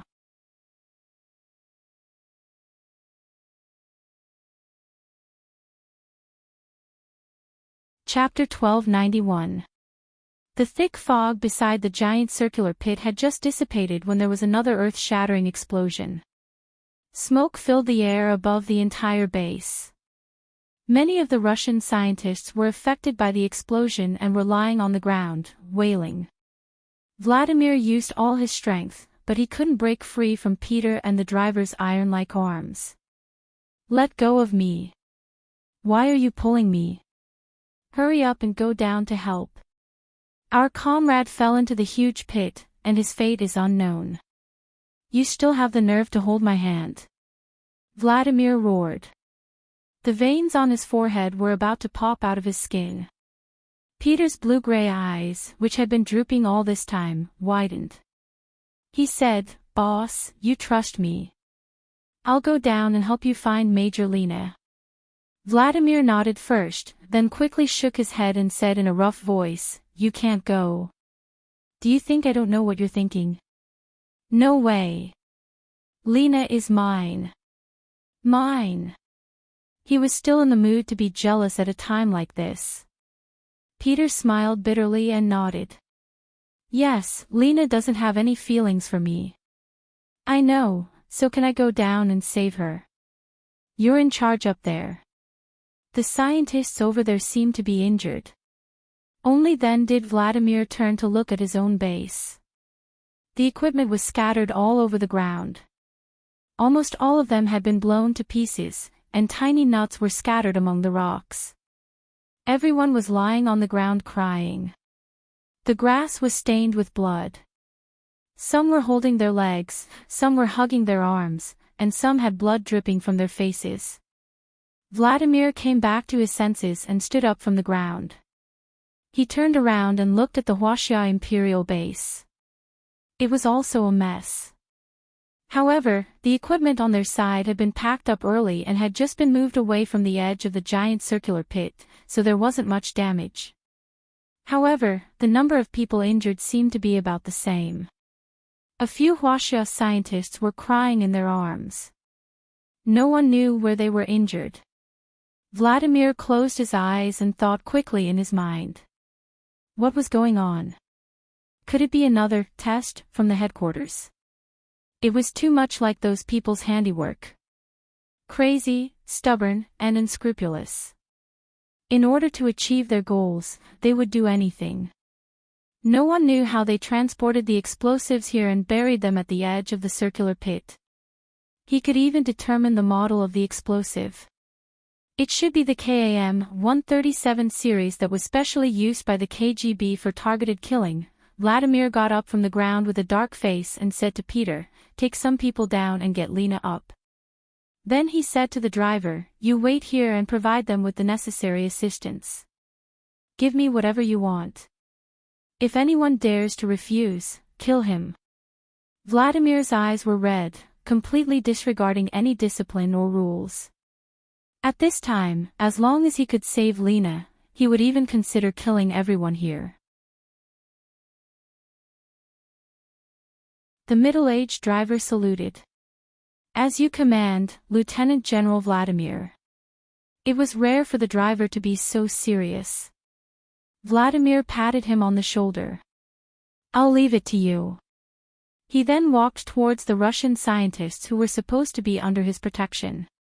He brought the military doctor to check on their injuries, bandage them, and guard them.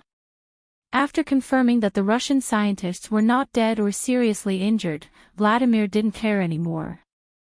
He ordered one of his subordinates to watch the scientists. He returned to the edge of the giant pit and looked nervously at the rescue at the bottom of the pit with the middle-aged driver. Gu Nianji covered Song Jinning's body with her own. She was afraid that the explosives would explode on Song Jinning. When the explosion sounded, Hu Xiaoheng was packing up the equipment with a group of entourage. When he heard the loud noise, he instinctively turned around and looked at the spot where Song Jinning and Gu Nianji had been standing. He saw the two of them lying on the ground. Before he could rush over, the security personnel he had arranged had already surrounded the Huaxia Imperial scientists. They used their bodies to create a wall and shield of flesh and blood. Gu Nianji helped Song Jinning up slowly and looked at the crowd surrounding them in panic. A field agent said calmly, "Don't be afraid. We'll protect you." Gu Nianji nodded and said gratefully, "Thank you." "Where's Major General Hua?" At a time like this, she still had to see Hua Xiaoheng to feel at ease. The field agent didn't answer Gu Nianji's question directly.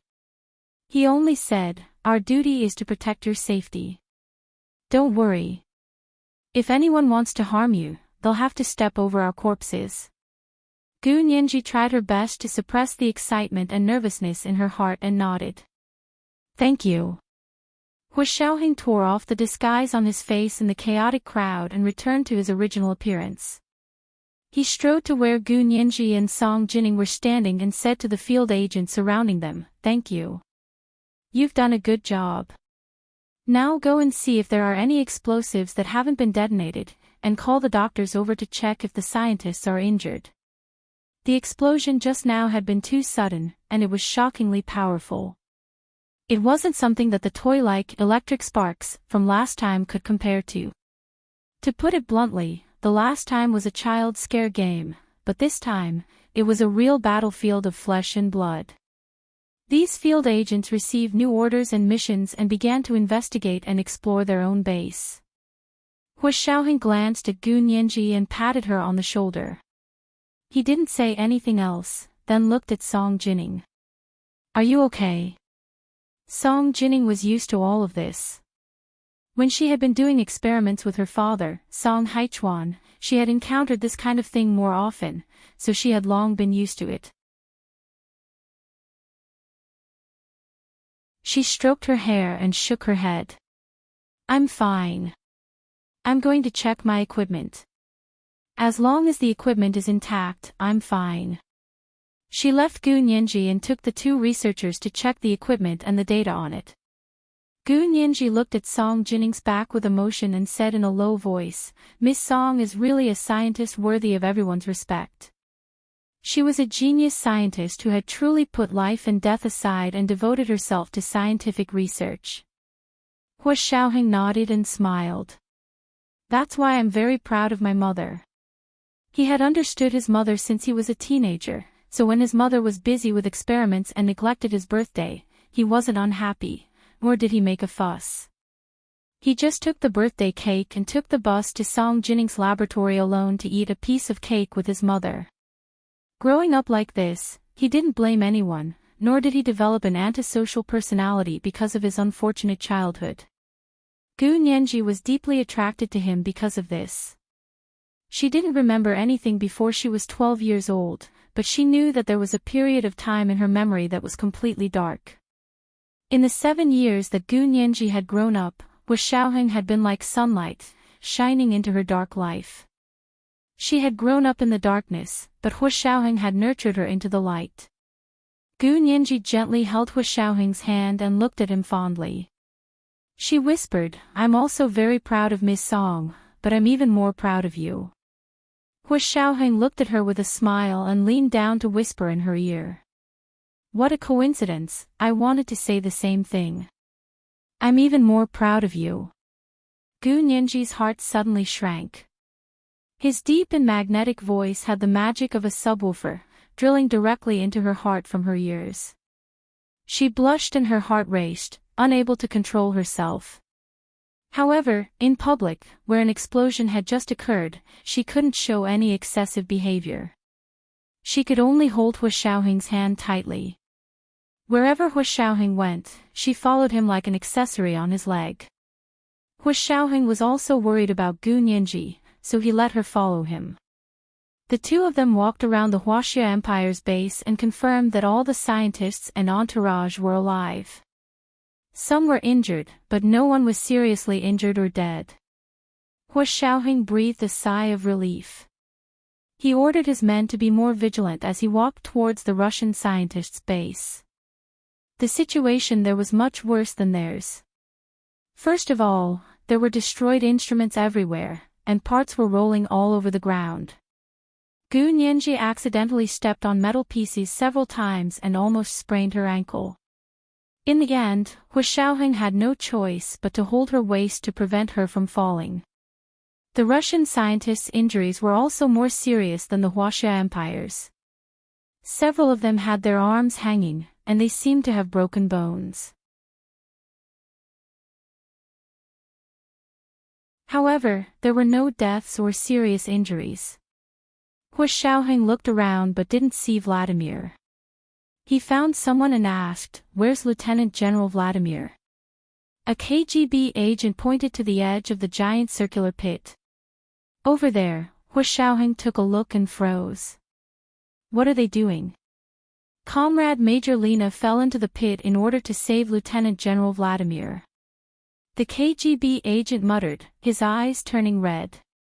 Gu Nianji didn't understand Russian, so she looked at Hu Xiaoheng inquiringly.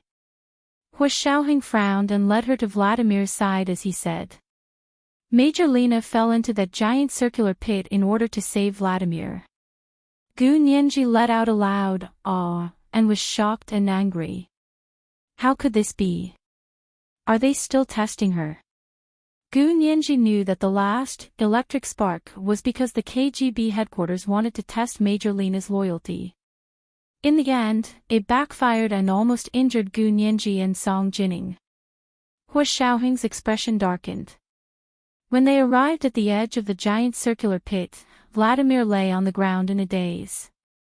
He held his binoculars and looked into the bottomless pit. Gu Nianji saw that the middle-aged driver was also helping, so she quickly walked over and said, "Uncle Ivan, did Major Lena really fall in?" The middle-aged driver nodded painfully. "Of course it's true. I saw it with my own eyes." The explosion was right at the boss's feet. Lena pushed the boss away, slipped, and fell in. This was the first update of the day, Chapter 1281, I'm prouder of you. They were so amazing. The monthly tickets had already exceeded 600. The monthly tickets were 600 plus updates at 1 p.m., and the third update was at 8 p.m. If there were 900 monthly tickets tomorrow, it would still be the third update. Mwah.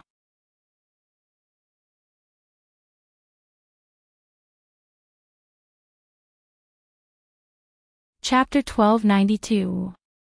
Gu Nianji was shaken to her core after listening to the driver's brief recount. In the nick of time, Lena had pushed Vladimir away, but she had fallen into the huge pit herself. She walked over and stuck her head out to look at the huge circular pit. The bottom of the pit was blue, and the surface of the water reflected the sunlight. She couldn't see the bottom, and there seemed to be mist lingering around it. Gu Nianji only looked at it for a while before looking away. She asked with lingering fear, "How deep is this place?" She then asked, "Does Major Lena know how to swim?" It was said that there was plenty of water at the bottom of the pit. If she had fallen into the water and knew how to swim, there should have been a chance of survival, right? Gu Nianji was thinking about how to comfort Vladimir when she saw a few people climb up from the bottom of the pit. They were all drenched, and they were still dripping water when they got up. The last person to come up was Lieutenant Colonel Peter. Gu Nianji remembered this person who always had drooping eyelids, as if he never got enough sleep. This person gave her a very sinister feeling. Gu Nianji's gaze usually didn't stop on this person. She would avoid him whenever she could and wouldn't look at him at all. However, seeing that he was willing to risk his life to save Lena this time, Gu Nianji's impression of him improved a lot. When Vladimir saw Peter and the others come up, he quickly walked over to them and asked excitedly and anxiously, "You're all up? Where's Lena?" Peter took the towel from his subordinate and wiped his head. He said calmly and regretfully, "I'm sorry, Lieutenant General Vladimir. This is all we found." As he spoke, Peter opened the black plastic bags in their hands. Gu Nianji followed his gaze. It turned out that the plastic bags contained torn clothes, Lena's KGB uniform. When Vladimir saw it, it was as if a bucket of ice water had been poured over his head. He glared at Peter and opened his mouth. He wanted to speak, but his throat couldn't make a sound. It was like a nightmare while he was sleeping. He wished that it was just a nightmare. When he woke up, the nightmare wouldn't exist anymore. However, the middle-aged driver came over and interrupted Vladimir's last thought. Ha! You only found clothes. They're all coats. Poor Major Lena. She must have rolled all the way down the pit, then fainted and fell into the water.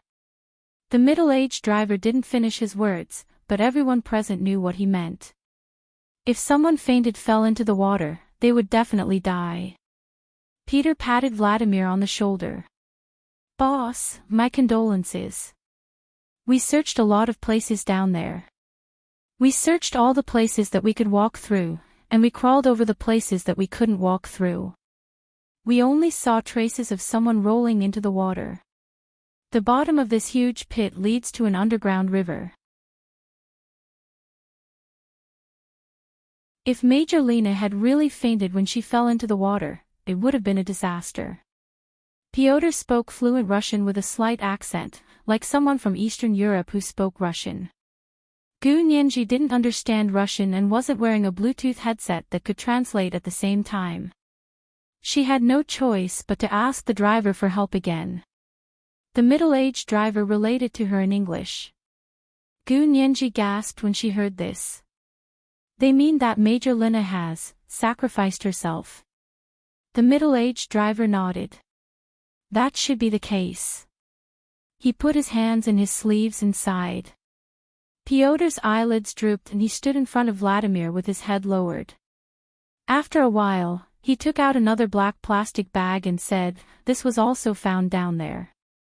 Vladimir opened the black plastic bag with trembling hands and found a phone with a broken screen, a men's watch, and a wallet inside. These were all things that Lena had always carried with her. Boss, my condolences. The other KGB agents who had followed Pyotr down to look for Lena also comforted Vladimir. Lieutenant Colonel Pyotr took us down to look at many places. He even wanted to break open the cracks in the rocks to take a look, but other than these things, we didn't find Major Lena.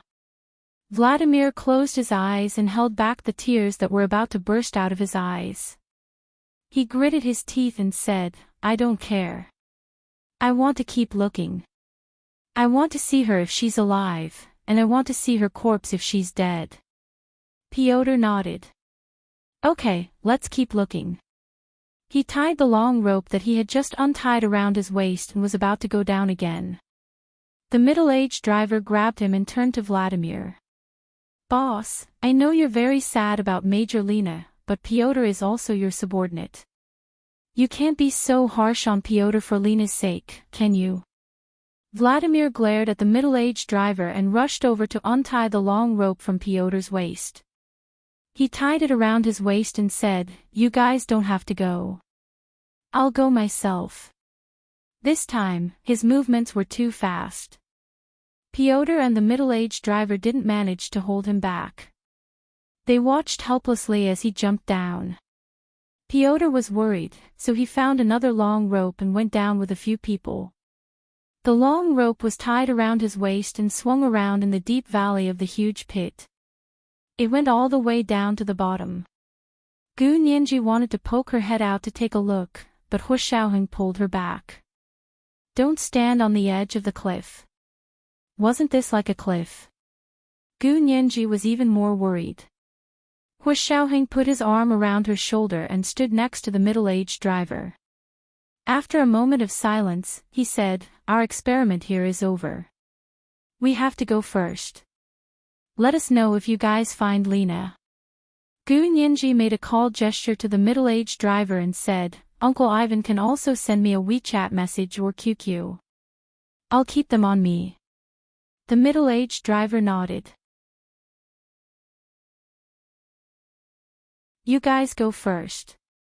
The boss isn't done with his madness. I don't think he'll let it go so easily. Gu Nianji looked at the middle-aged driver disapprovingly and whispered. Don't say that. Vladimir is so pitiful this time. The middle-aged driver laughed bitterly. I know, but we have to accept reality, don't we? Fortunately, they haven't started yet. They just have a good impression of each other, so they should forget about each other soon. Gu Nianji shook her head and said solemnly, "No, I won't forget Lena. I won't forget Vladimir, and I won't forget Uncle Ivan. Gu Nianji walked over and gently hugged the middle-aged driver. The middle-aged driver patted her on the back and kissed her face like an elder treating a junior. I won't be seeing you off. Have a safe trip. Gu Nianji nodded heavily. You take care too. She followed Hu Shaoheng back to the Huaxia Empire base and watched as everyone packed their things. Not long after, they paid the bill from the resort villa and drove out of the Tunguska region of Siberia in a rented car. They sped all the way to the nearest and largest airport, Irkutsk International Airport. A special plane from the Huaxia Empire was already waiting for them there. Hu Shaoheng had to coordinate with someone to get out of seclusion, so Gu Nianji followed Song Jining and the other scientists onto the plane. The captain and all the flight attendants stood at the cabin door to welcome them and even gave Song Jining a bouquet of flowers. Welcome back, Miss Song. Song Jining was very surprised. She had come to Siberia by train and had never experienced such a high standard of treatment. Gu Nianji guessed that Hu Shaoheng had arranged it. She smiled and held Song Jining's arm. We've benefited from Miss Song. The captain was also very respectful to Gu Nianji. He stepped aside and invited Gu Nianji and Song Jining to board the plane first. After everyone was settled, Hu Shaoheng quickly returned to the plane. He went to the cockpit to discuss the route with the captain and the deputy. After contacting the domestic airport, he ordered them to take off immediately. The flight from Irkutsk Airport to the Huaxia Empire's imperial capital international airport wasn't long. It only took 3 hours. Because they were on a private plane, they had the green light the entire way. Other planes gave way to their private plane, so it only took them an hour and a half to get to the imperial capital international airport. When the plane landed at Terminal T3 of the Imperial Capital International Airport, Gu Nianji couldn't believe her eyes. This was too fast. However, Hu Shaoheng and the Special Operations Forces moved very quickly. As soon as the private plane landed at Terminal T3, several buses drove directly to the tarmac. Gu Nianji was even more surprised. She looked at Song Jining. Miss Song, is that your car? Song Jining glanced at it and smiled. How could we afford such a car?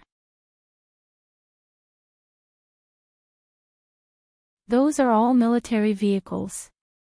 Oh, that's Major General Hu's car. Gu Nianji looked into the cabin and didn't see Hu Shaoheng. She asked the person next to her and found out that Hu Shaoheng had already gone down. Gu Nianji moved closer to the window and finally saw Hu Shaoheng's tall and straight figure. He stood in front of a bus and spoke to the bus driver. He then waved his hand, and boxes half the height of a person were carried down from the plane and directly onto the bus. Gu Nianji understood. So they're transporting the equipment for you, Miss Song. Song Jining also looked at it and nodded with a smile. These are the boxes we're talking about. These equipment are priceless now.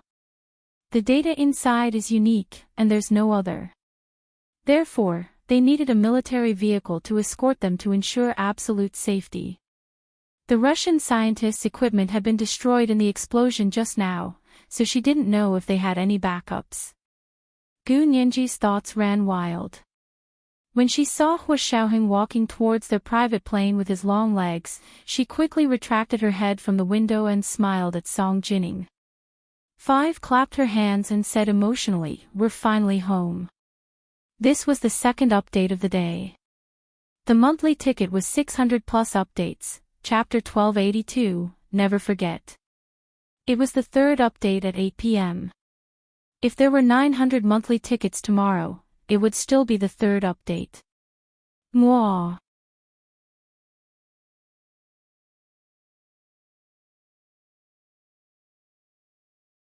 Chapter 1293. Song Jining adjusted Gu Nianji's clothes with a smile and said, "Go back and rest well. You've lost weight these past few days." "Have I?" Gu Nianji touched her face and was a little embarrassed. "You need to rest when you go back. Thank you for your hard work." It's not hard to do what I like. Song Jining stood up with a smile and planned to get off the plane. Hu Xiaoheng returned to the plane and walked over to Gu Nianji and Song Jining. He said calmly, "We're here. We can get off now." Song Jining picked up her backpack and waved at him with a smile. "I'll get going first. You and Nianji can discuss the wedding. Let me know if you need anything. Although I'm not a rich man, I still have money for my son's wedding." Hu Xiaoheng smiled and was obviously much more relaxed. "Aren't you going to help us pick a good day?" Song Jining winked at Gu Nianji. "I'm not good at picking a day. You guys decide. Anyway, I'll just wait to hold my little grandson and granddaughter." Gu Nianji, Hu Xiaoheng didn't reply. He stepped aside and watched Song Jining get off first. He then reached out to Gu Nianji. Gu Nianji held his hand, put on her sunglasses, and got off the plane with him. Although they took a private plane back this time, it seemed to be a secret the entire time.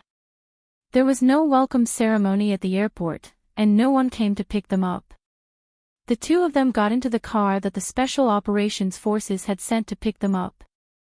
They quietly left the T3 terminal of the Imperial Capital International Airport and headed to the Special Operations Forces headquarters.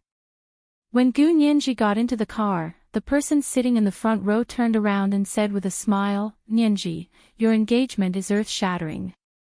You're good. I've really underestimated you." It was actually Yin Shixiang. Gu Nianji instantly felt exceptionally close. The sense of alienation she had felt when the plane had arrived at the station immediately disappeared. She smiled and reached out her hand. She said playfully, "Brother Xiong, I'm getting engaged. You should be the one giving me an engagement present." "Where's my present?" "I'll give you a slap." Yin Shixiang slapped Gu Nianji's soft, fair palm. "Is that enough?" "Enough? Humph. How stingy. I'm going to tell Chi-Chi that her fiancé is such a stingy person." Gu Nianji purposely said angrily. Yin Shixiang chuckled and said proudly, "Why don't you tell her? Chi-Chi will definitely tell you that I'm living a frugal life." It seemed that the relationship between the two of them was very good. Lovers finally found a way to be together. At the thought of Vladimir and Lena, Gu Nianji couldn't help but sigh. She nodded and didn't continue to ask. She only said, "Then when do you plan to hold the wedding?" Ma Chi-Chi and Yin Shixiang's engagement was before theirs, so their wedding should also be before theirs. She didn't want to overtake them. Yin Shixiang pouted at Hu Xiaoheng and said, "Hu Xiao, has my marriage application been approved?" If they didn't agree to his marriage application, how could he get married? Hu Xiaoheng rubbed his forehead and replied tiredly, "Yes, soon." Gu Nianji, Yin Shixiang was in a good mood when he saw that there was finally hope. He winked at Gu Nianji and said, "See? When I hold my wedding isn't up to me or Chi-Chi, it's up to Major General Hua. Smooth talker." Gu Nianji snorted and stopped teasing Yin Shixiang. Hu Xiaoheng and Yin Shixiang began to discuss work matters. Gu Nianji picked up her phone and sent He Jichu a text message. "Nianzi is here, Professor He, I'm back. Are you feeling better?" He Jichu had an acute illness at home a while ago, and Gu Nianji had asked Qinlai to take him to the hospital. He Jichu had been recuperating at Qinlai's place for the past few days. After Gu Nianji confirmed that his life was not in danger, she didn't disturb him. He Jichu had already returned to his villa in the imperial capital.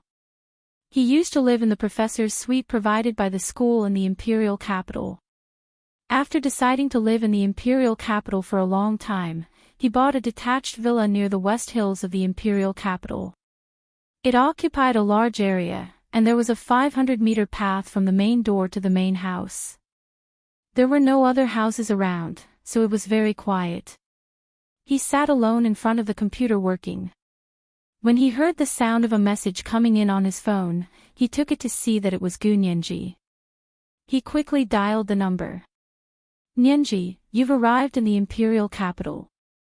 He Jichu's cold voice sounded from the phone, but Gu Nianji thought it was exceptionally pleasant. She smiled and nodded. Yes, I just got off the plane. Are you feeling better? Are you still in the hospital? He Jichu smiled and leaned back in the ergonomic computer chair. He said leisurely, much better. I won't die. Gu Nianji smiled and quickly said, don't say that. Health is the most important thing. You can't just treat the symptoms, but also the root cause. Otherwise, what if it flares up again in the future? It won't happen again. He Jichu smiled half-heartedly because there was nothing in this world that could continue to provoke him. His heart was as calm as still water. He could practically cosplay a monk in a kasaya. That's good. You've just recovered from a serious illness, so you need to take good care of yourself. I brought you a little gift. When are you free? I want to visit you. Yes, I'm free anytime. He Jichu smiled. Hearing Gu Nianji's sweet and soft voice, He Jichu suddenly felt that the scenery outside the window suddenly looked better. His study faced the forest on the hill in the backyard. He had always thought that the lush greenery was too messy. Now, however, he felt relaxed and happy. Even his eyes felt much better. Gu Nianji's curvy lips curved into a very happy smile. She curled up in the back seat of the car and muttered, that won't do. I'll visit you again when you're feeling better and I'm not busy with work. Speaking of work, He Jichu reminded Gu Nianji, are you considered an official member of the Senate? Gu Nianji replied, oh. Her wild thoughts were suddenly pulled back to reality. She scratched her head. Yes, I guess so. Actually, the official process hadn't been completed yet. She should still be in the probation period. He Jichu reminded her calmly, if you officially join the Senate, I'll help you quit your job at the American law firm. Gu Nianji definitely couldn't serve in the Senate and also work abroad. Okay, I should indeed quit, Gu Nianji said without hesitation, although she still felt a little reluctant. She actually didn't have that high of an ambition. She was very satisfied to be a successful lawyer. However, Speaker Long valued her so much, so she couldn't not appreciate his kindness.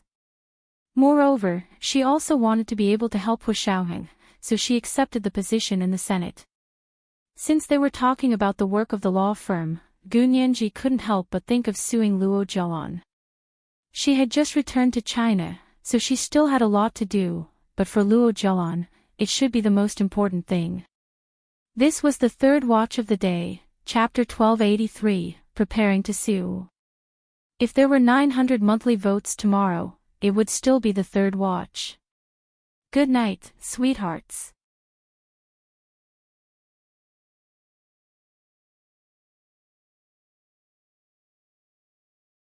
Chapter 1294. When she was in Russia, Song Jining had entrusted Gu Nianji with full authority to be her lawyer and file a lawsuit against Luo Zhelan. As for what charges Song Jining and Luo Zhelan could use to sue, there was a lot of room for maneuver. This would depend on the skills of the lawyer. Gu Nianji narrowed her eyes and gripped her phone. She wanted to discuss this issue with He Jichu. However, she was in the bulletproof car of the Special Operations Forces, so it wasn't convenient for her to discuss legal issues with He Jichu. Professor He, you should rest. I'll see you tomorrow. Gu Nianji planned to go back and organize her thoughts, then discuss a plan with He Jichu the next day. He Jichu heard something different in Gu Nianji's tone. He Jichu's shimmering, sultry eyes flashed as he looked at his watch. I'm free all day today. Where are you? Do you want me to hold a welcoming dinner for you? Gu Nianji's eyes lit up. You've really recovered. You can work now. As soon as He Ji-chu heard Gu Nianji's excited tone, he concluded that Gu Nianji had something to talk to him about. He Ji-chu smiled faintly and said, "You can ask Chen Lai if I've recovered from my illness." After a pause, He Ji-chu continued, "I'm not at school right now. I'm at the West Mountain Villa. I just bought a house. You haven't been here yet. How about this, since you're back in China, I've just gotten my hands on a new house. I'll open a house warming. Let's invite our friends to gather for a party." Gu Nianji laughed and said, Okay. When? He Ji-chu laughed. So anxious. By the way, Smith's lawsuit against the Angel and the World Foundation in Japan is about to come out. It should be tomorrow. We'll have them come to us. Dinner and house warming. Let's have a party together. Gu Nianji was overjoyed. She raised her fist and waved it in the air. She was so happy that she almost jumped up. Ah! Really? The results will be out tomorrow. That's great. My luck has been good recently, so good that I can't believe it myself. Hua Xiaoheng and Yin Shixiang both looked up at her. Gu Nianji quickly stopped smiling and coughed. Yes, there are two good news. Which one do you want to hear first? Yin Shixiang sneered. Isn't it just an engagement and marriage? What other good news do you have? Gu Nianji, all right, there are 4 happy events. Which one do you want to hear first? Gu Nianji couldn't help but smile. Her inky black eyes sparkled, and her joy was almost overflowing. Yin Shixiang was stunned. Is there something else besides your engagement and marriage? Then we'll have to listen carefully, right, Hua Xiao? Hua Xiaoheng looked at her and nodded. Okay, go ahead. Gu Nianji couldn't suppress the smile on her face. She said happily, first, Professor, he bought a new villa and invited me to a house party. Warming party. How is this a happy occasion? Nianji, you must be kidding me. Yin Shixiang cursed silently and quickly glanced at Hua Xiaoheng. But his expression didn't change.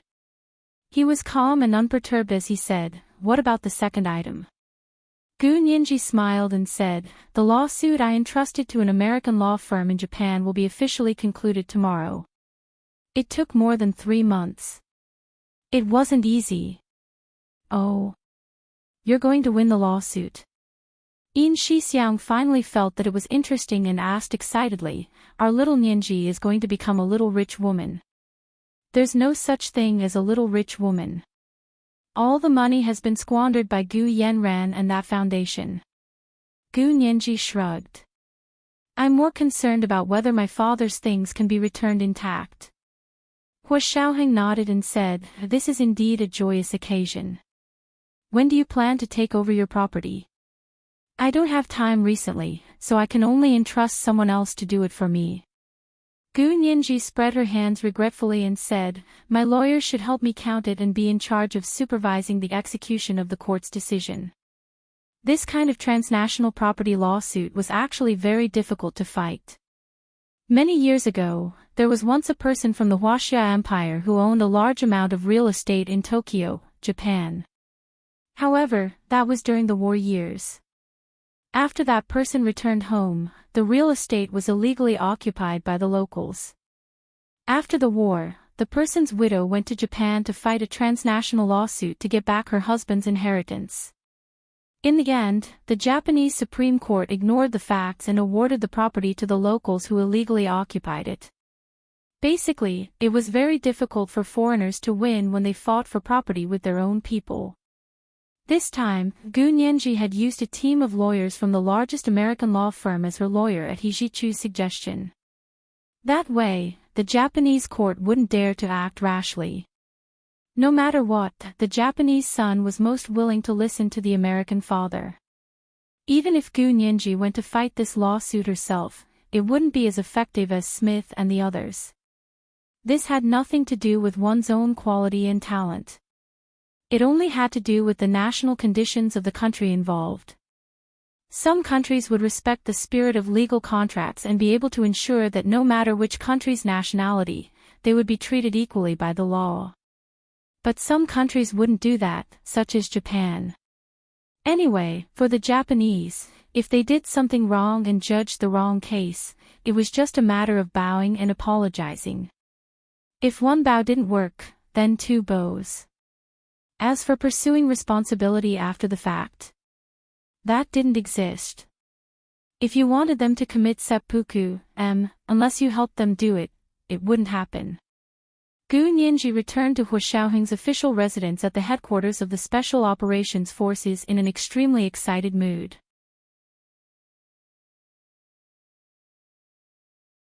The first thing she did when she got back was to take a good shower in the bathroom. Then, she applied a facial mask on herself before turning on her laptop and starting to draft legal documents related to Luo Zhelan. Although Song Jining had given her full authority, Gu Nianji only knew a little about what had happened back then when she had been in a lawsuit with Bai Jini. That was far from enough to convince the public prosecution office to officially prosecute Luo Zhelan. She also needed to collect information and evidence. However, she wasn't worried about that. Hu Xiaoheng had the intention to clear his mother's name, so he should have left a lot of evidence in his hands. Gu Nianji could just look for him directly. After staying in her room for an hour, Gu Nianji washed off her facial mask, changed into her usual hoodie, and came downstairs. Yin Shixiang was sitting on the big sofa in the living room on the first floor. His laptop was on the coffee table in front of him, and he was typing quickly. Gu Nianji looked around but didn't see Hu Xiaoheng. She asked casually, "Brother Xiong, where's Major General Hua?"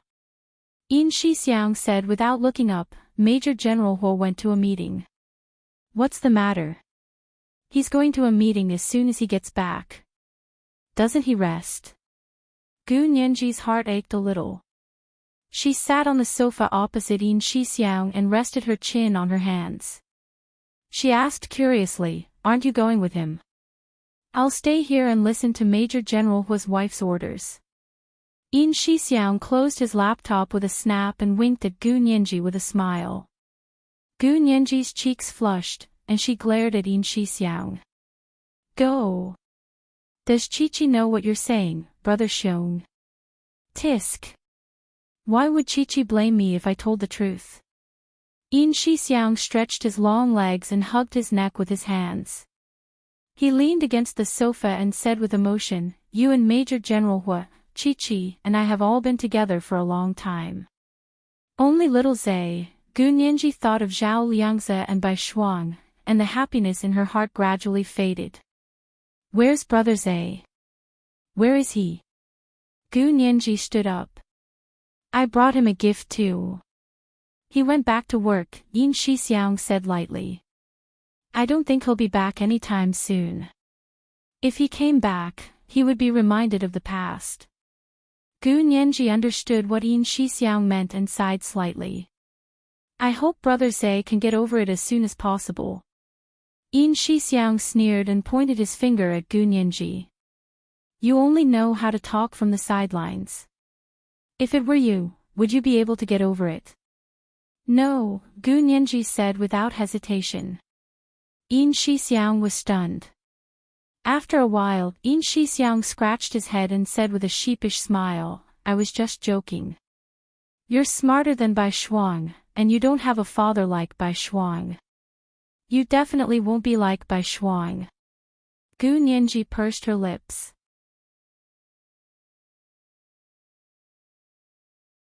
She thought that it wasn't that she was different from Bai Shuang, but that Hu Xiaoheng was different from Zhao Liangze. If she had the same status as Bai Shuang and Hu Xiaoheng wanted to be with her, no one would be able to stop him. As for Zhao Liangze, by the time he realized his own feelings, it was already too late. This was probably what it meant by, "Character is destiny." Everyone could only walk the path set by their own character. Gu Nianji's eyes flashed, and she changed the topic. "I have something to ask Major General Hua. I don't know when he'll be free." Can you ask him for me? Gu Nianji knew that she couldn't contact Hua Xiaoheng when he was in a meeting. Only Yin Shixiang could. Yin Shixiang nodded. I'll call you when I'm free. Are you in a hurry? Not particularly. Gu Nianji thought about it. It's fine as long as I have a chance to see Major General Hua tomorrow. That should be no problem.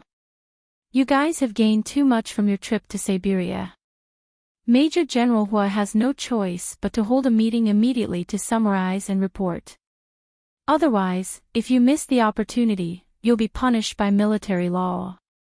Yin Shixiang said half-truthfully, his fingers tapping back and forth on the armrest of the sofa as if he was playing the piano. I know, I didn't mean anything by it. Gu Nianji quickly said, I can also ask Ms. Song if Major General Hua is too busy. Yin Shixiang thought that Gu Nianji was going to discuss the wedding with Hua Xiaoheng and Song Jining, so he quickly advised her. Not only do you have to explain this to Ms. Song, but you also have to have a good talk with General Hua and Grandfather Hua. They're all Major General Hua's elders, so they'll all be living under the same roof in the future. They'll see each other all the time. Do you understand what I mean? Gu Nianji actually didn't understand, because she hadn't considered the wedding at all. To her, announcing the engagement was already a big step. As for entering the marriage hall, she had to at least deal with Luo Jialan first. Otherwise, this woman could still appear around them as a relative to disgust her. She couldn't stand it. She wasn't getting married to be bullied, and she didn't want to compromise. This was the first update of the day, Chapter 1284, for Blessings. The monthly ticket was 900 plus updates at 1 p.m., and the third update was at 8 p.m. It looked like the frequency of the 3 updates had to be maintained more, everyone. Especially the relatives who voted for the monthly ticket, they kissed each and every one of them, *3***. You're tuning in to the LoveLore Library YouTube channel. We're so grateful for your support and don't forget to subscribe to join us on this incredible journey through captivating stories. Your generosity through donations truly makes a world of difference, as it's the primary source of revenue that allows me to expand and enhance this channel for you. Thank you from the bottom of my heart for being a part of this adventure.